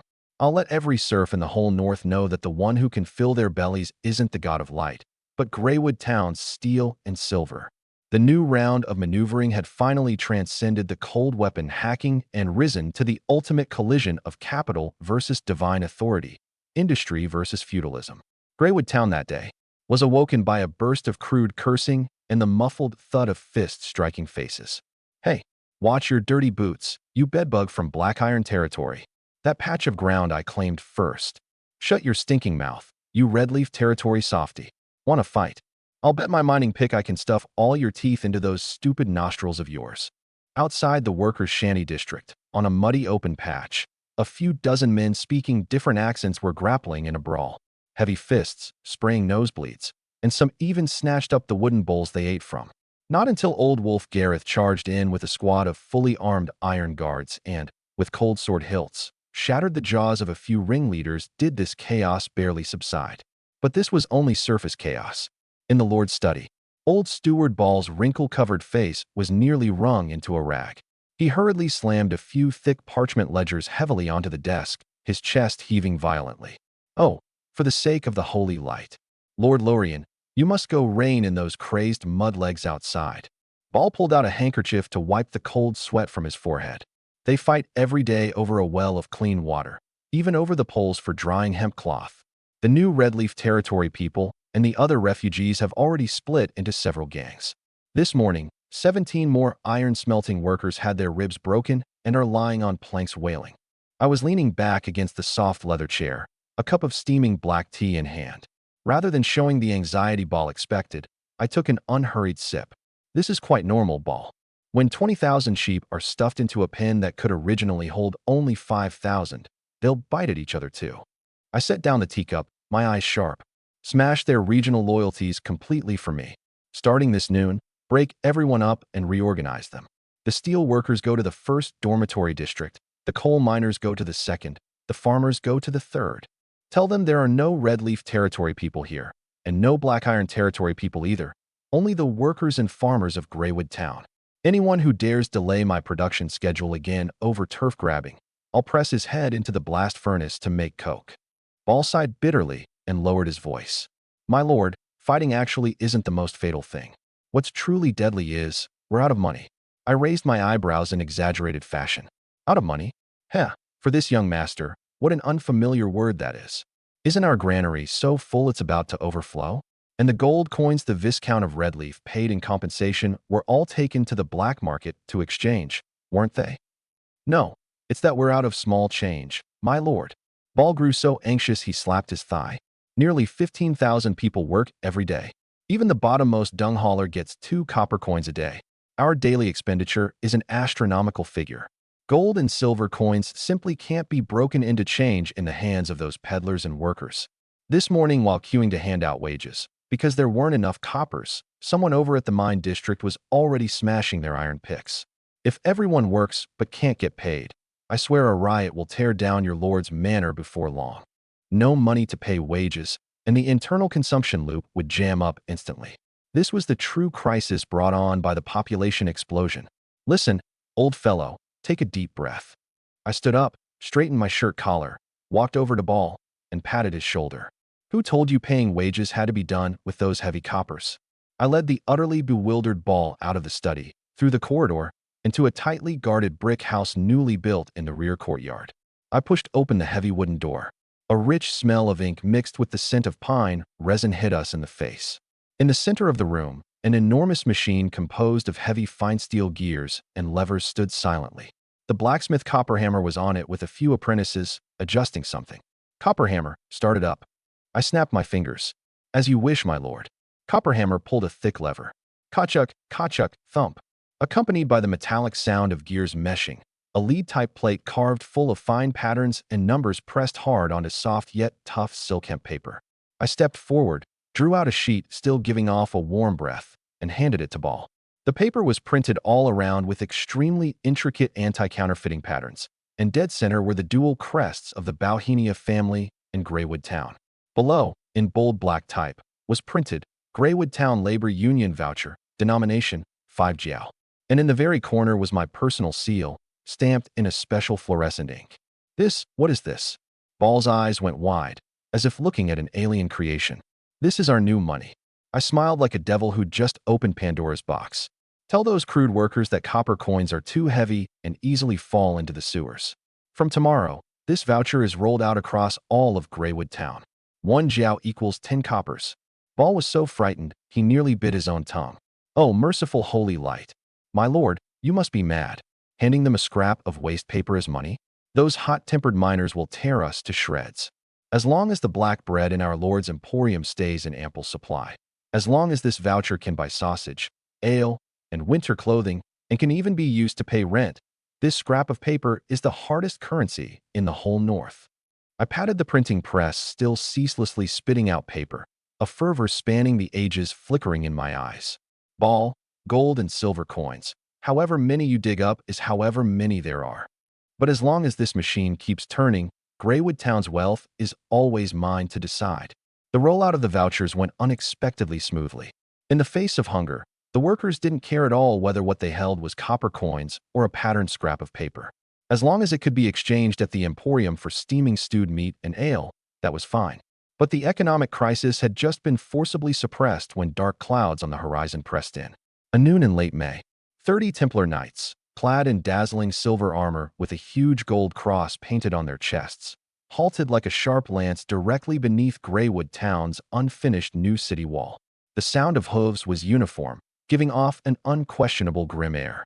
In the center of the column, inside a luxurious wagon drawn by 4 flawless pure white steeds, Macbeth, a trusted confidant of the cardinal and a senior judge of the Inquisition, lifted the velvet curtain and coldly sized up the smoke-belching town before him. Open the gates, you lost lambs. The lead knight captain drew his long sword, his voice echoing above the city wall. Bishop Macbeth of the Inquisition has arrived. Receive the judgment and baptism of the holy light. On the wall, Sylvie's hand gripped her sword hilt tightly. Young master. She turned to look at me and lowered her voice. That old fox the Golden Lion Duke really did go and form the church. 30 Templar knights of 2nd tier or above, plus an unfathomable bishop. We'd pay quite a price to swallow this. And if we resist, we're declaring war on the whole continent's church. Within a few days, the Crusaders would trample this place flat. Relax, my dear Sylvie. Who said we were going to draw swords? I straightened the expensive, deep blue noble formal dress on me, a practiced fake smile curling at the corner of my mouth. I cleared my throat and strode to the edge of the wall. Oh, praise the supreme holy light. Quick, open the gates. Welcome His Excellency the Bishop's holy carriage. I was so moved I nearly trembled all over, like a wanderer lost for years finally, seeing his own father. The heavy city gates slowly opened. Bishop Macbeth stepped down from the wagon, gripping a scepter set with rubies, his chin slightly raised. He'd expected to see corpses everywhere and smell the stench of sulfur and evil magic. But the scene before him made him knit his brows. The streets had been swept spotlessly clean. The workers lined up along the roadside to greet him. Though their faces were covered in soot, each had a wooden cross whittled from wood hanging around his rough neck. Even more preposterous, those several towering iron-smelting blast furnaces in the distance had actually been painted a glaring pure white, with huge God of Light emblems drawn on them in gold paint. Baron Lorien. Bishop Macbeth's voice was like cold ice in winter. Someone has reported to the Inquisition that you consort with filthy foreign races within your domain and burn a hellish black stone that gives off demonic poison gas. What do you have to say in your defense? I immediately put on an expression of bitter grief, strode forward, knelt on one knee, and with utter piety kissed the back of the bishop's hand, which wore a gold ring. Bishop, this is absolutely a slander full of malice. It's a political persecution targeting a faithful believer of the holy light. I sprang up abruptly, pointed at the white blast furnaces in the distance, tears streaming as I spoke. Look at those smoking towers. How could that be some hellish black stone? That is clearly the stone of purification that the holy light, moved by my piety while I prayed in the domain, bestowed upon me from underground. It burns at a heat that ordinary fire cannot reach, and I use it precisely to calcine the impurities from the ore, just as the holy light washes away the sins of the mortal world. I stole a glance at Macbeth and continued the performance. As for those half-orcs, heavens, they were once beasts lost in the wilderness. But I reformed them with the doctrine of the holy light.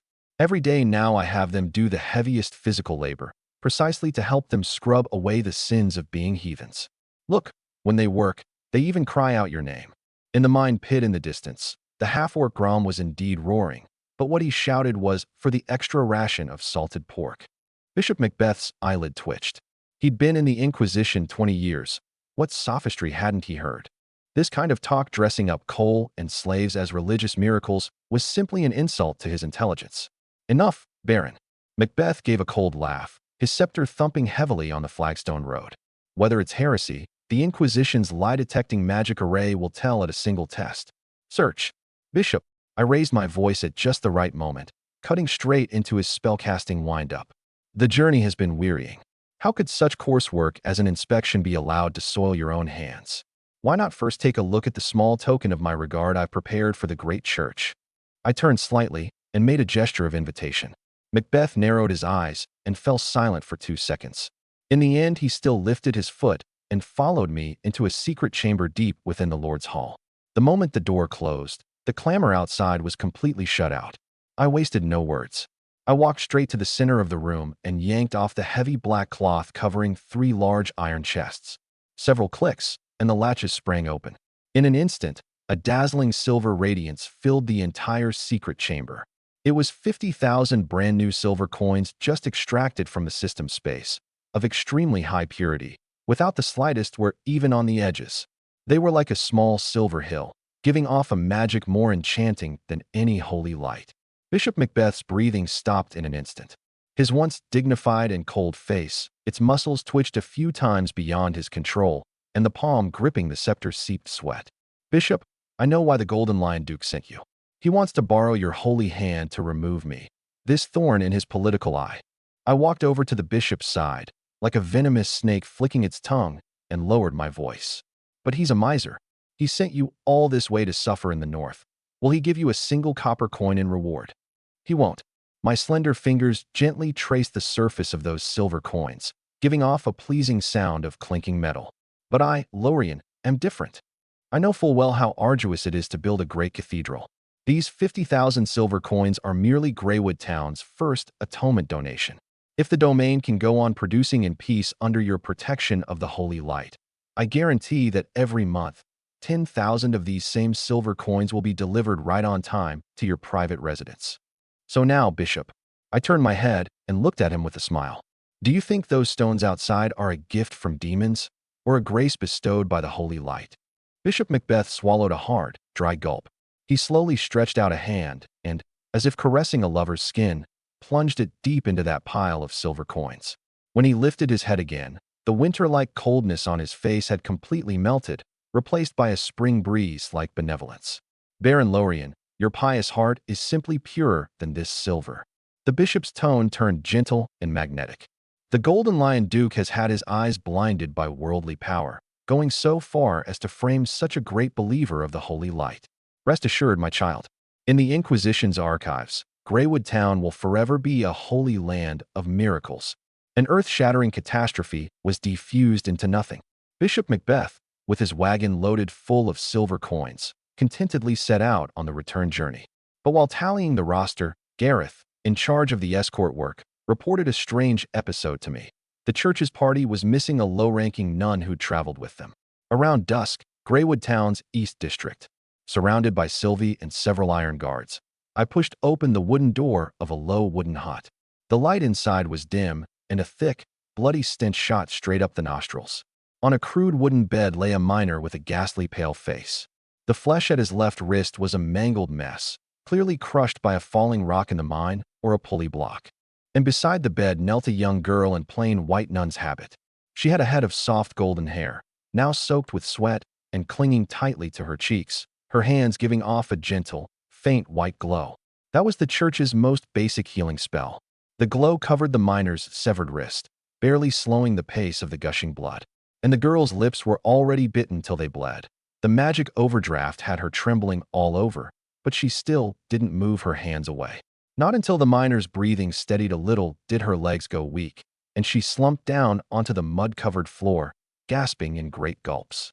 Nicely done, but I guess your healing spell can only stanch bleeding, right? A man's voice sounded at the doorway. The nun looked up, saw the exquisitely dressed lord at the door, and shrank back like a startled rabbit.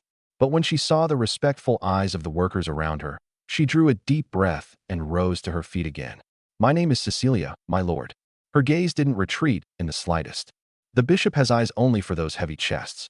He didn't even notice I'd fallen behind. "I saw that there are far too many people here injured by labor.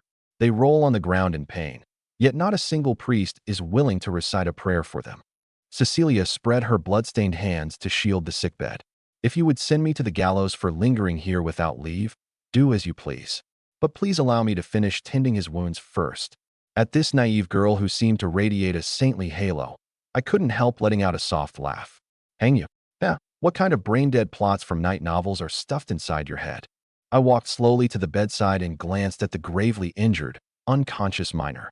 In my eyes, this was no tragic victim. This was a living asset who could steadily provide me 1 silver coin of income a day. Only, in this age without antibiotics, a severed limb was nearly a death sentence. Infection and fever would take their lives. How could a capitalist's assets just be lost for nothing like this? "Listen, Nun Cecilia." I put away my smile and switched to a rigorous expression. "Your healing spell is indeed a miracle, but miracles have limits. You stanched his bleeding today, but tomorrow the invisible demons inside his wound, that is, the kind of unseen filth, will still give him a high fever and let him die in agony in the end." Cecilia was stunned. "Invisible demons? Is that a curse?" "No, that's science." I turned my head to look at the steward outside the door. "Ball, go to that patch of open ground in the center of town and clear out the 2-story brick building previously set aside for the guild. Hang up a new sign, call it Greywood Town First Workers Hospital.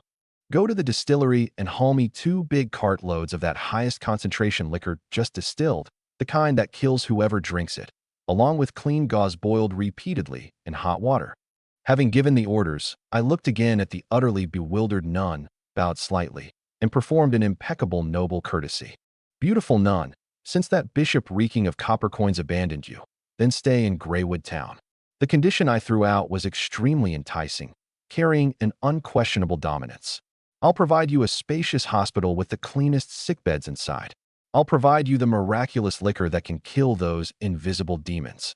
I'll also pick 20 of the cleverest girls from among the women workers as your assistants. They'll help you clean wounds and bandage dressings. Of course, besides fully reimbursing all monthly medical expenditures, your wages won't be short a single coin either. Let's set it at 1 silver coin a day. How about that?" Hearing this, Cecilia's eyes went wide in disbelief.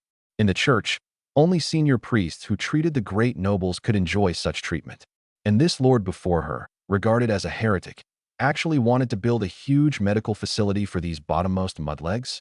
And pay her such a high wage on top of it? Was she even worthy? Are you serious?" Cecilia's voice choked. "Why? They're just serfs. Because in my domain, every laborer is precious wealth that must not be violated." I earnestly looked straight into her eyes, without the slightest falsehood in them.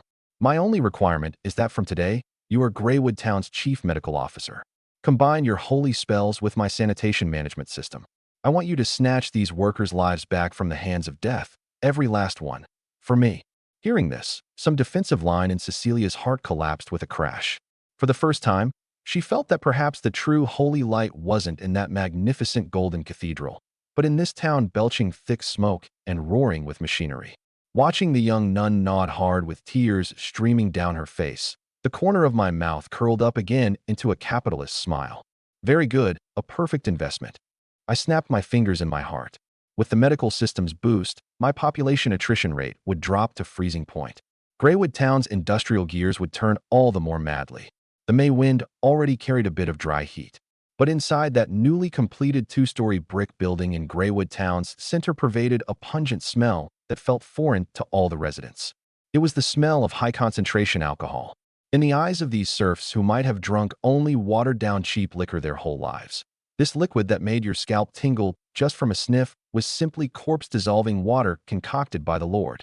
Miss Cecilia, I beg you, don't wash my leg with that water. I'd rather have it sawn off. In the emergency hall on the hospital's first floor, a young quarryman lay on a spotless limestone tabletop, letting out a pig slaughter howl. A shard of rock blasted loose had cut open a gash 10 centimeters long on his shin, and because he'd rolled in the mud, the wound was packed with black-red rotting mud.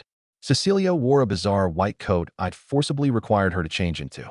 It was a robe made of fine hemp cloth bleached repeatedly, with tightly gathered cuffs, said to prevent the invisible demons, that is, bacteria, from hiding in the folds.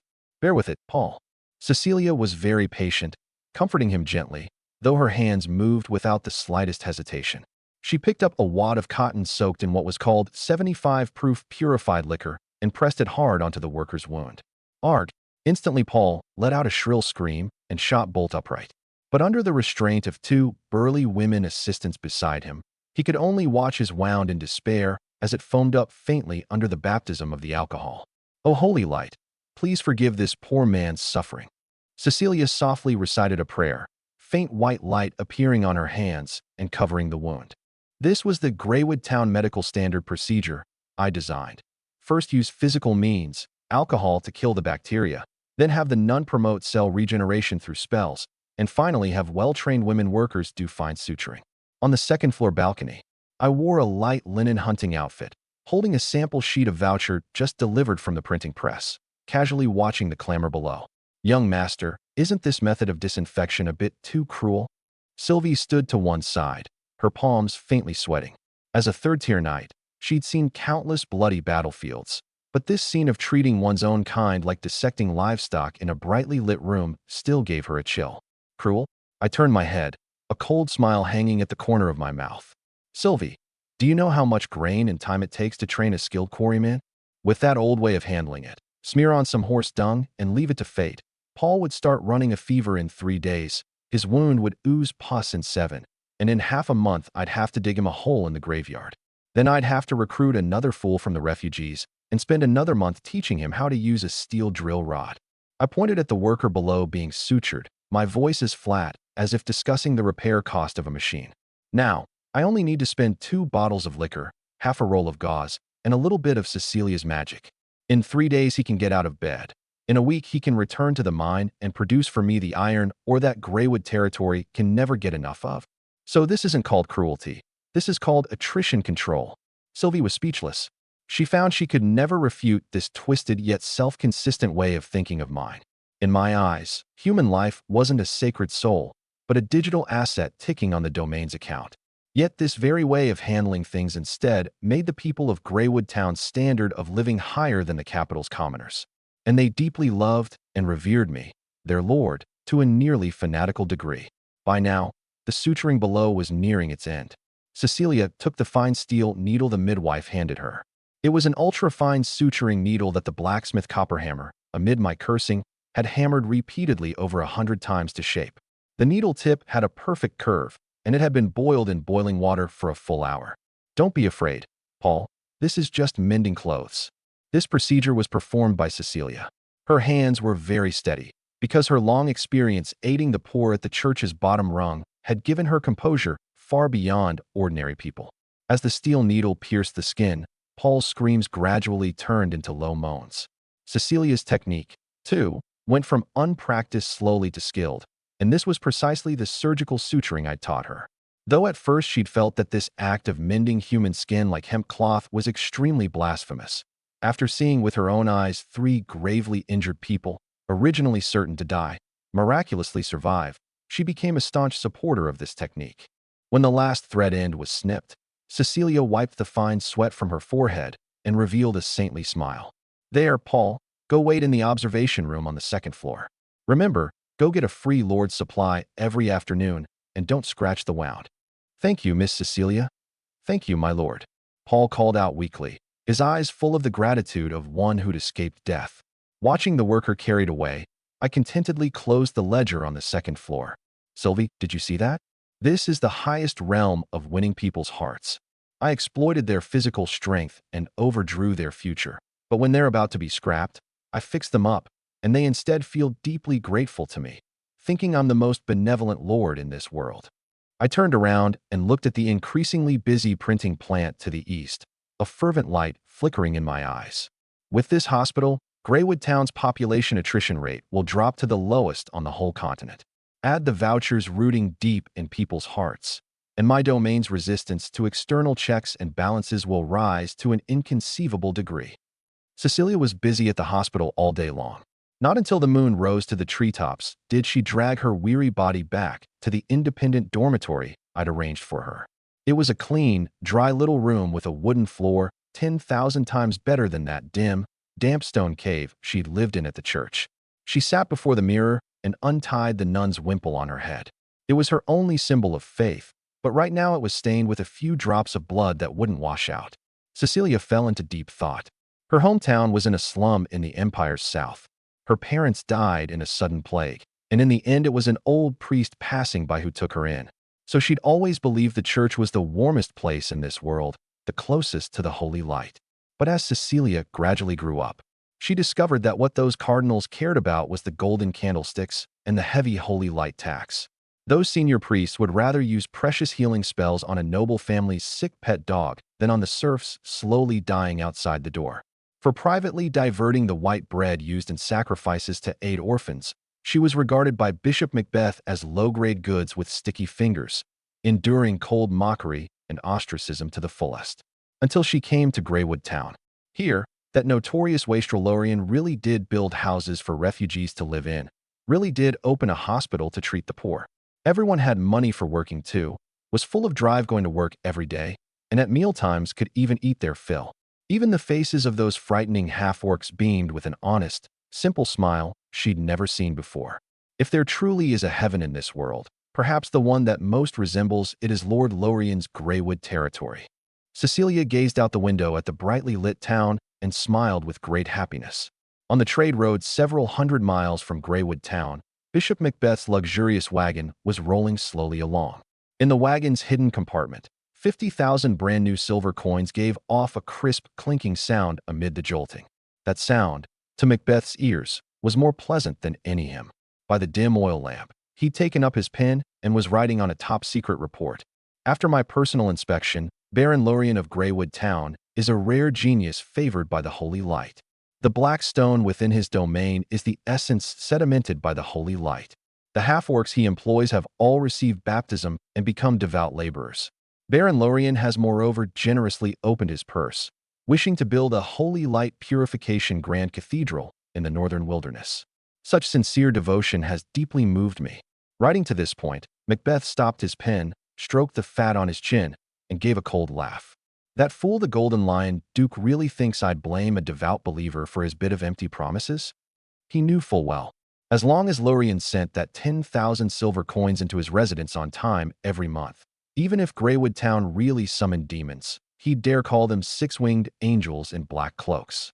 In this world, apart from gold and silver, there's nothing that can't be explained away. Bishop Macbeth put away the letter and took a hearty gulp of expensive wine. He'd already begun scheming how, once back, he'd make a bit of trouble for the Golden Lion Duke within the church, as the price for being used by him. Late May, Greywood Town's population formally crossed the threshold of 25,000. As refugees from Redleaf territory and several surrounding small domains continued to be siphoned in, Greywood Town had evolved from a purely industrial stronghold into the embryo of a deformed yet prosperous city. But behind this prosperity was the near collapse of administrative management. Young master, I really can't hold on anymore. In the study of the Lord's Hall, old Steward Ball slumped amid piles of parchment ledgers heaped like small mountains, his voice aged and hoarse. His once shrewd hands were now trembling nonstop. To verify the daily rations, voucher distribution, and building material consumption of these 20,000-plus people, he hadn't closed his eyes for 3 days and nights straight. Ball, You're my right and left arm. I walked over and handed the old man a cup of warm milk tea. Young master, I understand. Ball smiled bitterly, an inexplicable sorrow in his eyes. But I'm getting old, and my mind can't keep up with those strange tables of yours and the double-entry bookkeeping method. Managing a manor of a few hundred people before, I could tally it all with one glance at the warehouse. Now, 20,000 people. Every day thousands upon thousands of numbers explode in my head, and I'm afraid one miscalculated figure will ruin your grand undertaking. Gazing at this loyal, devoted old steward, I fell into a rare silence. I knew Ball wasn't lying. The traditional feudal retainer model could no longer support this enormous modern industrial system. If I kept squeezing him like this old man past 60 was liable to drop dead right at his desk. I understand, Ball. I sighed, my eyes turning sharp. From today, you're no longer Greywood Town's head steward. Ball's body stiffened abruptly, a trace of dread flashing in his eyes. Don't misunderstand, my old fellow. I patted his hand. I'm going to establish a new body called the Greywood Town Administrative Council. You'll serve as honorary chairman, and from now on you only need to help me keep an eye on those young people so they don't embezzle. The specific accounting work, leave it to them. I pushed open the window and pointed at the several hundred small foremen and scribes studying hard in the night school outside. I'm going to split Greywood Town into different departments. Alara takes charge of the Agriculture Ministry, responsible for the 15,000 mu of wheat and the greenhouses. Cecilia takes charge of the Health and Medical Ministry. The blacksmith Copperhammer takes charge of the Industrial Production Ministry. Gareth takes charge of the Security Ministry. And Sylvie takes charge of the Intelligence and Special Operations Ministry. And you, Ball, you're to help me set up a finance ministry. I'll select 50 of the mudlegs best at arithmetic from the night school, and you'll lead them in handling those vouchers and taxes specifically. This was my first step toward bureaucratic systematization. I wanted to use hierarchical power and professional division of labor to completely free up my own energy. But my lord, those mudlegs, what do they know about management? Ball was still somewhat hesitant. They don't need to understand. They only need to be like mechanical gears, executing the rules I set down. I turned around and took a drafted Greywood Town Department operating guidelines from the drawer. Each person is responsible for only one small piece of the process. Those digging coal only mind digging coal. Those paying out money only mind paying out money. They don't know each other and don't overlap. This way, no one can grasp the complete operating logic of the domain, except me. Facing the ever-expanding domain map hanging on the study wall, that bourgeois ambition in my heart was swelling madly. Ball, you must remember, when a domain's population exceeds 30,000, it's no longer a domain, but a nation. And a nation runs on institutions, not on individual loyalty. The words had just fallen when hurried footsteps came from outside the door. The half-elf scholar Alara rushed in with a mud-stained report in hand, the tsundere pride on her face gone without a trace, replaced by an extreme excitement. Lorien, come quick and look. The wheat that used those special mineral powders called fertilizer, its ripening speed exceeded my imagination. The first harvest date can be moved up at least half a month. I took the report, swept over the densely packed data on it, my eyes deep as an abyss. Half a month, just in time. I looked south, in the direction of the capital. Once our granaries are packed full, once our vouchers completely seize the markets of all the surrounding domains, the Golden Lion Duke will discover that whether it's the bishop or the army he sends, before Greywood Town's grain and steel, they're nothing but a paper illusion. The capital, inside the Bauhinia family estate. Here there was only one scent, the rich fragrance of precious tulips. Utterly different from the cold wind of the borderlands, mingled with coal smoke and the smell of earth. Yet sitting in this luxuriously appointed study, hung all over with velvet drapes, Serena, the second young lady of the Bauhinia family, felt an unprecedented suffocation. She had a head of dark brown curls similar to Lorien's, and those amber eyes were bloodshot with a weariness accumulated over many days. And on the desk were scattered several letters stamped with the special wax seal of the Silvermane Knight Order. These letters were all sent back by Sylvie, the personal female knight she'd dispatched to protect, or rather originally, to escort Lorien back. Oh, for the sake of the holy light, has Sylvie frozen her brain in the northern cold wind? Serena rubbed her throbbing temples and once again picked up that secret letter delivered just the day before yesterday, rereading it word by word. Every single word on the letter she recognized, but strung together, they were like some utterly absurd, third-rate night novel. Honorable Lady Serena, please forgive my dereliction of duty. I may not be able to bring young Master Lorien back to the capital, because he is now the true uncrowned king of this land. You absolutely cannot imagine what has happened in Greywood Town over these few short months. This is no longer the grave of exiles, but a roaring steel fortress.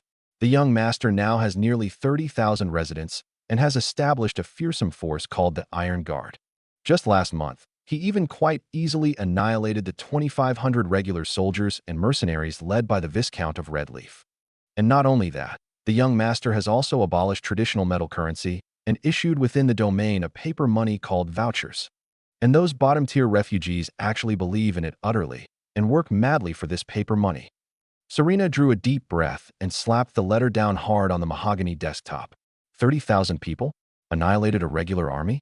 Even printing his own currency? She murmured to herself, as if chewing over the terrifying weight behind these words. This is simply impossible. Even a count with real power, wanting to pull together such an enormous operation within a few months, would need tens of thousands of gold coins to sustain it.